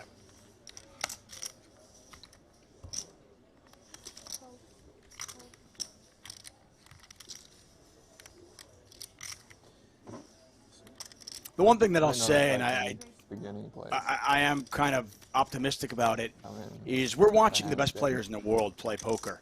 And the best players in the world are often going to be the super high rollers. And I think they're leading the way. They clearly want the game to be played faster. They're okay with shot clocks. And I think that with them leading the way, it bodes well for the rest of the game. yeah, everything above 2 million in cash is Hope Jones in the chat, I totally agree. She says that baseball is less popular now because people don't have the attention span anymore. That's a great example of a sport that has to address and is starting to address length of time in these games. You know, when a baseball game is now lasting, I think everyone wants to do it. They just don't want to 3 to 4 hours. They don't want to pay for it and do To it becomes unwatchable. At least if you're at home. good, Even if you're at the game, that is an extremely long experience. Yeah, and to Hope Jones' point, and what you're going at is, I wouldn't mind watching. I mean, I don't want to watch 3 or 4 hours of baseball no matter what, but I wouldn't mind watching a 3-hour game if they were actually playing it. It's, you know, the pitcher getting the ball back, you know, rubbing his leg, looking in, rubbing the ball, taking his time. I don't need 40 seconds between each pitch. Come on, let's go.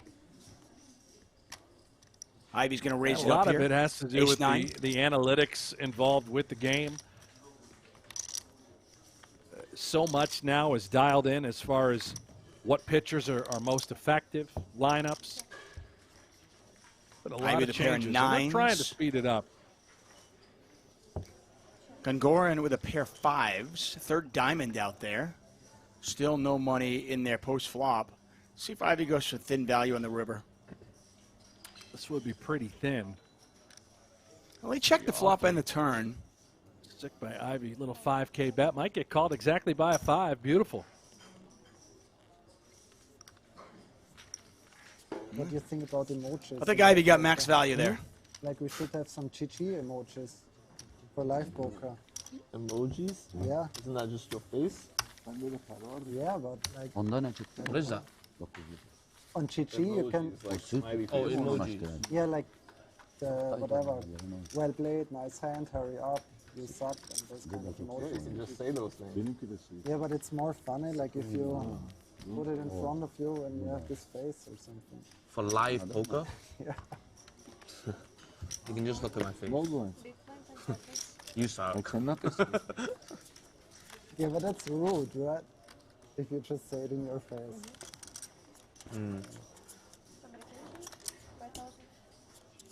If the players are talking, we'll do our best to lay out so you can hear them. Brent Hanks, David Tuckman here for the Super High Roller Series. I want to thank you all for joining us. Let us know where you're watching from.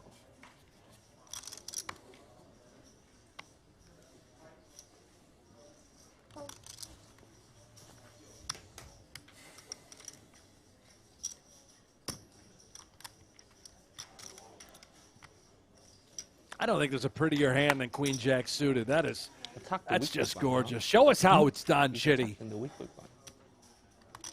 Is that your Something hand? about the puppy paws. You know, the Queen Jack of puppy paws, that suited variety. That one in particular, it's got to be of the club variety.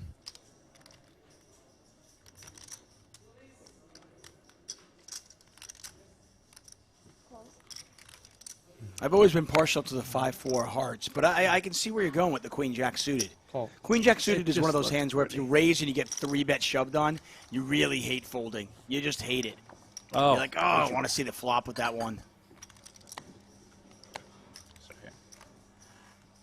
I see London, Chicago, Arizona, Pennsylvania, Scotland, Missouri, all in the chat. Thanks for joining us.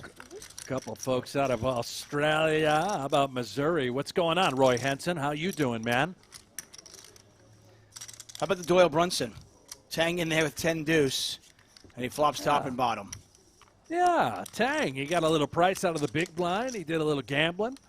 Did some pair hunting. How about we collect 2?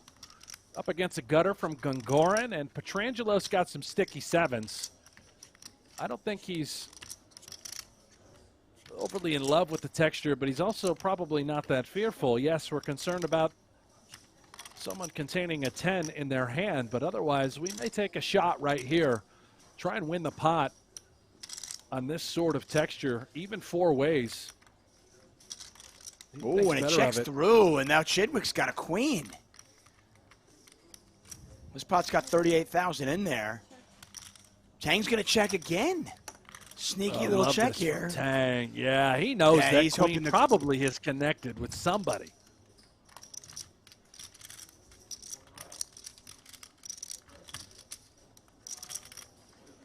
If you're Stevie, you're just not at all worried about being up against 2 pair on this sort of board. Does someone really have 3 deuce, 10-3, 10 deuce? Unlikely they have queen 10 as you're holding a queen in your hand.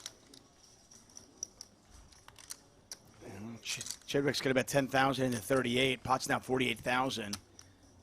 Petrangelo is going to let the 7s go. Gungoran. Danny Tang just licking his chops. He's hoping Gungoran puts a little money in there. It doesn't happen, but how about now? 48,000 in the middle. Tang's got 77 behind. Could he just grip and rip and put Chidwick to a very difficult decision on sort of a draw-ish board, a couple diamonds? Time last year, like certainly straight draws available. Yeah, Jason's clubs at that place. I played so He'd much. be last targeting year, and I a started to play pretty queen. Well. You're going to play when you get back? Yeah. Probably? Yeah. I have a house. Yeah, and there in Canada, exactly so what he we'll be does. going Tang up moves there. all in And here. there's really This is good tough golf for in the Chidwick. Rocky Mountains, so it's totally different, obviously. Bugün mü? In the woods. 8'de break var. Shorter there, right? Or further? Sonra 6 level down. Pretty And he similar, does make the call. Yok abi. It's higher Ben- altitude. To so your it goes point, I farther, just don't but, think like, there's Chidwick more puts humidity. Tang on 2 pair very often. I think I hit it pretty much the same, but Draw a courses kind of obviously dynamic look a lot board, different. They're and pretty Tang sick. does rip it, gets yeah, action. This pot's 191,000. I injured, like, I had a little injury. Unfortunate turn card for Chidwick. He's going to need to get lucky. Queen Jack or 3 on the river. Nope.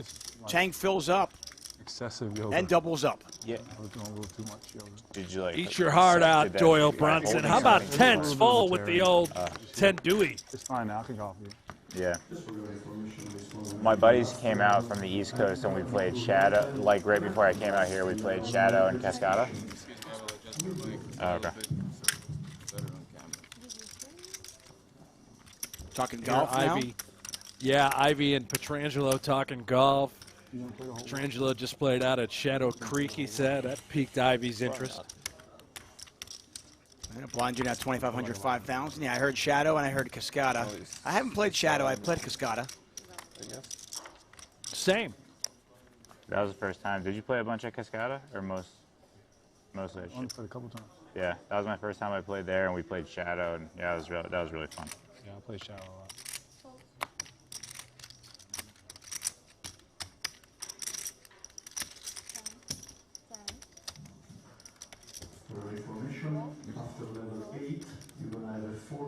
Ivey raising it up with King Queen suited.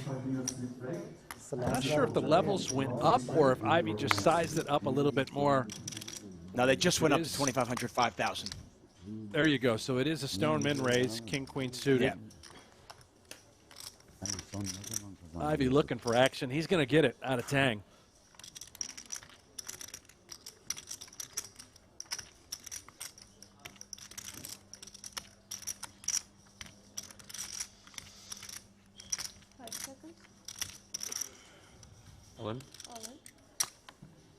Ooh.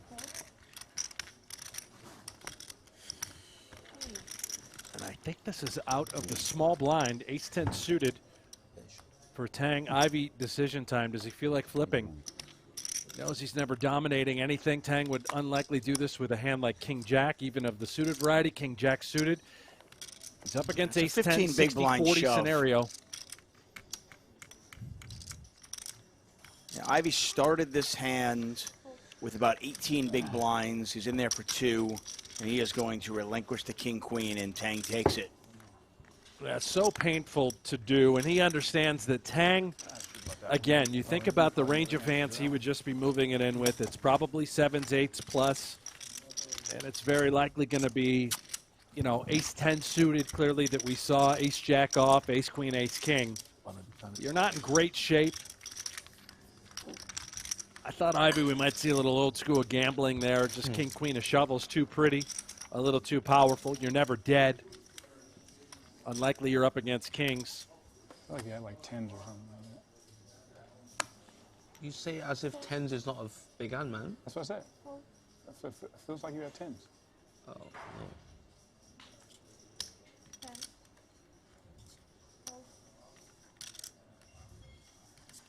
Petrangelo raising to 10K. Now, I've noticed something about Nick's game here, and obviously this is just 3 orbits, but he has raised an early position with suited Queen 10, here suited King.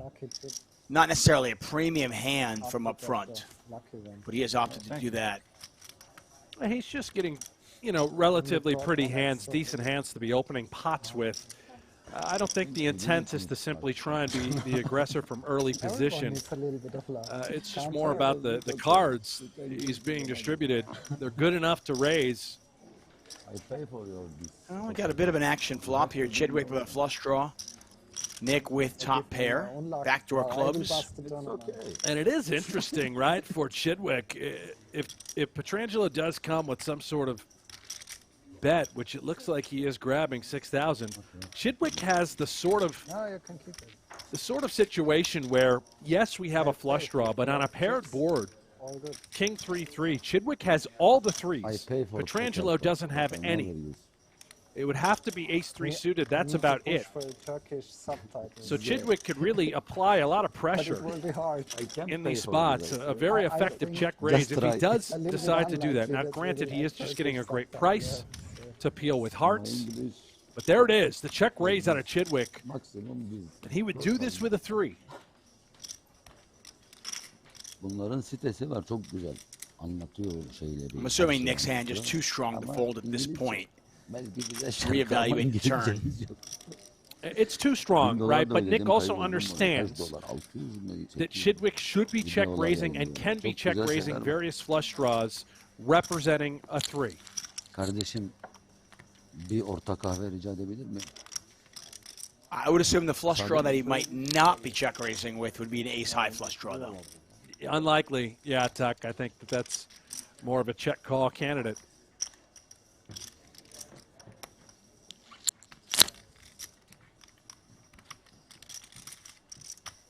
This is pretty filthy as well. Even if you're Petrangelo right now with king 7, you're fearful of that 3. You don't want to be double check raised. The double check raise, just so sexy. Really is. I'm not saying Chidwick would have done it, but certainly may have considered. Now he's connected with a 10. He has to know, or at least would assume, that a 10 is no good. Would Petrangelo take a similar line with 7s, 8s, 9s? Maybe.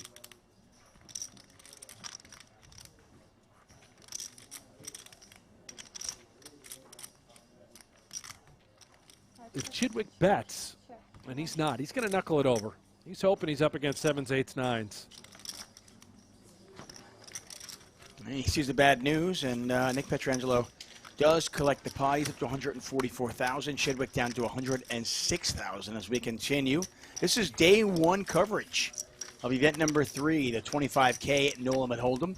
55 entrants so far, 39 remain. Registration still open. Players can re-enter as often as they want to in the Super High Roller Series. I believe it's till level 8. Levels are 40 minutes long.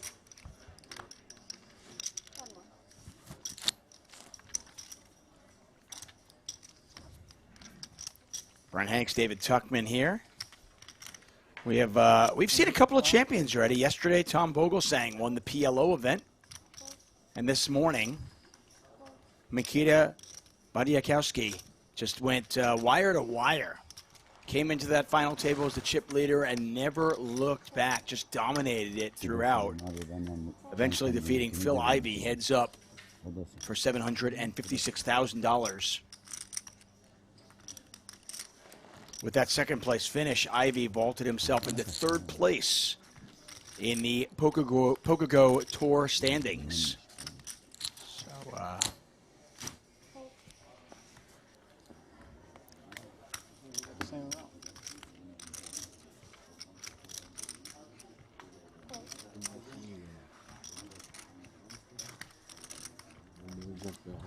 Chidwick limping in. Ivey picks up kings.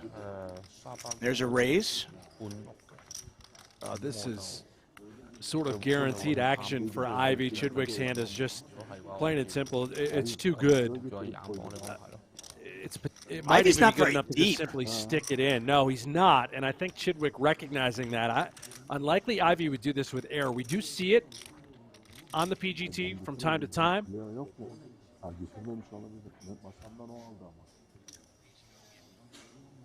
Just a monster for Ivey.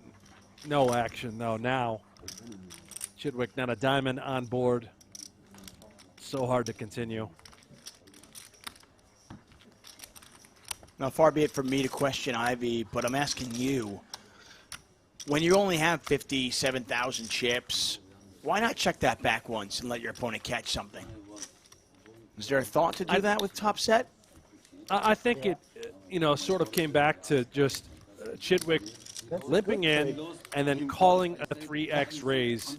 If Chidwick had any sort of draw, queen 10, any jack, unlikely he has a king, but if he did connect, I think he's going to get action for that $7,000 continuation bet. I mean, he damn near tried to bet the minimum. I'll try that next time, because I always get short towards the end, and like having a fresh 6 in a pocket is pretty good. Too many gummies. And I think really what it is unfortunate for Ivey is how much this game has evolved. I mean, Chidwick had ace-3 suited, and he looks over at Ivey's stack, which is under 15 bigs, and what does he do? He just limps in. He doesn't put it all in pre. He limp calls. I mean, you rewind that 5 years, and that money's just all in pre-flop. Ace-3 suited's all in, blind versus blind, and Ivey's looking at a clean double-up. I mean, maybe that goes limp, raise, shove. Right. And yeah, exactly. It is a double-up, but Chidwick essentially loses the minimum. I mean, he loses 3 big blinds in a situation where many players are going to lose 15. Yep. Ivey all in here with 8s. over Gungoran's Open. So it's Gungoran, 82,000 back over to Gungoran. A local here. This is those weird spots where you have the opportunity to bust Phil Ivey or play an all-in pot against Phil Ivey with Queen 10 suited. You see loose calls from time to time because of these strange dynamics revolving around who you're against. This guy, Ivey, he does let the Queen 10 suited go. We didn't go. You didn't go to. Yeah, I have seen that time and time again. I imagine there are situations where Phil Ivey or somebody of that ilk gets folds that other players would not get. Maybe doesn't get 3-bet as often as other people might, but also might get action in spots that other players would never get because of the opportunity to bust Phil Ivey, Phil Hellmuth, Daniel Negreanu. Take a look at our feature table leaderboard here, brought to you by Merit Poker. The Finn, Eelis Parsinnen with 68,500, Chidwick with just 91,000, Ivey now up to 112. Bedir is our chip leader at the feature table with 332,000 chips.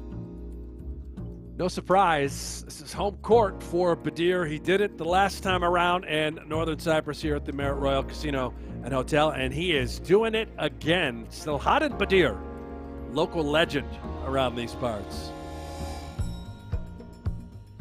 Do you want to go win bracelets or no? Don't I'm really gonna care. play some World Series tournaments just to do it. Yeah. Not like. Did you hear that, Tuck? I did not. What was When that? I get in like the work mode, you know, you just play and you play another one and you play. Yeah. It becomes easy. True. Versus like, if you you take time off and then you go, it's like, for me, it's rough the first. Especially there. It's going to be weird, especially during World Series. Like, if you take a couple weeks off, you go back, it feels hard to, like, really stay in there, you know? Yeah. It's going to be completely different. Like, I keep visualizing us still at the Rio, but it's not going to be there. But like, you know, you can play the cash games and then you could sign up late. Yeah. Play, just leave the game and go play and play for a couple hours and make it to the next day you do. I'm interested. I wonder what it's going to be like at a new place, different place.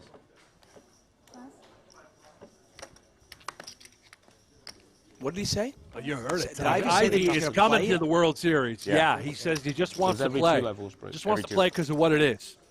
Ivey is coming back. I told you. He's coming back hard. He's playing a full schedule at the World Series. Yes, he'll play cash games. They're too big to pass on. But then he's going to come over and he's going to late reg and play a bunch of events. Look out, baby. The return of Phil Ivey. Petrangelo flops top and bottom here with ace deuce.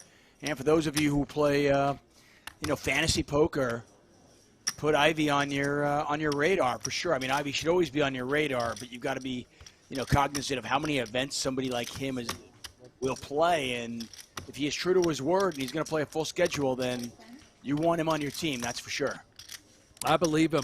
Daniel Negreanu alluded to this, that he thinks that Ivey's the return is fully here. He's got the lawsuits behind him.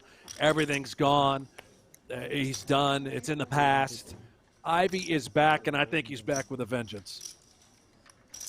Get a bet of 10,000 by Bedir, a raise from Petrangelo, and the hand is over.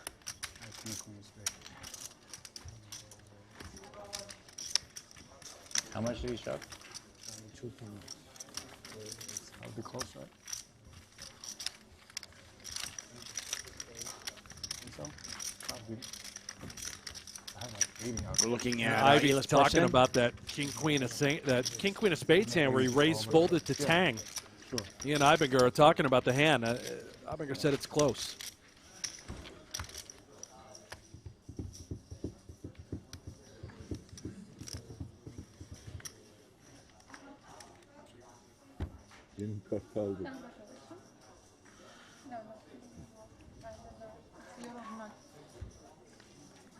Imagine how respected you are as a poker player, where Ivey's asking you whether something is the right play or not. Take his cards. Take his sweatshirt now. It's me. Well, Ivey knows, man. He knows how much the game has changed, how good these kids are. Break. I cannot stop to take something from people, Right? No weed in the break. Okay. This one you skip. I cannot promise about this, but okay. So.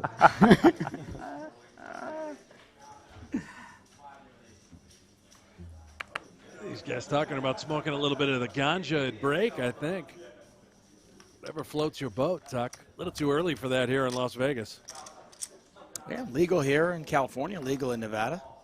I don't know what the, I don't know if it's legal or not over there.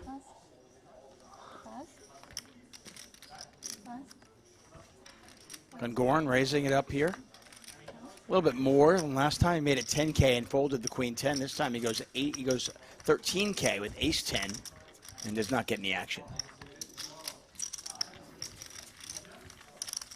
You ever dabble with the goods, Tuck? You ever get into the old cannabis experience? You know, I have. Regularly, or? No, I wouldn't say I'm definitely not a regular user, but you know, when it was legal, I did dabble a little bit. Say you run to the toilet now. How much money are you losing per hand? Well, when you're not in the big blind. I can assure you, it's not the same for everybody. Well, yeah, obviously, roughly. That's all. Whenever I dive in, it's just straight to the moon. I mean, I'm in full orbit. Some people might be winning money. Can't handle it as well as I used to. Ouch. No, yeah. I'm saying some people. I'm not gonna lie, I'm a fan. Oh, no hangovers. What if you're gonna about to get the hangover's gone. It's a nice, easy feel. I mean, I'll tell you, especially if I've done something active. No, not when I play poker, but if I've, after if I play a hockey game or something like that, okay, let's say just the to best relax of the after best. that. How much do you think you're losing per hand? Sarugi Depends on the table chat again. says, now we're talking about pot. Apparently that's where we go here. Yeah. Why not? But it's day one. Yeah, it's day one. I mean, it's bonus coverage. You know, we're not going to make a TV episode out of this. We can talk about some of the greenery. It's legal. Well, I mean, in fairness too. I mean, it's day one coverage. Yeah, 2 minutes. Bonus coverage, as you mentioned. You're watching the game. I mean, if a good hand develops, we'll obviously turn our attention to the good hand.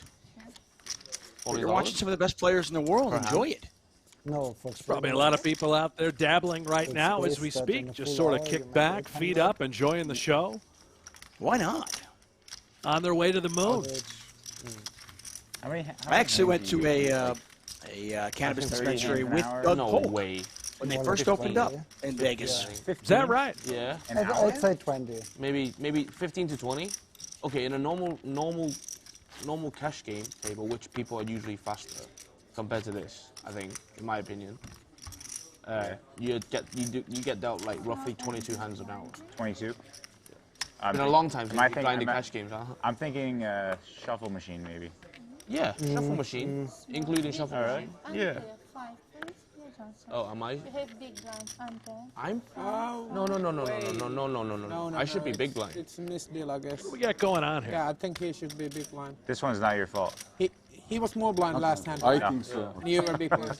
Good job. We got a misdeal going on. They're talking about the. But there's two. I mean, listen, we're talking about the ganja. They got a misdeal going on. They're talking about how many hands they're getting in an hour. It's bedlam, I tell you, in northern Cyprus. I think everybody's on edible. Oh, okay. Those were supposed to be I'm running good. They're supposed to be mine. Whoa. Ivy's on his phone. He's probably downloading PokerGO Hold'em right now. I mean, there's no doubt he is. And yeah. I mean, he's almost definitely playing PokerGO Hold'em. And you, too, can play free Texas Hold'em Poker. It is, it's from the creators of High Stakes Poker, Poker After Dark, and more. You can be part of the shows that help shape the game with an authentic online poker experience. PokerGO Hold'em is available now on the App Store, Google Play, or by heading to PokerGoHold'em.com. Play with Phil Ivey right now. 20% ROI, average 6 hours in the tournament. You don't lose anything. But how do I divide it because by you're playing higher stakes. No, I say if you time it No, right. she gave me the cut and she showed me it's. If you fold the most amount of time. I think it's better to do big blind for 100. Like obviously you lose less money if you skip early. Yeah, I'm looking forward to a day, though, Brent, that cannabis becomes as accepted and as mainstream as having a beer. Like, it's just not a big deal. I think it's pretty much there. I mean, it. I think it is among you, me, our generation, younger, of course, but it's still kind of looked at, I think, in other ways by others. What's the best? I think it's certainly coming though, when we're on our way that way. Hijack. And you guaranteed you're not gonna miss 3 hands. Brandon Gibson says I had an edible at 7 in the morning, and it's in full effect. Well, good for you, Brandon. There you have it. Yeah, little cannabis butter on the toast. Risk it. Been there. Oh.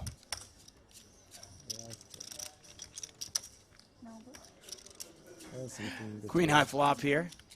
Chidwick with a pair of jacks. I think there's also a big difference what table you are. I think on some tables you keep an average hand stake way longer than another table. I don't think this table is like slow. No, I think it's like average, right? Christoph's not here. Okay, one more time. Small one. With the time bank, the guys that are still slower, Christoph and Mikita. Day one in No Limit Hold'em, very different than day one of short deck, as we saw yesterday. Day one short deck, all we saw. You're tired from slow. All in after all in after all in. As the players were pretty short at our feature table. Here we're seeing a lot of controlled pots. Some interesting check raises. Tired from playing slow. I like it.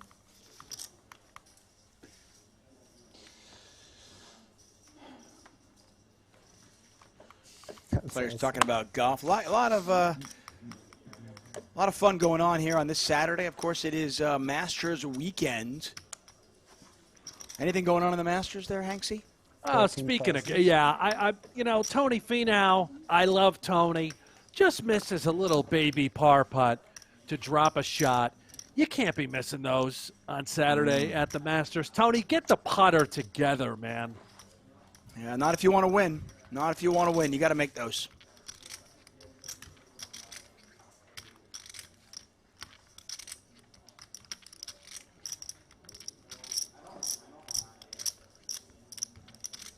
Gungoran with a pretty little suited connector. He thought about it, but he's going to get rid of that. Tang also with a suited connector.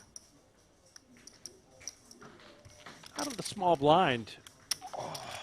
Because of Eibinger's sizing up to 13, not getting a tremendous price, though we do have a very fun hand.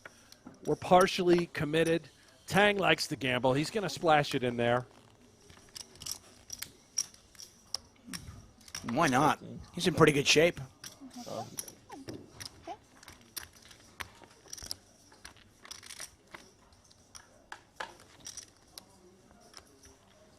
Not a bad flop for sixes if you're not going to flop a set. This is a pretty darn good flop. He's got a gut shot, only one overcard. Tang's got overs. He's got some backdoor equity going on as well. He checks. Tang could have plans as well. If he had any middling pocket pairs, I suspect he would flat from the small blind. He's got two overs, backdoor hearts, backdoor straight. Pending Eibinger and the sizing and what he comes with, it's a chance Tang could consider dialing up a check raise, a little crafty play out of the Tang. Eibinger bets it's a little bit less than 1/3 the pot. He bet 11 into 35. Back over to Tang. That's Danny Tang. I mean, the funny thing about Danny Tang is he's relatively new to poker. I mean, I want to say 7, 8 years ago, this is a guy who was playing 1-2. That's the 6. Look at this deck. Yeah, you called that right. I mean, he knows that he's going to be all over those. A lot of turn cards are going to give him some equity that he might continue on. Absolutely. Whether it be a 10, a 6, a heart.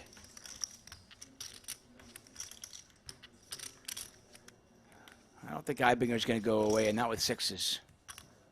He's hoping that Eibinger has, a hand like King Queen, Ace Jack that decided to stab this board. That check raise is very effective. The times we're called, we are now suspect. We are concerned. We're up against an overpair. Yes, it could be 5s or 6s. I don't think this ace changes too much, although Eibinger could have a hand like ace-3, ace-4, ace-7 suited that he would have opened. I assume when Tang check raises, though, he doesn't have many aces, right? Unlikely. You know, maybe ace-deuce suited, but I think that's more of a check call given the price. And I think a lot of those aces that you're mentioning, Tuck, they're probably just 3-betting pre-flop out of the small blind. More often than not. And Tang recognizing that, so he checks on that ace of spades. Eibinger with the sixes. Does he check it back?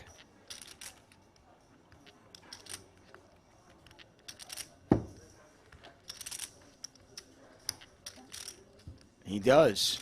Pot is 108,000 chips.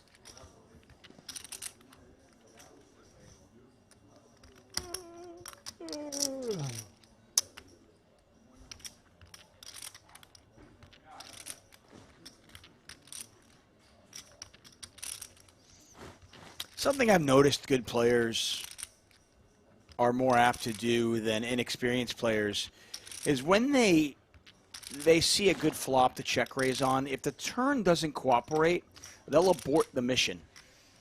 They don't want to throw bad chips in there after. They go, okay, you know what? Yeah, Fives or six are good. I'm not going to continue this bluff on a bad card. I'm sure there were plenty of turn cards that Tang would have continued bluffing with. I would have bet the turn every time. Recognized the ace of spades wasn't good, and I see good players doing that, and inexperienced players trying to run, right? Yeah, you're exactly right. And you heard Tang say fives or sixes are good. You seem to know exactly where Eibinger was at in the hand. Just wave the white flag, give it up. That was a long hand. Didn't think he could fold him out. Back from retirement. Low player retirement. Yeah.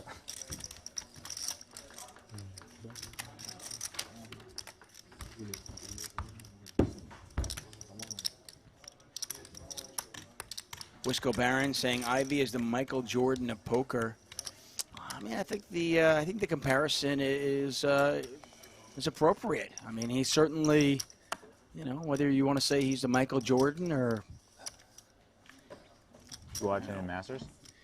Depends on your generation, right? For you and I, it's the Michael Jordan of poker. For younger kids, it might be the LeBron James of poker, whoever they think is the GOAT. Right? I'm not trying to start a fight here with the YouTube. No, I mean, listen, if it was me, no, I'd say I it's am, Wayne because Gretzky. it is Michael Jordan. He's the Wayne okay? Gretzky of hockey. I mean, he made the cut. Or the Connor McDavid of hockey. There's a guy that has a big Yeah, I don't even know who Connor McDavid is. That's how out of touch I am. How do you not know who Connor League. McDavid is? Yeah. I know. It's pathetic. He hit a lot of good shots, honestly. You know, the only highlights I see are on SportsCenter for and hockey. Yesterday was really tough. It's like cold and windy, and he started really bad. He was 4 over. The rest of the day, he played really good. He missed a couple putts. I'm Team Jordan, though. I'm not Team LeBron. I mean, it's unbelievable, obviously. Like, his ankle is bolted in. Like, he has no flexion in his ankle. He had to completely relearn how to swing with his back foot. It's crazy. Like, I mean, there's only one person that could probably do it, like, ever, right? To just rebuild his leg out of steel and just figure out, like, he's beating guys that are just in their prime. Crazy. I mean, I think he's obviously just, like, unreal on that golf course, too, and you can hit a lot of different shots, and it's not necessarily... That golf course is made for him. He's got to be the best ever on the golf course, or one of them, and... because you can, outthink your way around it versus other people, and you don't really need to hit bombs. It's a lot of strategy, obviously, compared to other stuff. So, but still, I mean, unreal. Yeah. He's hitting it good, legit hitting it good. Like, I'm kind of a newbie, but that's really new to me. That like there's so much strategy in golf. Like, I thought like there's the one way that you're basically supposed to go, and like, it's like too long. Like, that's a long conversation, but you have to position yourself in every hole. Like, there's a lot of risk reward. There's so much different options that you can go for. I mean, risk reward is probably the easiest way to say it. Mm-hmm. You have to manage your way around the golf course in that way. Got an all-in and a call here. Parsinnen, the thin all-in, 59K. Chidwick with ace-7. That was quite a shot by Chidwick. He got a better ace to fold, but Parsinnen stuck it into gamble with queen-jack suited. Okay. Are the good players, all of them, playing it aggressive in terms of risk reward? Or like, and with the dead ace, I mean, you can see that Parsinnen pretty much a coin flip here. But there's an ace, 1 heart. Parsinnen drawing pretty thin. Basically, you can go all Got in 3 as to the long as royal. it's the end if you. Now he's drawing dead. Well, yeah. It's different. There is a lot of variance in golf too. I just want to put this out there, Hanks. Yesterday, you and I were talking golf, and the people in the chat were yelling at us. Said stick to poker. Same people are they're fine with these guys talking golf though. Just put that out there. It is great to hear, you know, Ivey Petrangelo talking about Tiger Woods and everything that's been going on there. They're teaching Eibinger about golf a little bit. But then you sacrifice accuracy of all those situations. And then when you're trying to get it on second shots, like approach shots, a lot of times. This is their way to set up Eibinger and get him on the golf course. Brings in a lot. Because you know, get him on the golf course, and the next thing is they're gambling. You know, I mean, does anybody play golf and not gamble? Figure out the highest EV shots. It's the only way to Have play. you ever played? That wasn't the case back Have then. you He's ever tied played for golf as 19, an adult but, like, and not one gambled? guy has a huge lead. He's plus. No, I mean not in the last 10 years. No, there's always some sort of action. Something, right? Whether it be little or big, there's always something. Yeah. I mean, I don't want to play golf with people that don't the guy want, that just recently you know, became number action one. to play. What's the Really good point? Young guy, Texas guy. He shot. Oh, it's your big one. You bet on golf matchups ever off? You ever DJ on those? Just with my friends. No. Just like for fun with my buddies. You? Those are fun. Yeah, just. You mean your own flips? Or just like for the Golf tour guys? matchups. Yeah. Oh yeah. Like find somebody to flip with. Exactly. That's what I do with my buddy, but just for $100. Like, yeah, we do more than that. I believe that. Who you do with? Vegas guys or? Sometimes you do. There's a couple big golf. It's obviously golf. fun to find those in the Masters or the majors or whatever, Yeah. some flips like that. I actually, the first 2 days, I was just picking scores. I just picked 2 scores for Tiger, and the other kid got every other score in the game. I had Tiger the year he won the Masters. I think I had like 16-1 or something like that. Which year? Like 3 years ago, 4 years ago when he won. In 2019. Got an interesting flop here. I don't It's want to interrupt the unbelievable that conversation. the book, Trip like, tens he was versus only- open-ended straight he was draw. 16-1, like he was probably like. Ooh, and the straight comes in. Bedir No one with trip expected him to tens. win. Congorin with the 16-1 is, straight. like pretty funny odds. Pretty low. Yeah. Pretty high. I mean, pretty low. He should have been Low, lower like than he. that, probably. Yeah, exactly. I had a force Everyone's bet. going to bet on him regardless, right? So yeah, they probably just print. Bedir bets No, that's what I'm 21,000. saying. It's funny how Congorin he- just that's- calls. He's got to be one of the guys that. No, sorry, he raises to I don't know 65K. who knows what he was this week, Pardon but you me. know a bunch of people bet on him. and he's 136 to probably- 1 or something. Oh, really? And a quick heard call on here from table Bedir. talk. This pot now I think he had, 162,000. you know. I had no idea myself, but somebody in the table says like 136 to 1. Bedir checks. But that was at the Congorin point all where it in was for unsure if he's going to 123K. go. So Like, it was- 123 to win 285. Oh, They were This river's gonna speculating, bail will he out play Bedir. it? They don't know, and at that time. Bedir can't beat like in anything, can he? 2019, he was Not probably like- anymore. should have been like. Could have beat, you know, some 50 to sort 1 of or club something. straight draw. It's great. Or no, actually, he was playing good at that point by then. He had already won the TPC. Still higher than 16 though. It's really bad for him that it's like, it's cold and windy and like play is really slow right now. Like that's not good. He's done really well at the Masters overall, though, right? Like He's won 5 times. Yeah. 5 out of how many major wins? 14. 14. Nice letdown from Bedir. I saw some stat today. Like Overperforms a good bit. he's up 9.5. That stuff probably matters a lot. at the Don't beat Masters, anything. right? Unfortunate Same for course Bedir. every time, and like it's just He is hitting a lot of flops, though, no doubt about it. And just like the the, knowing, like the mental strength, probably. knowing all the Left short a game lot. shots. Yeah. The short game shots are unique. Every green. Yeah. I saw a stat today. He's up 9.5 million at the Masters. Tiger's made 9.5. And that's like, I mean, the prime of his career is before 2010, so that you know, that's a lot of money. I'm not up Last 9.5 5 million, but minutes I to am the up a end. little bit as I You know, did the bet biggest thing Tiger is Woods that's, to like, make the super cut. surprising now though is he has speed. Like he's like on one leg, he's still like getting ball speed that's like above average and stuff. So he might just like win another major. They're saying. Something crazy. I thought he was. I thought he was completely which done. leg is it? That's fucked. How many times has he been completely done? I mean, seriously, dude. It's straight crazy.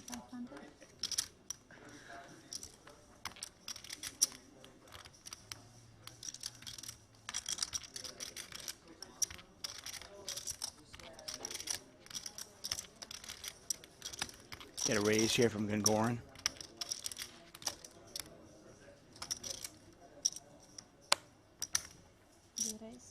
Tang's gonna 3-bet. Back foot. Pushing off of it is the thing he said. Like, if he, he's got to push. So winning a big pot with Queen Jack and Goran right back at it with 10-9. Tang 3-bets to 29K. Need to turn. I think Goran's gonna come along for the ride, but he's a bit of a wild card, so you don't know. Because obviously he started with a bad day. That's what he said. In like a presser or whatever. I think Goran might be feeling it a little bit, you know, the momentum, a little confidence after that last pot. He's going to get away. A little discipline. Nice Actually, 3-bet by I was Tang. thinking that year, Ace 2019, when you had him, he was actually playing well at that point. He won some big tournaments that year before that. I remember that.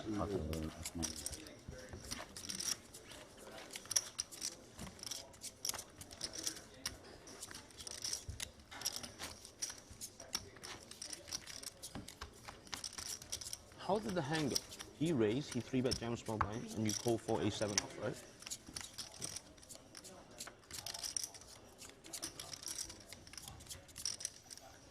Oi. But was it you two that went all in? Raise, call, squeeze. Okay. Okay. I'm surprised he wasn't in there already. I was expecting the suited connector to be a bit lower than Yeah. I was hoping for the 7-8. So you have him crush? Tang with the Philhelmuth. How do you fold that? How do you fold Queen 4 offsuit now? Well, I guess not. PLO. He clearly didn't see the hand. Very good. Yeah, I mean, I just don't understand. Hold him. Semi-retired. Hold him. Right? Hold him. Doesn't play much hold him. No, I Bro, think you always raising under the gun. What can I do? Huh? E, like 3 E's and numbers. Nick with the bro, you always raise under the gun. He makes the call. He hits a pair of threes. Bedir with kings. 10,000 pre-flop, 10,000 post-flop. There's the call from Nick. Very clear. Petrangelo currently 8th in the PokerGO Tour standings. Okay. Sort of a, a safe turn card if Petrangelo suspects he could be up against King Queen, Queen 10, maybe unlikely Queen 10 as we hold one. Basically any unpaired hand we peel to try and take a little safe texture on the turn. You like a double barrel here? Sizing here. I do. I mean, if I've got kings on this board and I get called, I'm trying to build a pot. I'm hoping I'm up against a jack. You also have to deny equity from various draws that can be present. I feel like you have the nice flush draw. That's what I think. Nothing? Oh. He doesn't have a nice flush draw. He also doesn't have nothing. Yes, of course. I would too. No, I'm just rushing because it's re-enter. If somebody wants to. You can re-enter. This is it, like 17 seconds. No, if you bust in the last time, Yeah, you can always. bust next time. I mean, Not you, anyone. I mean, play. You feel like flush draw, right? I felt like you had We've got a something good break that coming wasn't up. When the players go on good break, yet. we will as But well. you were already there. I play good. But we will come back for You think more like action. this, right? I believe we're going to play 2 more levels after break. So we got about 80 minutes of coverage or so, 40-minute levels. They should, right? They can't just like, they usually rotate them, right? I am here for it. Well, with the legend on the table, they might And I want believe to it'll keep be us the longer. same table as well. Are we moving on? We're going to have more Oh, Ivey. if it's not the same table, I'm rioting. Oh yeah, I'm Ivey just or not we going to come riot, back right? after break. Yeah. Yeah. It's not going to come back. Go ahead and they can. So They don't need This will be the commentators last- anyway, Tuck. Whoever they put out there. I mean, in fairness, they're this chatty bunch. It's great hearing them talk about Tiger. I don't think I've ever heard Nick talk so much. It's fantastic. I love it. Bedir gives him a little action, and I imagine this goes check, bet, fold, and we go to break, but we'll see.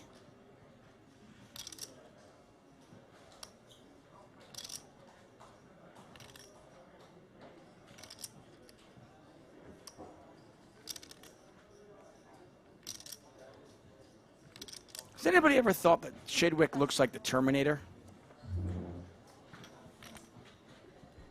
Maybe it's just me. Wow. I don't see it, but like might just Arnold be me. Schwarzenegger?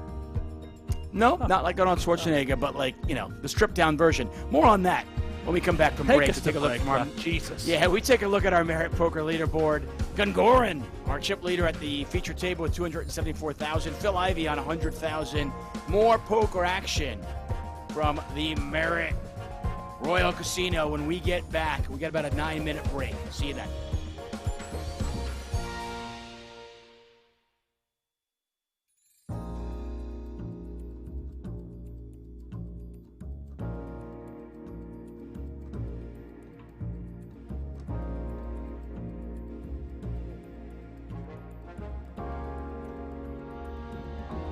Last year, Brian Rast outlasted a world-class field on his way to a super high roller bowl title and $7.5 million in cash. This year, the super high roller bowl tradition continues from Aria Resort and Casino. This is a big pot. Thought I had you crushed.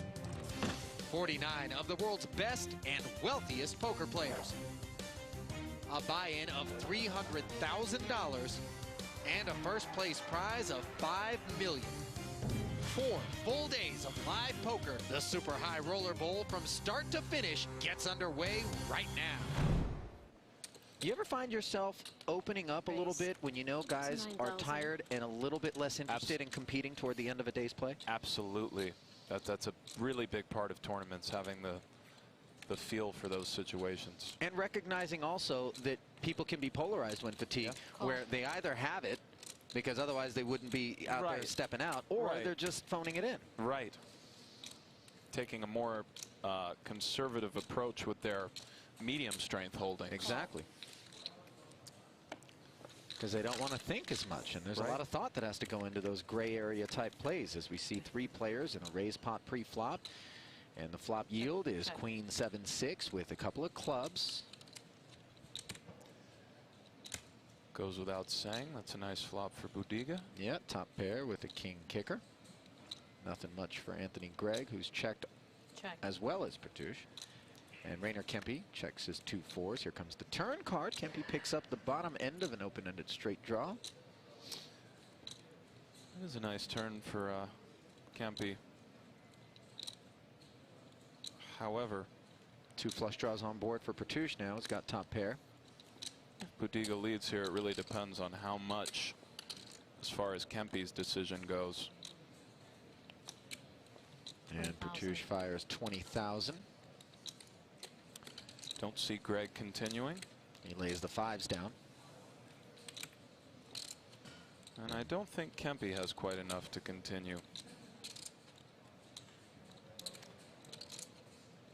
If you know an 8 is good for sure, it changes things somewhat. But an 8 could be no good. Petouche has some combos with a 9 in it. However, 4s could be good at the moment. This is reasonable. Rainer makes the call. A 3, 4, and 8 would make his hand best. And it's a 3 on the end, giving him the 7 high straight. That is the perfect card for Rainer Kempe. A disastrous one for Petouche. That's how you do it. It's just that easy, boys. Look at Rainer sizing him up. Kempe is a touch capped here. Can't really have 8-9. He can, of course. He could check 8-9 on the flop, but most of the time he would bet. So Petouche is kind of asking himself, what are his 4 combos, and thinking about trying to get some value from this king-queen, which is reasonable because Kempe could have checked back some 6x, some 7x, and doesn't really have 8-9, where Petouche does have some 8-9 here. So I don't mind Petouche's value bet, but it is ambitious. 1,000 is the bet. And you could potentially get your guy to induce here by checking with some sort of busted draw on the end. Sometimes, and I think Kempe may find a raise here just based on, I feel Pertouche may have given away the strength of his hand a bit based on his mannerisms. That felt very value-y to me. And that's not to say he did anything wrong, and it's 10 much easier to seconds. make reads when you can see somebody's man. hand. Oh, wow, look at this. You're exactly right. But we've seen a lot of flat calling on the end with not the nuts. But Kempe really felt like this straight was good. That's logical. Pertouche really only has the 8-9 suited combos.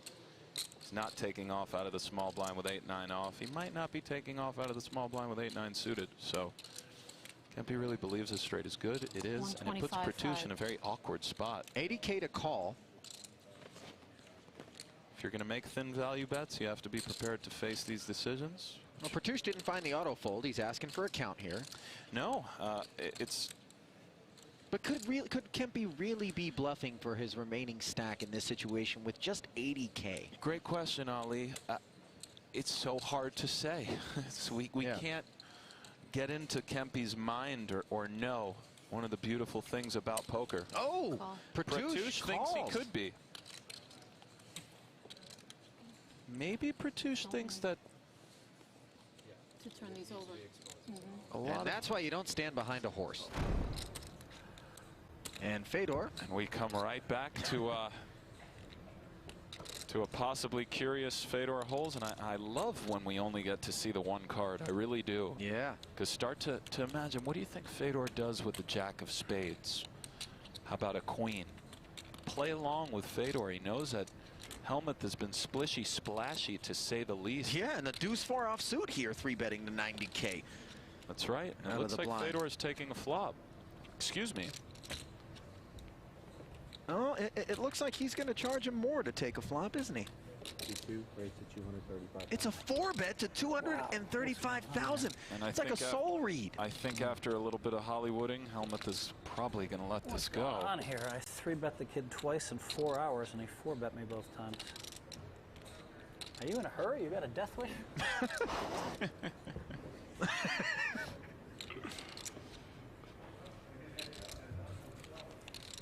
What the hell is going on here? This is sick. Helmuth. Nice hand, Fedor. He's not scared to just get in there and limp. He's not scared to sometimes 4x pre-flop. Right. Blinds are 20-40. I've seen Berkey do things like make it 200. And I promise you that confusing your opposition generally is good. Sometimes the cost of that is making a quote-unquote bad play. Being unpredictable, hard to read and hard to figure out. Right. These are all things that do aid you in the long run if you use those things to your advantage. Kempe opening with Snowmen, the 110. In the cutoff. And the small blind of Dan Smith making the call in bad shape with the 2 6s. He'll be heads up and out of position.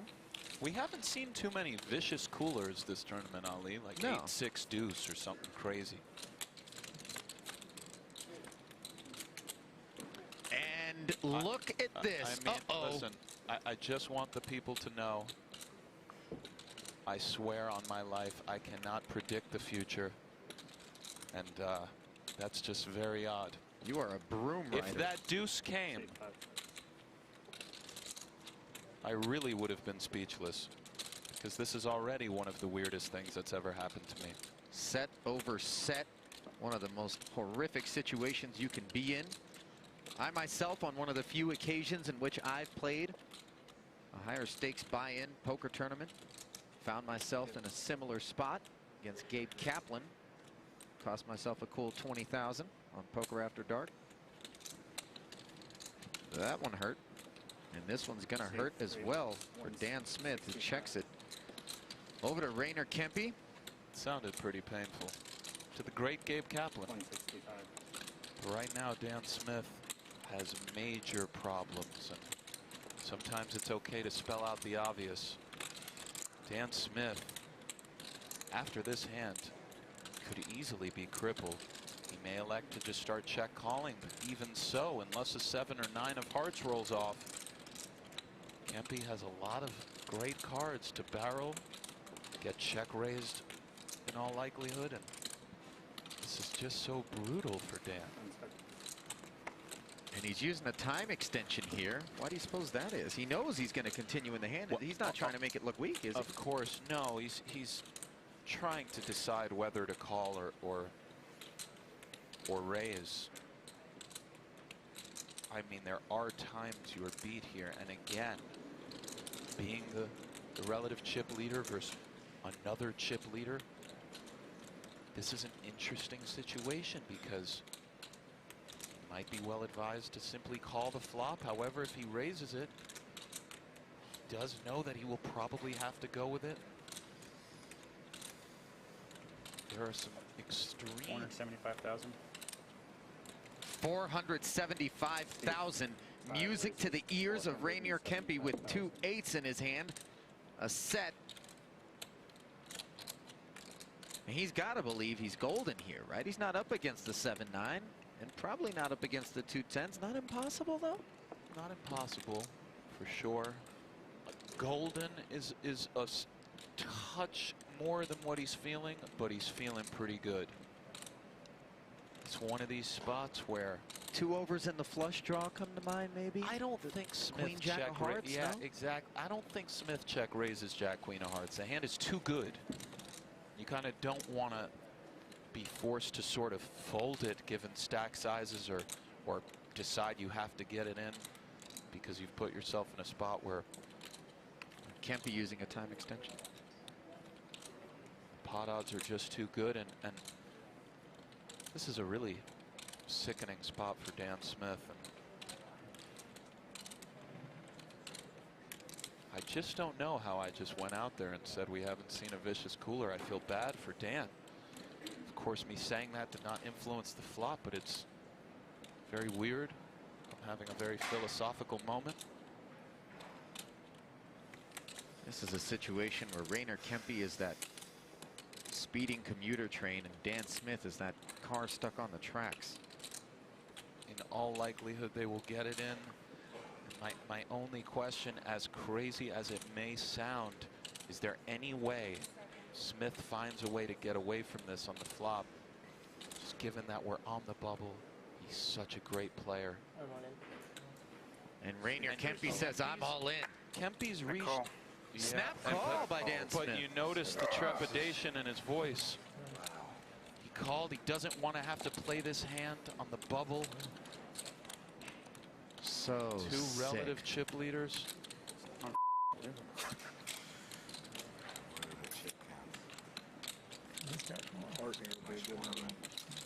Nine of hearts, all right.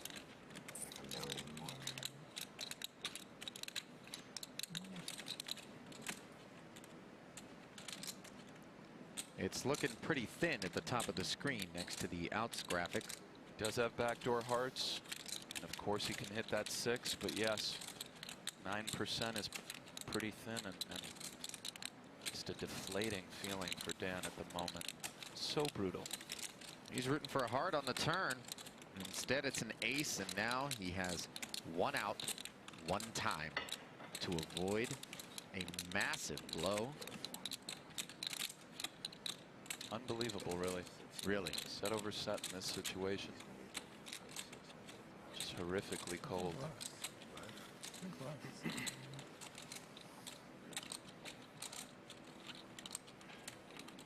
Dan Smith can't connect with the 1-outer on the river.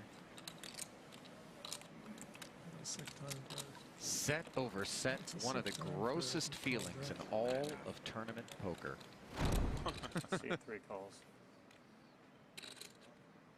Berkey, undeterred by the outcome of the last hand, limping again, this time with ace-9 suited on the button.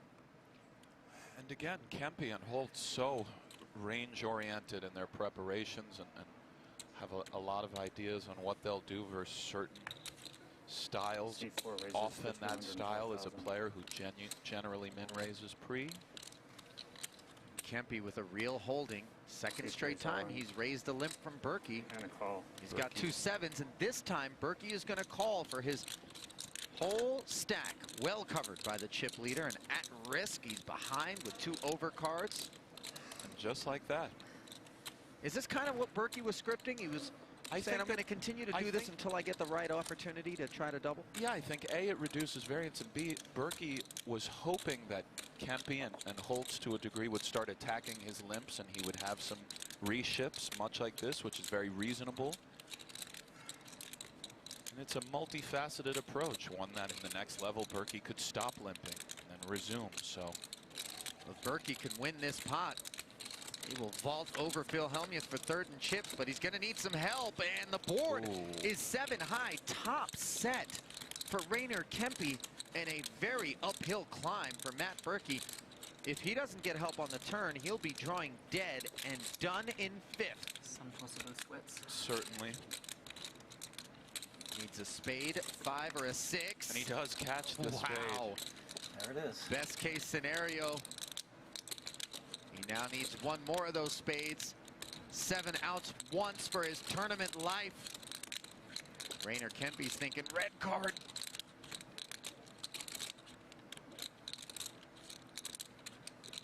The tension mounts.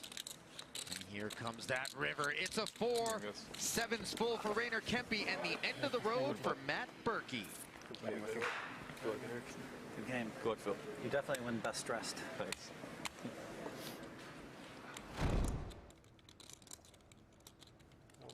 All in. Moving all in here with the ace. Oh my. And he's been called. What is he up against? The ace-10. Disaster for Eric Seidel. Is that Fedor humming? Pretty odd spot to start humming.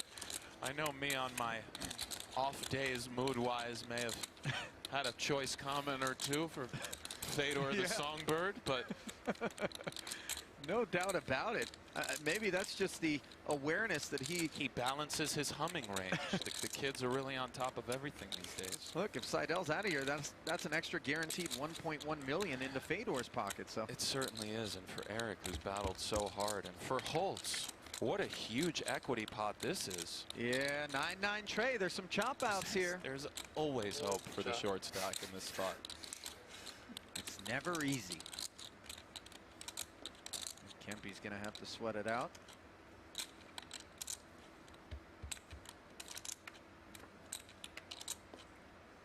Now picking up some more chop outs. Yeah, the ace on the turn. Notice that paint. Can't win anymore. Seidel cannot win the pot outright. That is correct. Very, very insightful observation. He does pick up many chop outs. 9, an ace, a king, queen, jack. Instead, it's a 6, and that's all she wrote for Eric Seidel, who really fought hard. You can't say enough about Eric Seidel. We are back. Welcome to the 2022 Super High Roller Series Europe. We're in Northern Cyprus at the beautiful Marriott Royal Hotel Casino and Spa. Event number 3, day 1 coverage of the $25,000 No Limit Hold'em event. And we have quite the final table, and what a gorgeous, absolutely gorgeous hotel, live from the Marriott Crystal Cove Hotel Casino in Northern Cyprus. The sun has set there, despite the fact that it's just morning here. And look at this featured table. Ivey, Petrangelo, Tang, Chidwick, Eibinger, and they're all chasing Gongoran, who is our chip leader at the feature table with $274,000. I am David Tuckman, joined by my co-host, Brent Hanks. We're here to call the action. Thank you for joining us on this glorious Saturday. How about Artur Martirosyan now moved to this feature table? There will be action, no doubt. Some of the best No Limit Hold'em tournament players in the world right here at this feature table. There will be blood, and I am here for it. I believe we have a couple of levels of poker for you, so stick with us for the next hour plus. I see you all in the chat. We are paying attention to the chat, so if you have any questions for us, feel free to ask away. 136. There he is, the Terminator. Chidwick. I can't believe you don't see it. I don't see Arnold Schwarzenegger. No, not Arnold Schwarzenegger. Remember the stripped down version. After Arnold Schwarzenegger loses his skin and his body, and it's just the machine at the end of Terminator. Now look at Steven Chidwick and tell me he's not the Terminator. robot. Yeah, you the believe robot. he's the robot. I think there's a resemblance. Okay. Wait till right. now. Look at that. Oh yeah, I mean Not yeah. Arnold. All right. It looks like okay, the robot. Right. The actual Terminator. Not Arnold. No. Oh. I'm with you now, Tuck. Yeah. I mean, Chad is all over it. They think I'm a genius. I can see it already. Does that mean any sort of, physically fit, bald-headed human being can look like the Terminator robot? I mean, so like Ivey, No, he's got the Terminator Phil Ivey- robot look too, or No, not at all. Phil Ivey does not have that Terminator look. There are many bald men who are physically fit who do not have that Terminator look. Stevie Chidwick does, though.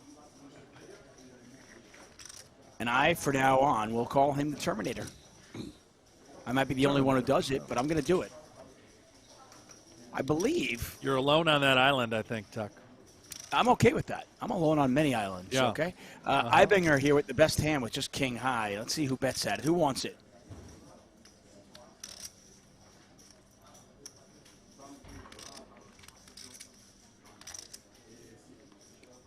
Psycho546 says Phil Ivey is in last place. Comeback gonna happen. Don't fret. I believe registration is still open. Ivey could get knocked out and then just rebuy into this one. So this is very early on in this tournament. Very, very early on. Yeah, see, Roy Henson says, I see it. I see the Terminator in Chidwick. Roy Henson agrees with me. That's your burner on YouTube. I know that's you, Tuck. You're Roy Henson. Checks through once again. 10 on the river. Nobody makes a pair. Does anybody want it, or are they going to let Eibinger get the showdown with King High?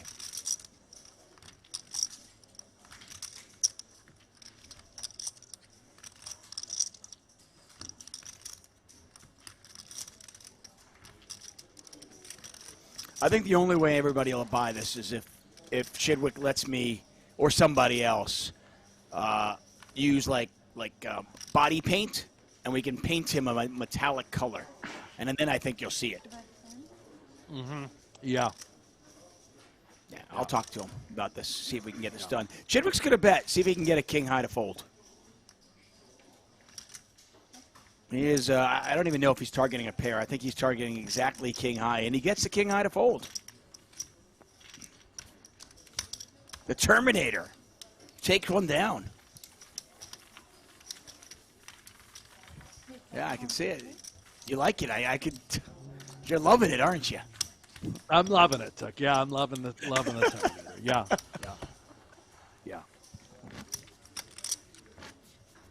What levels we playing at? 12? Well, it's still the final table. Want to thank Merritt. Final table. Same as yesterday. Poker, GG, Lux and 40 Pay people left. for bringing us this action. 40 now. And for those of you who are enjoying it on the Lux and Pay YouTube channel or the Merritt Poker YouTube channel, I'll go fast. thank you for joining us. It'll go If you're fast. watching it on the PokerGO YouTube channel, please hit that subscribe button. It's kind of We shallow. are doing our best trying to get up to 250,000 subscribers. Just do it right We're now. just a couple click thousand short. subscribe. Easy, Click right? the thumbs up while you're at it. Yeah. Marta Rosen raising the 12K with eights.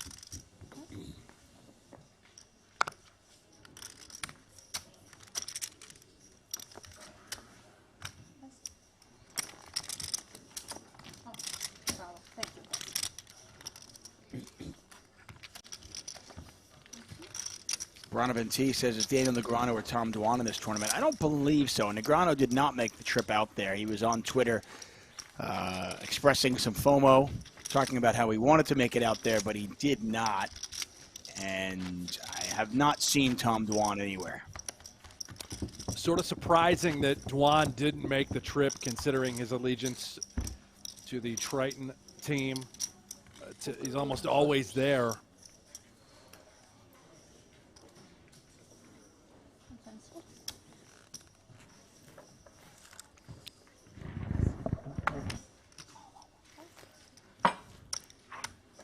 $12,000.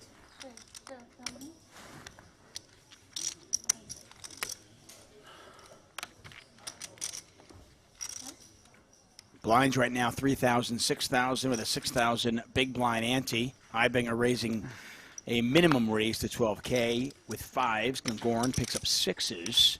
Once again, Brent Hanks, David Tuckman here for the 2022 Super High Roller Series. We're back at it tomorrow. No rest for the weary. We are back at it 7 a.m. Eastern Time. Wake up on your Sunday. Have a mimosa. Have a Bloody Mary. Who had a Bloody Mary this morning? Bloody Memoria. Bloody Memoria. I haven't had one yet, but I will, Tuck. Oh yeah, well you got to celebrate your your kid's first birthday with a bloody something. That's for sure. Martirosian, well, he is all for blood on this hand with kings.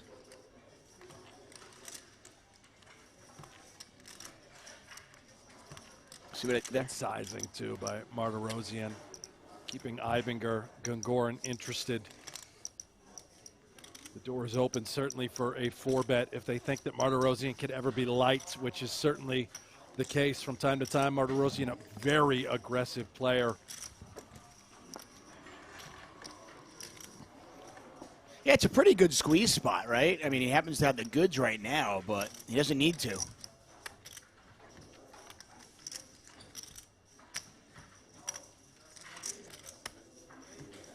Gangorn does a little mining. Put the helmet on, click the light on.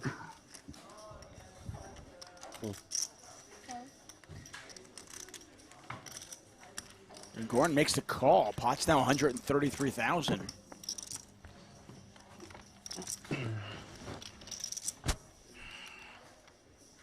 Queen, Queen 10. Is that a flop that should worry Martirosian? I mean, we can see it doesn't, but you know, you're still way ahead, way behind sort of situation, right? If we're up against a queen, not loving life, all other pairs we are still just crushing.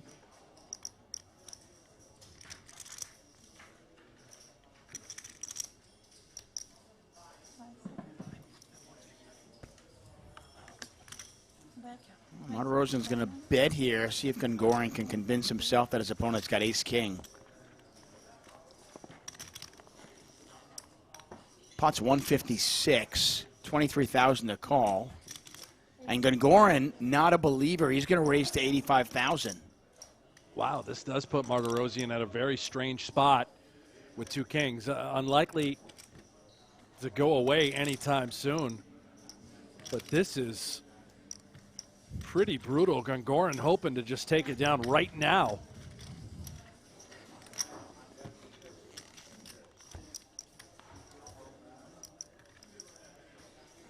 Martirosian makes the call. Pot is 303,000. These players are just 112,000 behind.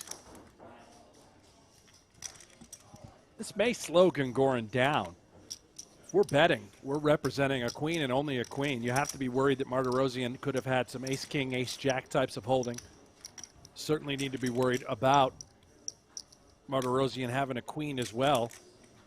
Is ace-king or ace-jack calling that big raise in the flop? Maybe ace-king would peel. I mean, it's, you know, you would think that a queen would likely want to slow play, just call the flop. I'm not saying you would always rule it out. Check, check once again, and Martirosian's kings are good here. I mean, clearly we can see the cards, and it's unlikely for Gongorian to have King-Jack if you're in Martirosian's seat. But when he raises that flop, King-Jack's got to be one of the hands he might be raising with, right? Absolutely. Straight draw? Nonetheless, though, after that raise in the flop, it goes check-check on both the turn and the river, and Martirosian wins a nice pot. He is our big-time chip leader at our featured table. And if you want to be the chip leader at your PokerGO Hold'em table, you can be. That's right. You can play free Texas Hold'em poker. It is from the creators of High Stakes Poker, Poker After Dark, and more. Be part of the shows that help shape the game with an authentic online poker experience. PokerGO Hold'em is available now on the App Store, Google Play, or by heading over to PokerGoHold'em.com. You can play with the avatars of Maria Ho, Antonio Esfandiari, Phil Hellmuth, Daniel Negreanu, and many, many more. Plus, you get the sultry voice of Brent Hanks calling the action. That's right. Download it now for free.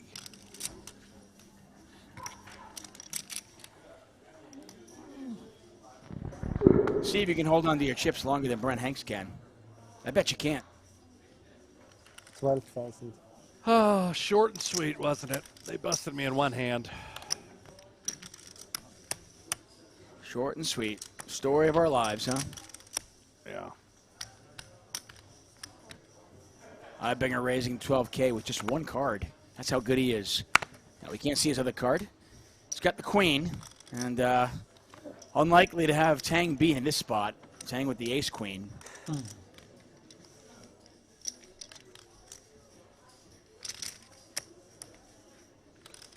Mentalistic says, surprised the table is so quiet. They were very talkative before the break. It'll come in waves. Yeah. Oh, it's the most we've heard out of Phil Ivey, maybe in years. Ever. All in. A lot of conversation between he and Nick Tang all Petrangelo about in. golf. And Eibinger, nobody home. Nah.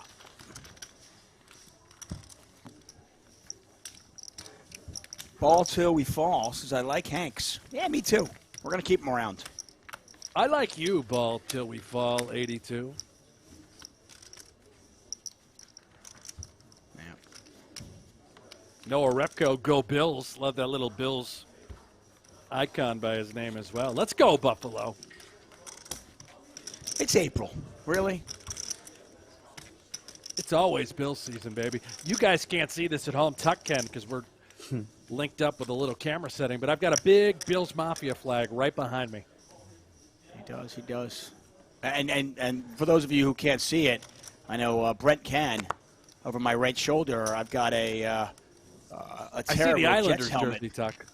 I've got an Islander jersey, and I've got a Jet helmet behind me as well. You can see that over my right shoulder? I do. I see it. Yeah, right there. Proud of you for keeping it up. Is that also a Jets banner right above the helmet? Nah, it's a Philadelphia Eagles banner. Eagles. It's an Eagles okay. banner. You just like the color green. Yeah, yeah. I'm all about green. Yeah. Well, I mean, I can convince myself that it's. I couldn't find something, celebrating the Jets winning anything, so I had to find the Eagles. At least I can. It's green, at least. Ooh, look at this here. Bedir to 35, up over Petrangelo's race. Gongorian wakes up with 2 sevens. Does he think it's enough to just slam it home? No, he's just going to call, but that is a large percentage. Yeah, he put 30. Wow, and Oh, my Matthias picks up gosh. 9s. It's just big hand after big hand here. Remember, it is Petrangelo who actually was the original raiser with 4s. Min raise. Bedir, second time he's picked up kings since we've been broadcasting.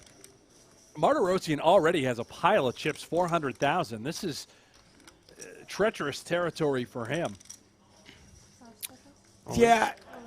Oh, he just boy. moved all in here, and what a dream scenario for Bedir. And you know what? If you're Gongorian, you might just want to gamble. I don't know. He just lost a big pot. I don't know if he folds. Bedir goes in there. Let's see what Gongorian does.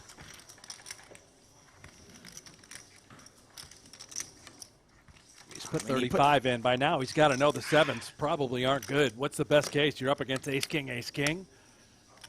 Yeah, but I just... might just... It's the rebuy period. Tuck, put the puck in the net.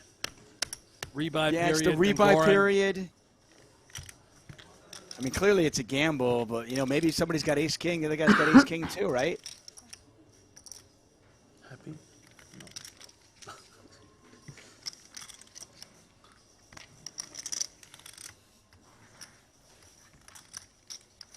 What a dream scenario for Bedir. It's our biggest pot that we have seen so far. Over 500,000 chips in there already. And that might be what Goran is thinking. I mean, do I want to stick 77,000 in there and possibly be the chip leader?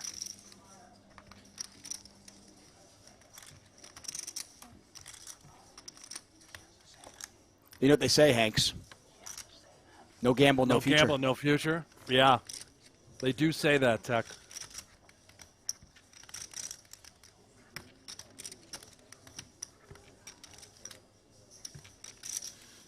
I don't blame him for giving it some thought. I mean, the initial 35 he flicked in was questionable. He does get away from the hand. Kings versus nines. If a 7 falls off, Goran might flip the table over. Did you have an ace? Oh. Only I work, and that's for Titan as well. Ooh. There's a 9 right there in dear. the door. Martirosian threatening to run away with this right now. Bedir looking for a king or running spades. Well, he can pick up a jack now. 10 of hearts gives him a few more outs. You can see him in the top of your screen. Looking for a jack or a king. It is a deuce of diamonds. That's fine. And an unfortunate run out for Bedir. A dream scenario where he could have had over 500,000 chips. Turns into a nightmare. And that man right there, Martirosian, now with Nines are running hot today. almost 700,000 chips. Absolute pile for Martirosian. I have to imagine he's the Did you have fun in the short deck? chip leader right now. Well, you can go over to the PGT live reporting. I mean, yesterday, like, did you enjoy it? Yeah. And take a look and see. Right, PGT.com. Check out live reporting. Maybe I can get a little update for us. Let me take a peek, Tuck, huh? Maybe I will play whole series. The resources are there for you. Yeah. All right. Up to 64 entrants, so it's a huge field. Yeah, I believe Martirosian is the chip leader after that pot. The listings have Andras Nemet at 640,000, Ali Amshurovich 620, Vyacheslav Boldigan at 320, Sinan Unlu 300, and Chris Brewer, the magical mullet, rounds it out in 5th place. And Martirosian, yeah, he's going to be the chip leader right now.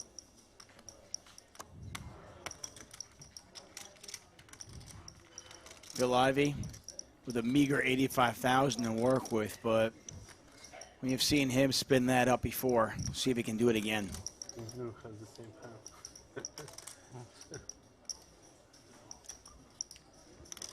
17,000.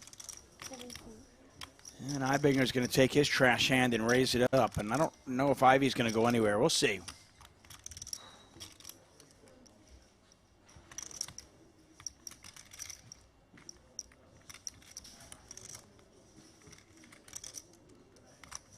For Ivey, I think this is a limp jam, King 8 suited. Eibinger just has an absolute stone zero holding. Ivey does just make the call. Yeah, pot's 40,000. Yeah, he's trying to really muscle around and outmaneuver Phil Ivey here with an absolute nothing of a hand. And it might work as Ivey does not connect. He may have been better off limp jamming. Obviously easier for us to say as we can see the cards. King 8 suited is pretty strong, and we know that Eibinger, he's so talented. He's going to take napkins like this and try and leverage as he realizes Ivey is handcuffed.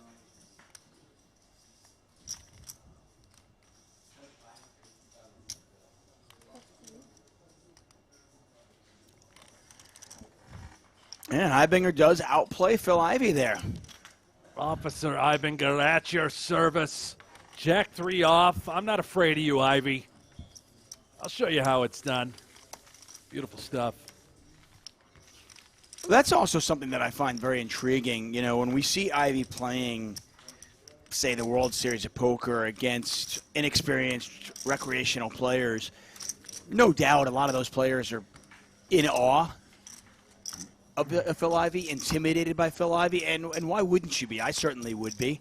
But these players are not at all. You know, they put the work in, they put the hours in, and there's nobody that intimidates them. So that is not in the game. Tuck, a lot of these guys, Eibinger, Chidwick, I mean, the majority probably feel like they are simply better players than, you know, a better player than Phil Ivey when it comes to no-limit hold'em tournaments. Now, every other game in the world, now Ivey still has the edge.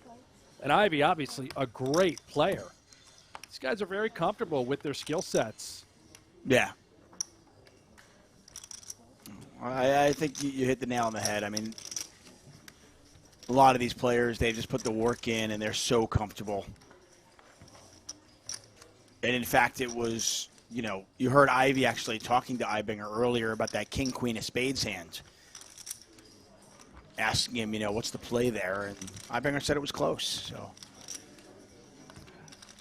Nick Petrangelo with an open-ended straight draw, just 5 high right now. Goran with a flush draw. Pot is 33,000.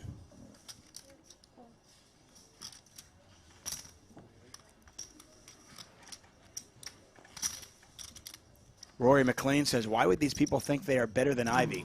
Well, I mean, just to be clear, I think it's a question of are they better than him in this variant? And the answer is probably yes.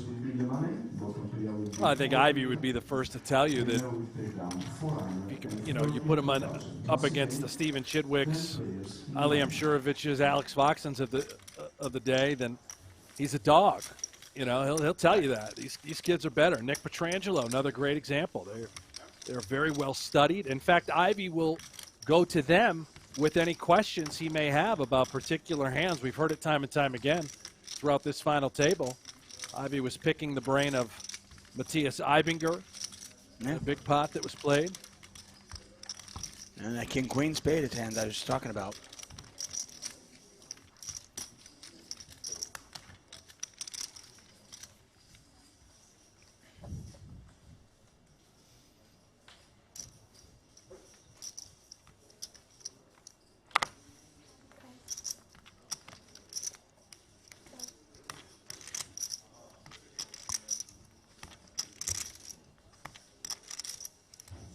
This stack looks easy to build in short deck. Very hard to build. Hold. Chidwick with the very pretty Jack-10 suited. Short deck, 3 hands. Oh, it is. A delectable, collectible. More shots. Suited connectors. Yeah. Another one for Eibinger. Yeah.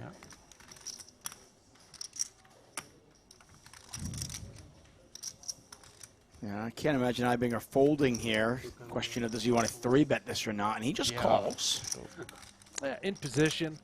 Well, that's the I like it on the button. You want to see a flop here. You don't want to 3-bet, put yourself at risk of getting blown off the hand by a 4-bet. Now, if he had king-queen, king-jack offsuit, certainly no problem 3-bet. If I get stuffed on, I can absolutely fold.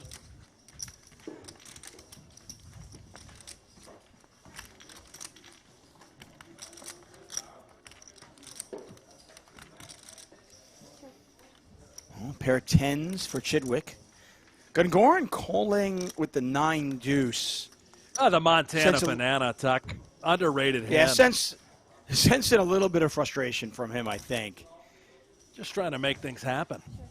Yeah, and you know, you can sort of feel it.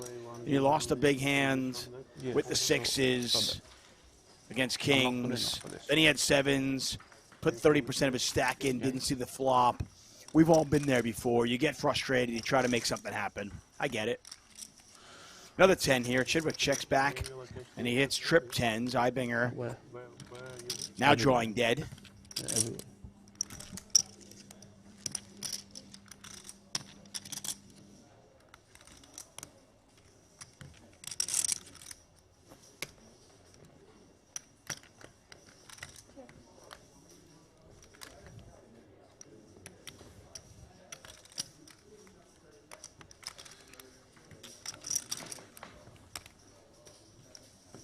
You play online a lot, right? You play online a lot, right? Not a lot now. We play only for Sundays now because no game. To go tournaments. So what else you do normally? So what do you do from Monday to Saturday? Studying, chilling. Chidwick, so cagey, checking it. I want to study from that. River's a king. Who's going to take a shot at it? Does Gungoran take a shot at it? No. Just gives No, up. Credit to Gungoran. Don't put a nickel in the pot. And Chidwick did his plays best. 25. I think if he did have an ace, even a hand as good as ace-queen, he likely would have checked the flop on over to Eibinger as well. Eibinger did not take the bait. He was happy to see a turn. Chidwick did his best to check trip tens again on the turn. To the 75K. Feigning weakness. And look at this. He goes for the free check with a premium. Eibinger now would have to turn that 7 into a bluff. If he were to bet here, he's hoping to bluff. He'd be targeting a king. Nah, you see the grimace on his face. Not only is he giving up, but he also knows his 7 doesn't have showdown value. He knows he's beat. Maybe I didn't have practice, you know. Eibinger too smart for that. Yeah. But shot that is very easy to make mistake, and you don't even do it. Very exciting news. My my 8-year-old's got a little league baseball game today. Apparently he hit a double, which means he hit a ground ball to the second baseman. That's awesome. Yeah, that means he hit a ground ball through the second baseman's legs, and he got the second base in all likelihood. But hey, we'll take it. Beautiful. Every double matters, Stuck. That's because you're playing I think so. They all count. Got 30 anti.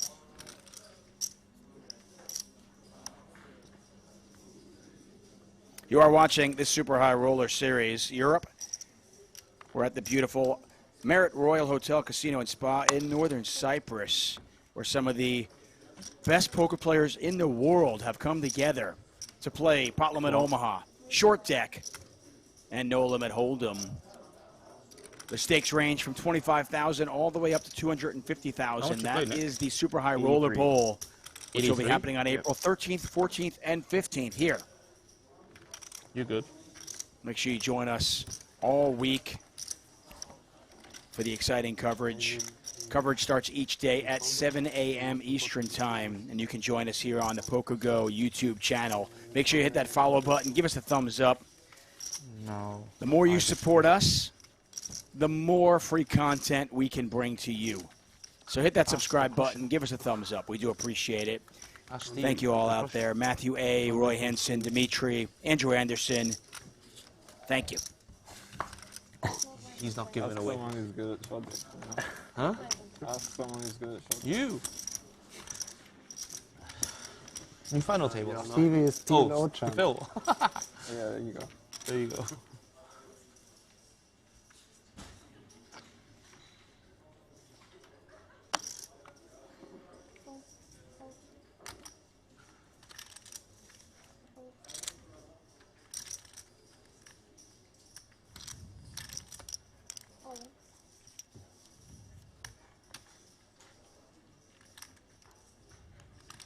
Pretty 1-4. Petrangelo, grip, rip.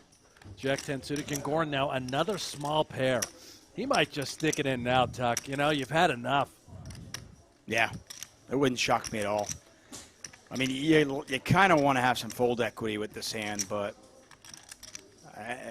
the last 15 minutes have been brutal for this gentleman. And I certainly would, I can certainly relate to his frustration.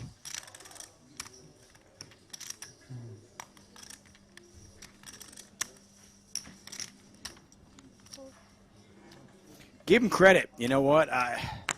He has done very, very well to kind of stay the course and not give away those chips. Tang, though, is going nowhere, I don't think. Not with ace-queen. All in? And he is all in. And, whoa, Martirosian picks up jacks behind him. Cow. What? Look at that. Ace-queen, jacks, and jack 10. I'm more than happy, right? I think so, yeah. For a snap overcall? Well, yeah. Yeah, I mean, the snap overcall, I mean, jack's your best hope when you got ace-queen.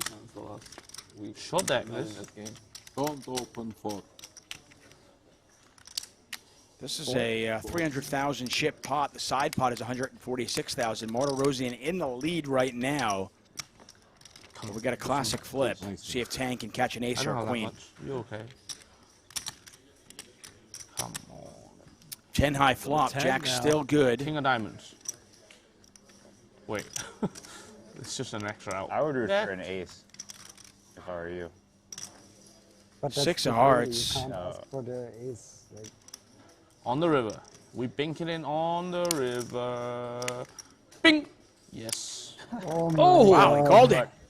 He called it. He said bink, and the bink came. I don't. Tang was feeling The it. bink. Yeah, the bink came in the form of the ace of hearts. Nick Petrangelo has been eliminated. See if he rebuys. A triple up there for Tang, who's going to be right around the 500,000 chip mark. I'm going to lean yes on the rebuy for Petrangelo. No chance he came out here to fire one bullet in this sucker. Yeah, unlikely. Danny Tang on 446,000. Martirosian on 520,000. As we look at the Merit Poker leaderboard, Ivey nursing a short stack with just 71K. Matthias Eibinger, 228,000, and Steven the Terminator Chidwick on 250,000 chips. Still rolling with the Terminator, huh? Oh, I won't let this die, chitty, man. bang, bang. I'm not letting this die. Packed No way. here for No bonus how. coverage. 3,000 of you tuned in on YouTube. We thank you all so much for joining us here today.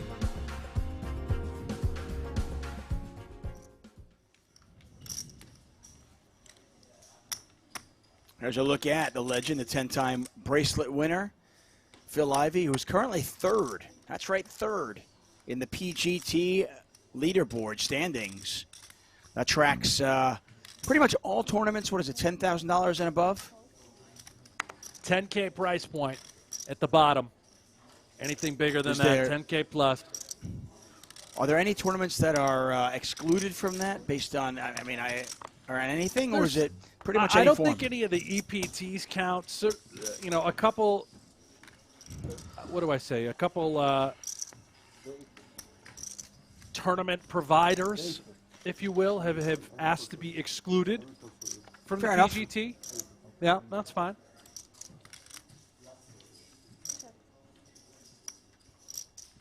Well, Ivey's hit an ace here. Chidwick with nothing.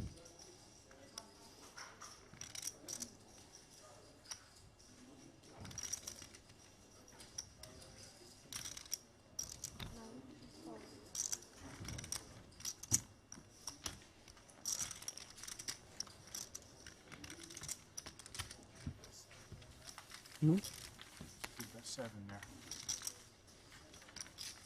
If I had the best 7, I don't understand. Best 7K. How you mean, like? I bet 9K. Ah, that's how you mean it right now. 15 big lines for yeah, doesn't really matter. Something the goat. small difference. 7, 8, 9, 10. All is good.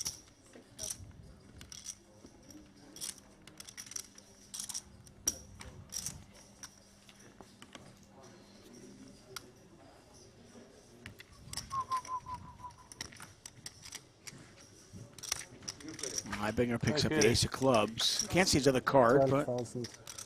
that's enough for him to raise. Let's find out what his other card is in a moment. But he's going to min raise it. Blinds are 3,000, 6,000 with a 6,000 big blind ante. 228. I think blinds are going up in about 5 minutes. And they'll be 4-8 with an 8,000 big blind ante. 228.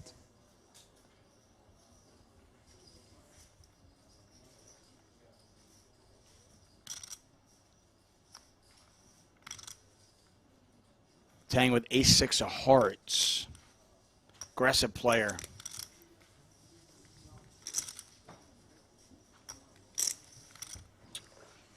He's going to let that one go.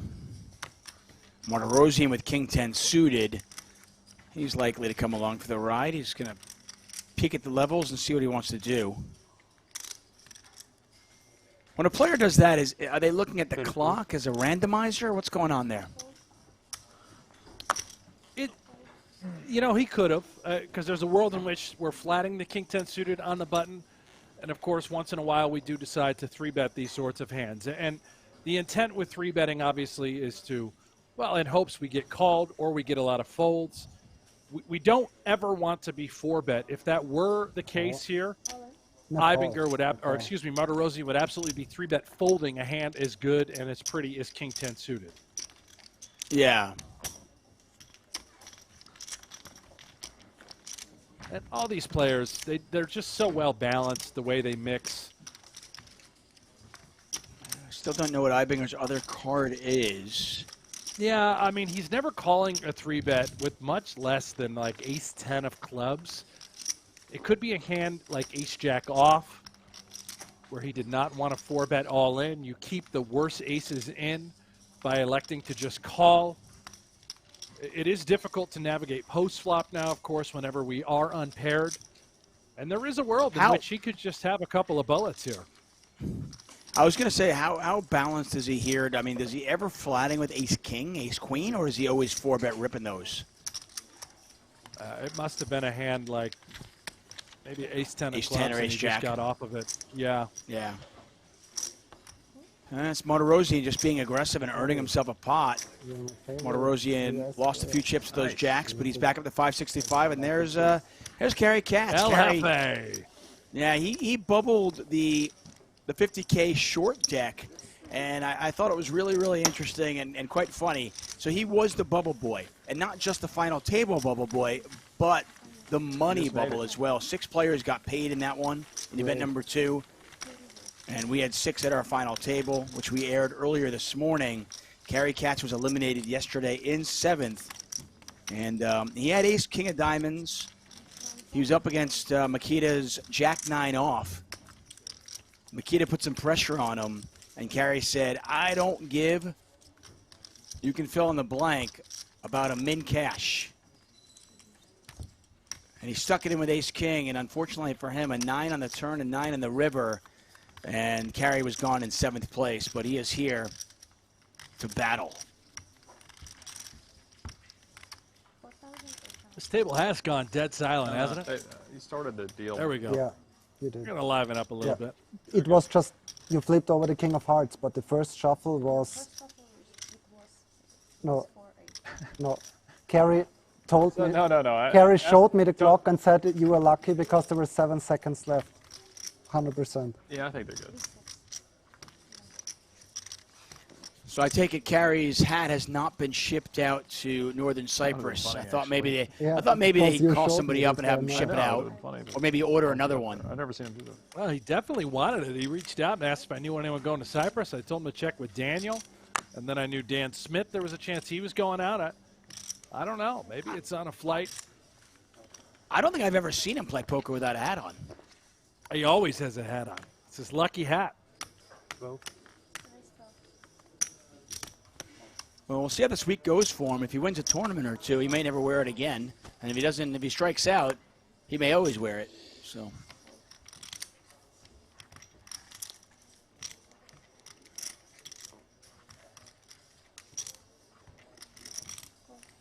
Martirosyan staying aggressive. Over 500,000 chips in his pile. Once again, Brent Hanks, David Tuckman here for the 2022 Super High Roller Series. We're back at it tomorrow, 7 a.m. Eastern Time. Make sure you join us each and every day. Nothing there for Eibinger.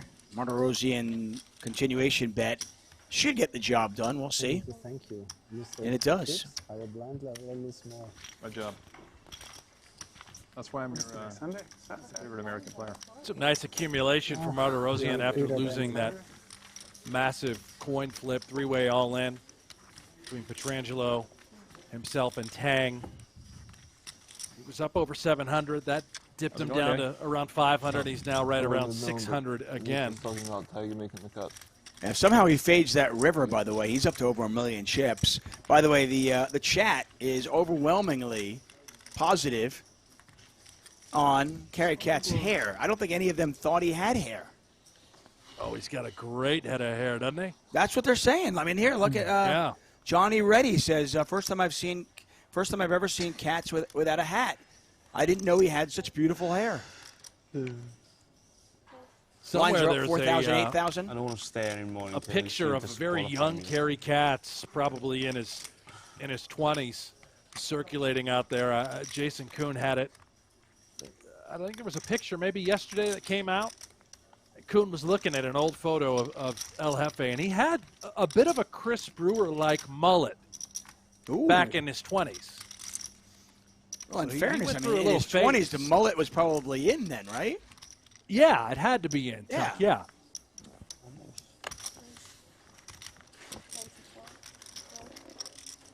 And Chidwick's going to raise it up to 24,000. It's a big raise. Blinds are 4,000, 8,000 right now, so he goes 3x with the ace-9 from the cutoff seat.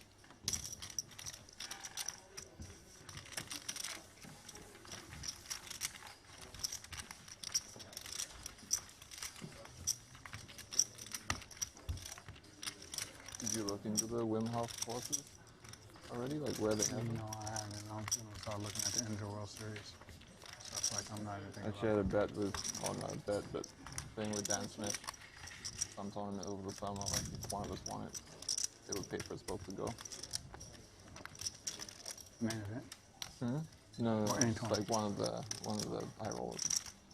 How much is it? Anyway. I don't know. Can't be that much, right? No. 10, 20? Where were you when Phil Ivey and Stephen Chidwick conversing at a feature table? Yeah, I was just thinking that. I was right here. The GOAT and the Terminator. Having a conversation right here on the spot. I love it. Love to see it. Ivey picks up 5s. Only has 77,000. He's got less than 10 big blinds. He's in the cutoff seat. Stick them all in there.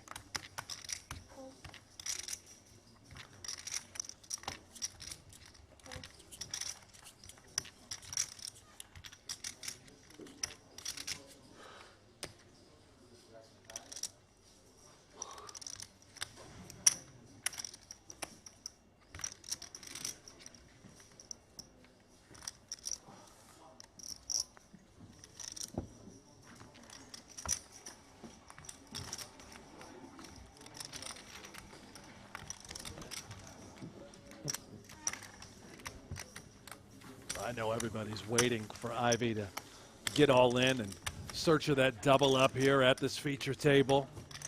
First pull up. He's got the stack to certainly have to maneuver. You came alone looking for the double. Family and Bill. Yeah, no doubt. No doubt about that. This is just event number 3 of our week. We've got 10 events in all. As I mentioned, culminating with the 250K Super High Roller Bowl. April 13th, 14th, and 15th, and you can watch all the action here. You don't want to miss a minute of that one.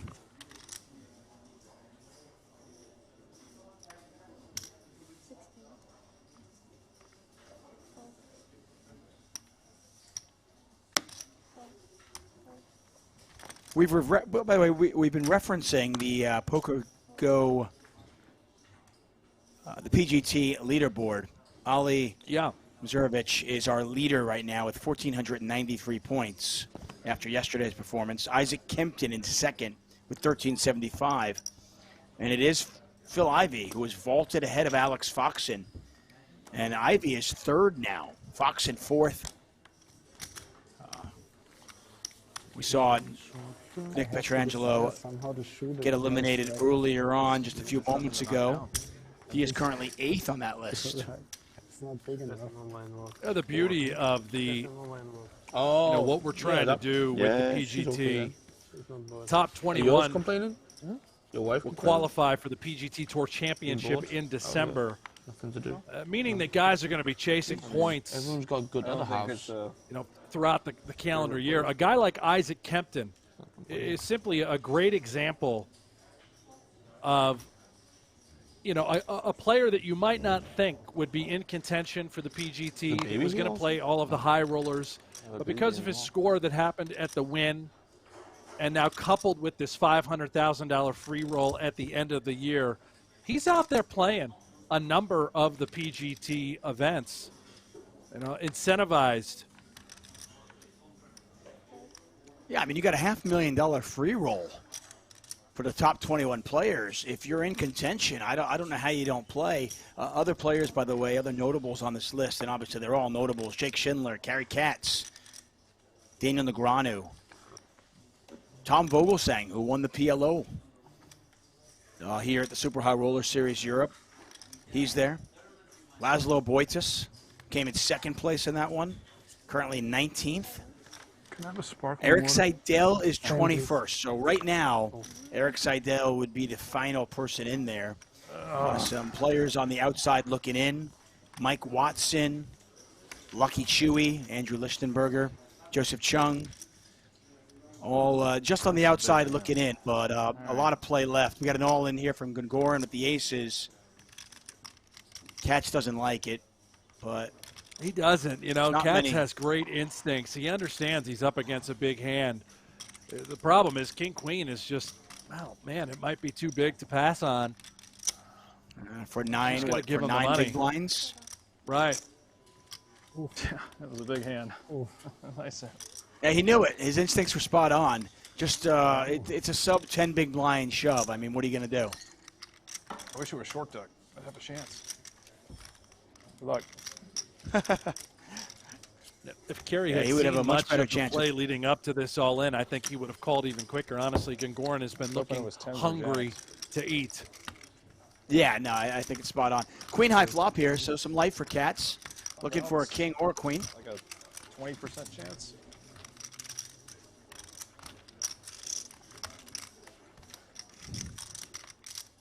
All right, got a much lower chance now, 10%. And neither player with a diamond in their hands, so that doesn't change anything. Still a king or a queen for Carey. Unfortunately for him, running eights on the turn and river, and Gungoran has doubled up to 190, Carey down to just 15K. Oh, I think Carey is a perfect example of that player where the line is being blurred between businessman and poker and professional poker player. You know, it used to be on one side you had the professional poker players, and then on one side you had the businessmen. And I think that line has really been blurred because you've got a lot of businessmen that are really, really good at poker these days, and Carey certainly is in that category. Yeah, I mean, let's face it. Yes, he's a businessman, but he plays poker at a professional level. You know, he really is truly talented at the game. Only 29 minutes. Unfair to continue to call him a businessman. He's a pro. I just remember many years ago, I remember in the one drop, I remember it might have been on ESPN or whatever it was, but I remember they said, oh, the businessmen, and then the pros. And a lot of people were kind of joking around, be like, yeah, but these businessmen are better than those pros. So, and I just feel like now here in 2022, that line just continues to get blurred more and more. Because there are a lot of really, really good, quote unquote recreational players out there these days.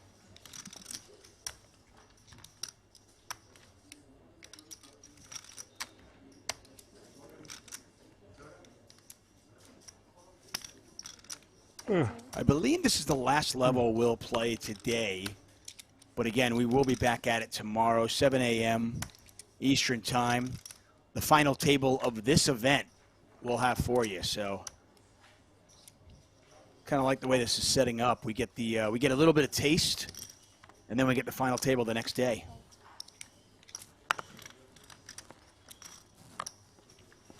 About a Rosie in here. Took a look at Chidwick's stack first. I think maybe considered 3-betting. Saw that Chidwick may have been committed. If he did 3-bet, opted just to call the 7-5 suited. And we've got an action flop right away now between Martirosyan and Tang. Yeah, and these players have about 1 million chips between the two of them. So we'll see how this one goes. How crazy do they want to get? Do they want to play small ball, or do they want to mix it up?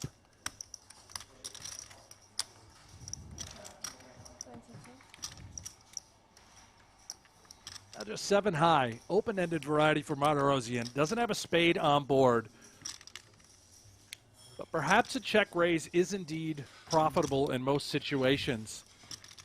If if Tang has a lot of king high, queen high, ace high sorts of holdings, it's suspected he would absolutely be c-betting these sorts of boards. So Martirosyan he does just that. He does bring a check raise in hopes of targeting those Broadway sorts of hands.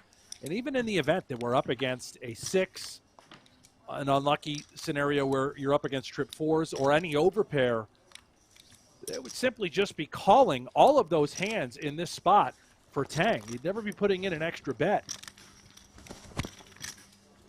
All right, so by check raising, there's no real risk that you're going to get blown off your hand. Now both players with a pair, both players with the same straight draw. And if anything, that might slow the action down. We'll see. Pot is 162,000 already. Thank you.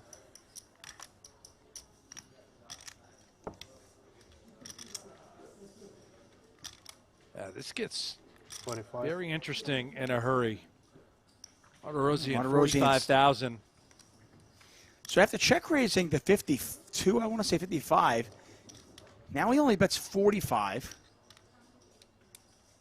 Tang is now going through the sorts of hands and holdings that Martirosyan could be doing this with. 7-5, yeah, that makes a lot of sense for the reasons we stated.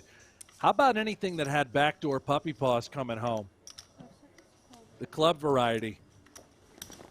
Tang makes the call. Pot is now 252. He's being careful, and he knows he's got top pair, open-ended. This river is critical now. If Martirosyan puts another chip in the middle, he is turning that 5 into a bluff. Look at Tang, just eyeballing him. I mean, can Martirosyan get Tang to fold 9s? Something that strong. And at this point, it's exactly what Tang looks like he has. Yes, he can absolutely have 7-6 suited, some sort of 6 holding. But a lot of the time, it is some sort of overpair. If Martirosyan believes he can bluff him off a hand like 9s that you said, Tuck, then I would suspect an overbet would be incoming. 175.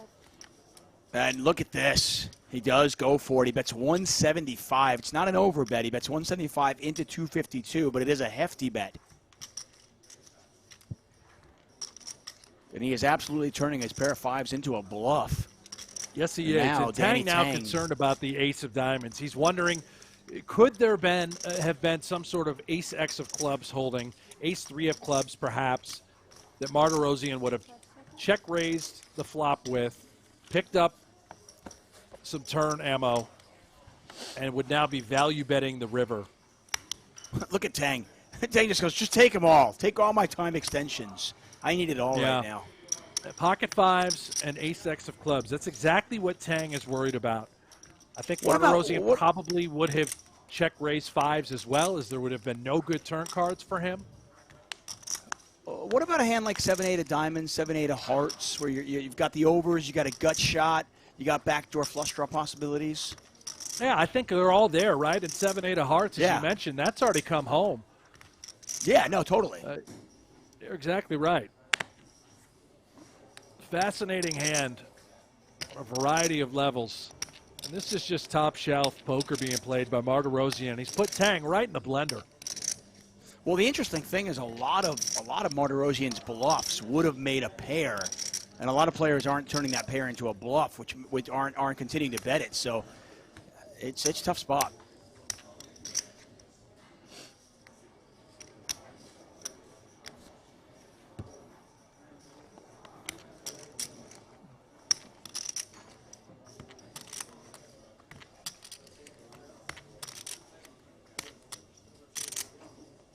Pot is 427,000. Tang trying to think this one through. Figure out where his opponent's at. Can he beat anything?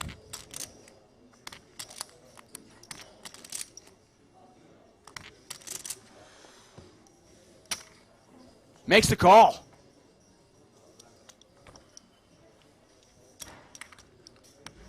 That is fantastic by the Tanginator. And Martirosyan just looking up at the heavens. Probably thinking, I mean, if he bets more, does it work? But by betting smaller, he does keep that like ace-3 of clubs type hand in his range. Yeah, really was a very strong bluff by Martirosyan. I think you nailed it too, where most players, yeah, they might have it in them to check raise the open-ender, to bet again when they make a pair with that added equity. But to pull the trigger, fire all 3 streets, understanding that we're turning that 5 into a bluff, that is top shelf. It's unfortunate, of course, to lose the pot. That was just a beautiful hand of poker being played right there by both players. Yeah, and I think that's really well said by you, because I think that gets lost to a lot of people watching these, a lot of recreational players. You think, well, he lost the hand, so bad play. And I think a lot of times you can lose a hand and play the hand brilliantly. And I think in Martirosyan's spot, I really, really like the way he played that hand. It just didn't work out for him. Tang just made a great call.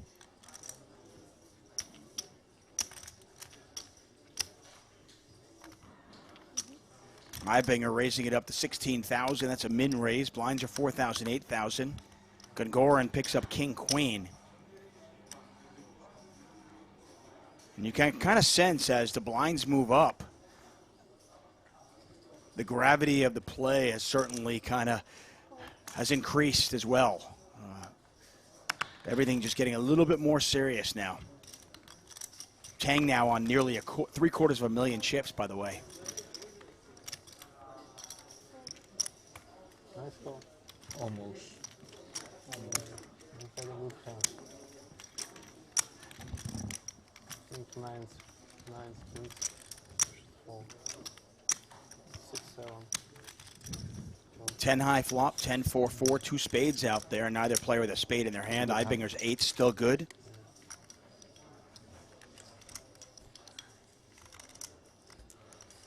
Nice bet. Nice bet.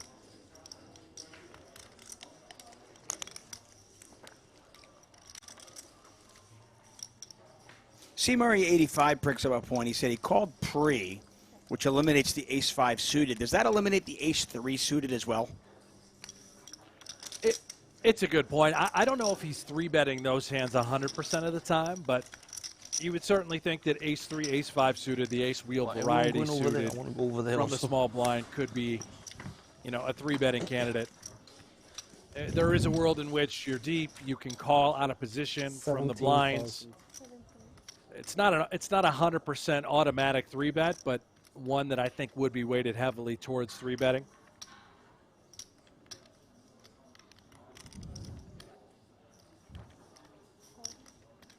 Oh boy, Gungoran, this is ill-advised at home.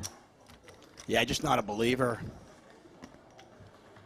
It's one thing if you've got a little equity, but we have no pair, no draw, just stone, king, queen high. Unless he has plans for later streets, if he suspects he's going to get checked to a lot on the river to try and take it away with king high. Obviously, he's picked a very poor time to do just that.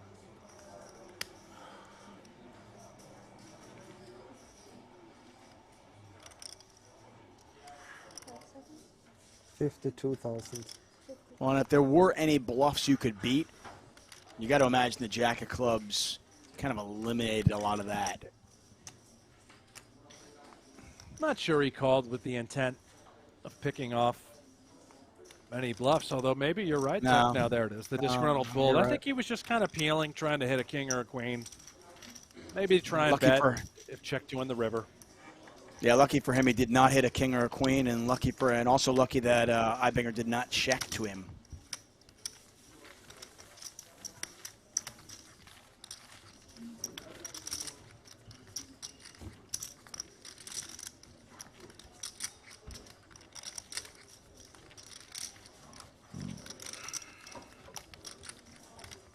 ...2022 Super High Roller Series Europe. We're here in Northern Cyprus at the beautiful Marriott Royal Hotel, Casino, and Spa. We'll be here all week, plus a couple. And this fantastic series culminating with a $250,000 Super High Roller Bowl, April 13th, 14th, and 15th. We are back at it tomorrow, 7 a.m. Eastern Time. 16. Action folds around to Martirosian, who's going to go min-raise at the Queen 10 of hearts. Chrysoy is at the Ivey's same casino that Triton held. It is. Triton Series just wrapped up. All the players stuck around to partake in the Super High Roller Series.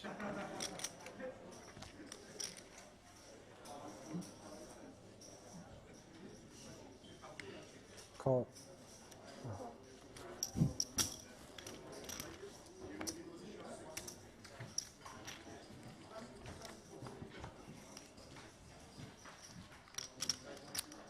Eibinger hit 2 9s.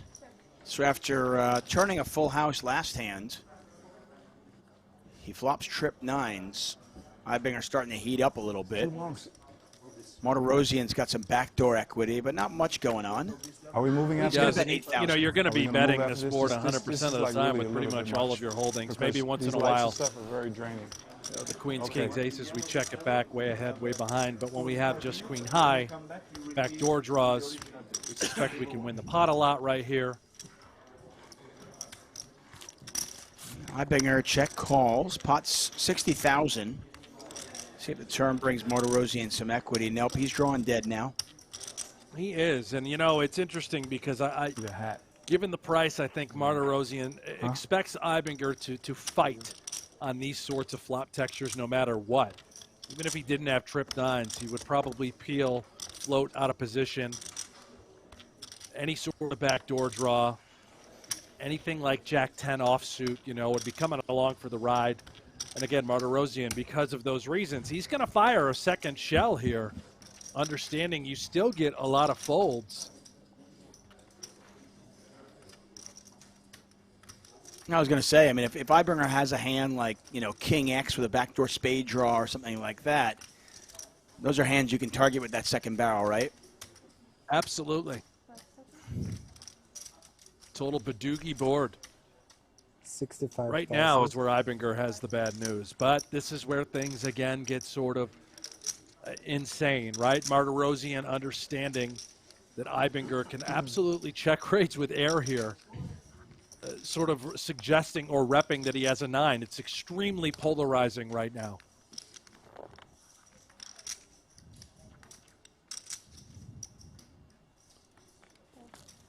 Martirosian, though, with no equity whatsoever, is going to let that one go. Live to fight another day.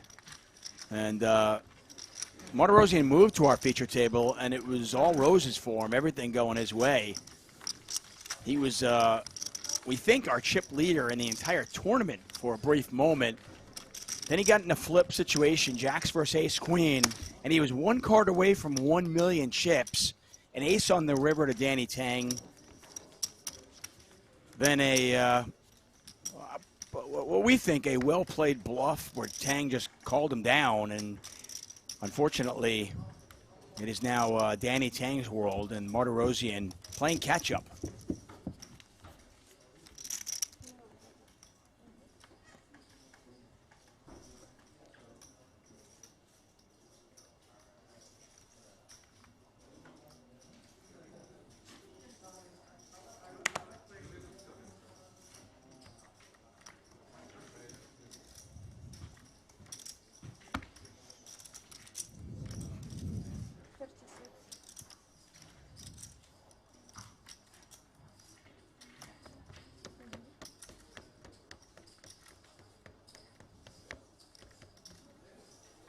Looks like a very large sizing out of Gungoran, right? 36,000? Yeah, that is extremely large. Remember, the blinds are 4-8, so I mean we're looking 4.5x here.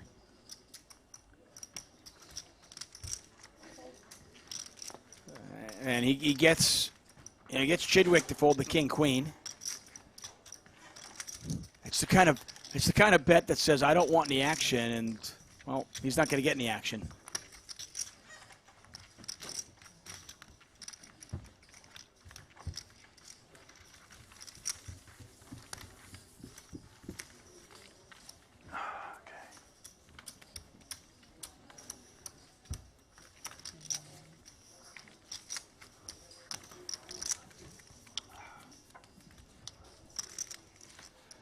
been a roller coaster ride for Gagarin.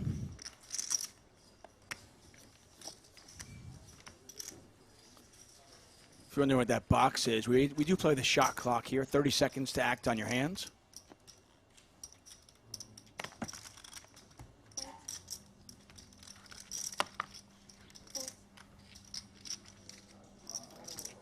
I think we got about 10 minutes left today. Sounds right.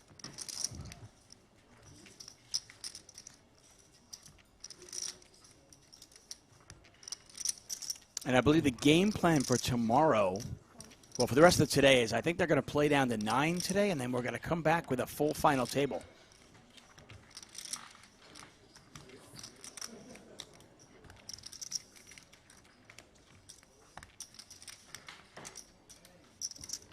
Rod, they don't show number of players. That is currently accurate. However, I'm going to send you a link right now.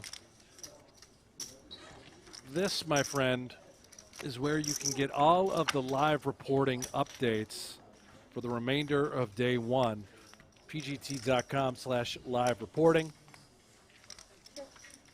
This is bonus keep coverage. in mind we don't exactly have all the information available to us, so we're watching live reporting, and then we're bringing you this feature table coverage. Yeah, keep in mind, it's a fluid situation. Registration is actually, I believe, still open for another level or 2 as well. Last we checked, we had 64 entries, probably a little bit more now.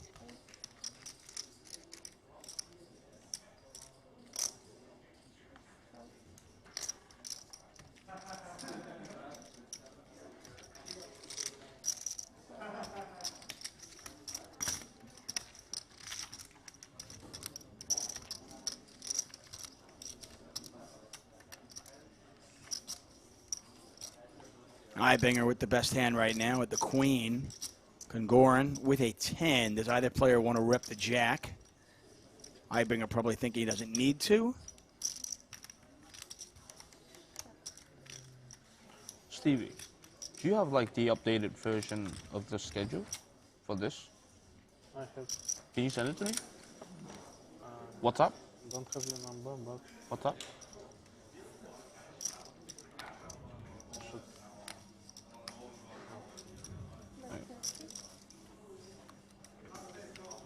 You could almost feel the tension has increased in the room, though, right? We came back from break. Before break, they're talking golf. They're talking time clocks. We came back, and just the it's almost palpable. You can feel it in the room. Yeah. Gagarin bluffing here with a 10. This is pretty sexy really play. Good stuff, right? Yeah, I mean, like I said earlier, I mean, a lot of players are content to get the showdown when they've got a pair, but Gagarin realizing that his 10 is very unlikely to be good, and he has turned it into a bluff. I don't know if it works or not, but maybe. I mean, listen, Eibinger's given him this much thought with just a queen. Third pair on board. This So one there's line or a- 2 is straight. Oh, 11th, right? So 2 days later. Maybe he just doesn't There's even another think shot. Gagarin would bet 2 pair. It's like a jack or nothing. The only thing is the Really way gotta the give action Eibinger played credit. out. Yeah, the way the action played out, though, Gagarin could be betting 2 pair here. I don't know him well enough to know if he would or not, but Yeah, we just don't know. I mean, maybe if Eibinger doesn't think he's the kind of guy that would bet 2 pair for this size. there's the call. What a call! Yeah, that's a good call. It's another situation where I That's like a great the call. bluff and I like the call.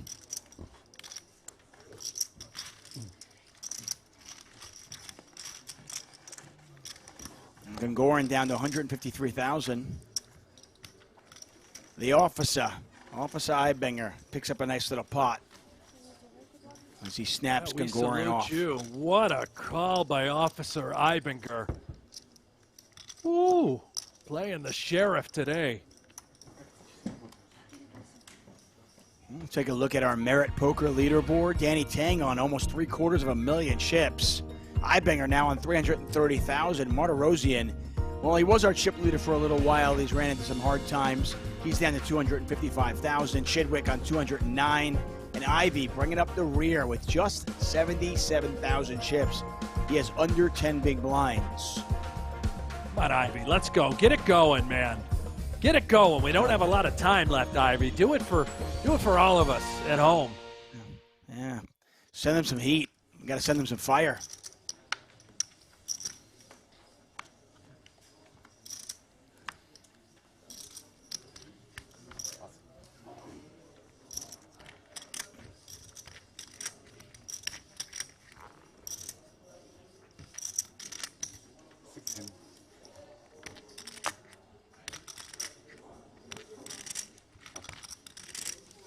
Mystique Portal says Danny Tang in control. Smooth sailing. Team Tanganator. That we are on the TV table all the time. I like that. I like it, Mystique. Yeah, that's pretty good. I know, right? Catchy. That's what I think as well. Normally we should be off by now.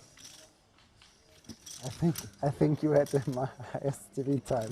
Chidwick raising it up with 9s. I think so. I mean, I've seen you plenty.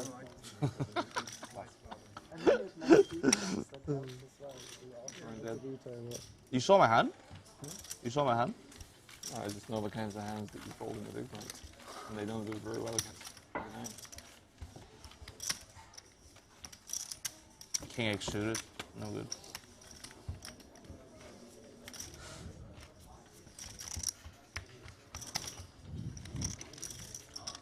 You know it's worse than 8-4, so it's probably very good.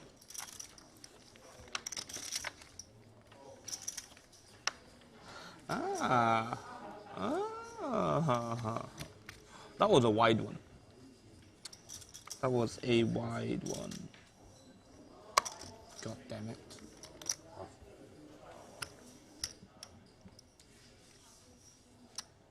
$16. Welcome, Rook Gostisha. Yeah, we saw a lot of Rook. You may want to consider 3-betting ace wheel suited. Yeah, welcome to the table. We saw a lot of Rook in the PLO tournament, right? Yes, we did. Plays every game very well. Young kid, very good friends with Ali Imshirovich. They traveled here together from Las Vegas. He's in danger zone right now. He's got around 20 big blinds with that suited ace. What a fold. That's very difficult to do.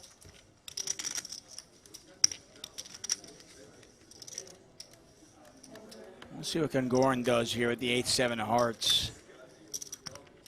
I just sense Goran going to do something at some point. We saw him try the bluff, but he's going to give it up. Once again, he stays disciplined. And Tang picks up kings. Oh, man. This could have been a lot bigger. I mean, you got the ace-3 of hearts that goes in the muck. You got the 8-7 of hearts that goes in the muck. And then Tang picks up kings behind it all. What a spot for Tang. He has been on cruise control, made a heroic call against Martirosyan not so long ago. Apparently he's got his lucky sandals now on. Rewarded. 57. Certainly does.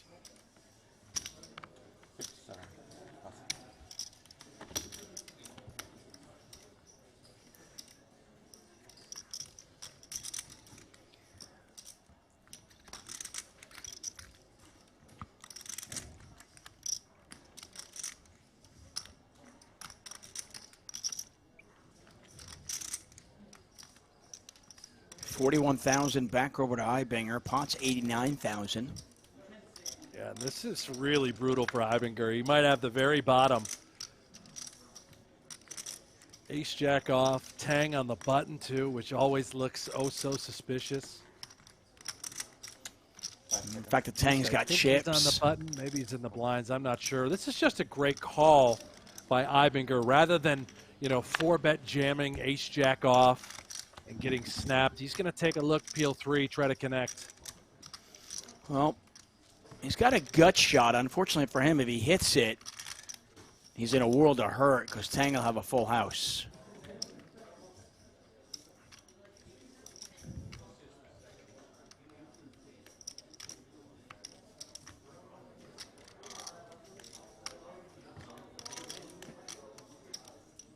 And for Tang, you know, we've talked about these sorts of flops, right?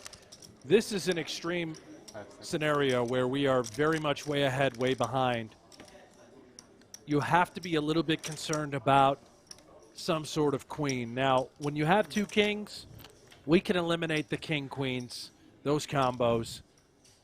The queen-jack suited, however, that is certainly in play. Well, there's a 30,000 chip bet from Tang. Eibinger makes the call. Pot's now 190,000. There's a 10, so another card you're worried about. Maybe Jack 10 suited in other hands. Queen Jack suited. Those kind of hands you can't beat now. So, if Eibinger had a smaller pair, it's counterfeited. It's also a spot, too, where, you know, what if Tang did 3-bet the 8s or the 9s? You know, now all of a sudden these are two hands that we beat with just ace-jack high. Absolutely. Pot is 190,000 chips. Tang does check. He was out of position on this one, so he was in the small blind. Eibinger checks it back. The river's a jack.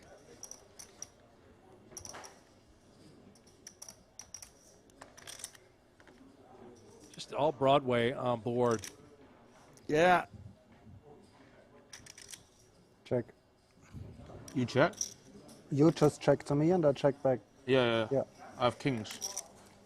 It's good. Kings are good.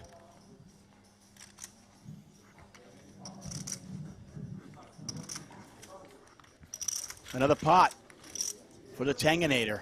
He's up to 822,000 chips. Eibinger down to 243,000. That was an interesting hand for sure. I believe that is it for us. The players are going to go on dinner break. We're going to call it a day. We'll be back tomorrow, 7 a.m. Eastern time, for the final 9 of event number 3. You're watching the Super High Roller Series, $25,000 No Limit Hold'em. Event number 3 here in North Cyprus. And we'll have the final 9 players. Brent, it's been a fun day. Congratulations to the Milkman who won another title, won himself $750,000 earlier today. A strong performance out of Mikita Badziakouski, defeating the great Phil Ivey. Phil Ivey, man, let's go. Get it going here in today's event. I expect to see him at tomorrow's final table, Tuck. Yeah, we'll certainly have a great final table with it, regardless of whether he is there or not. For Brent Hanks, for everybody at PokerGO, goodbye.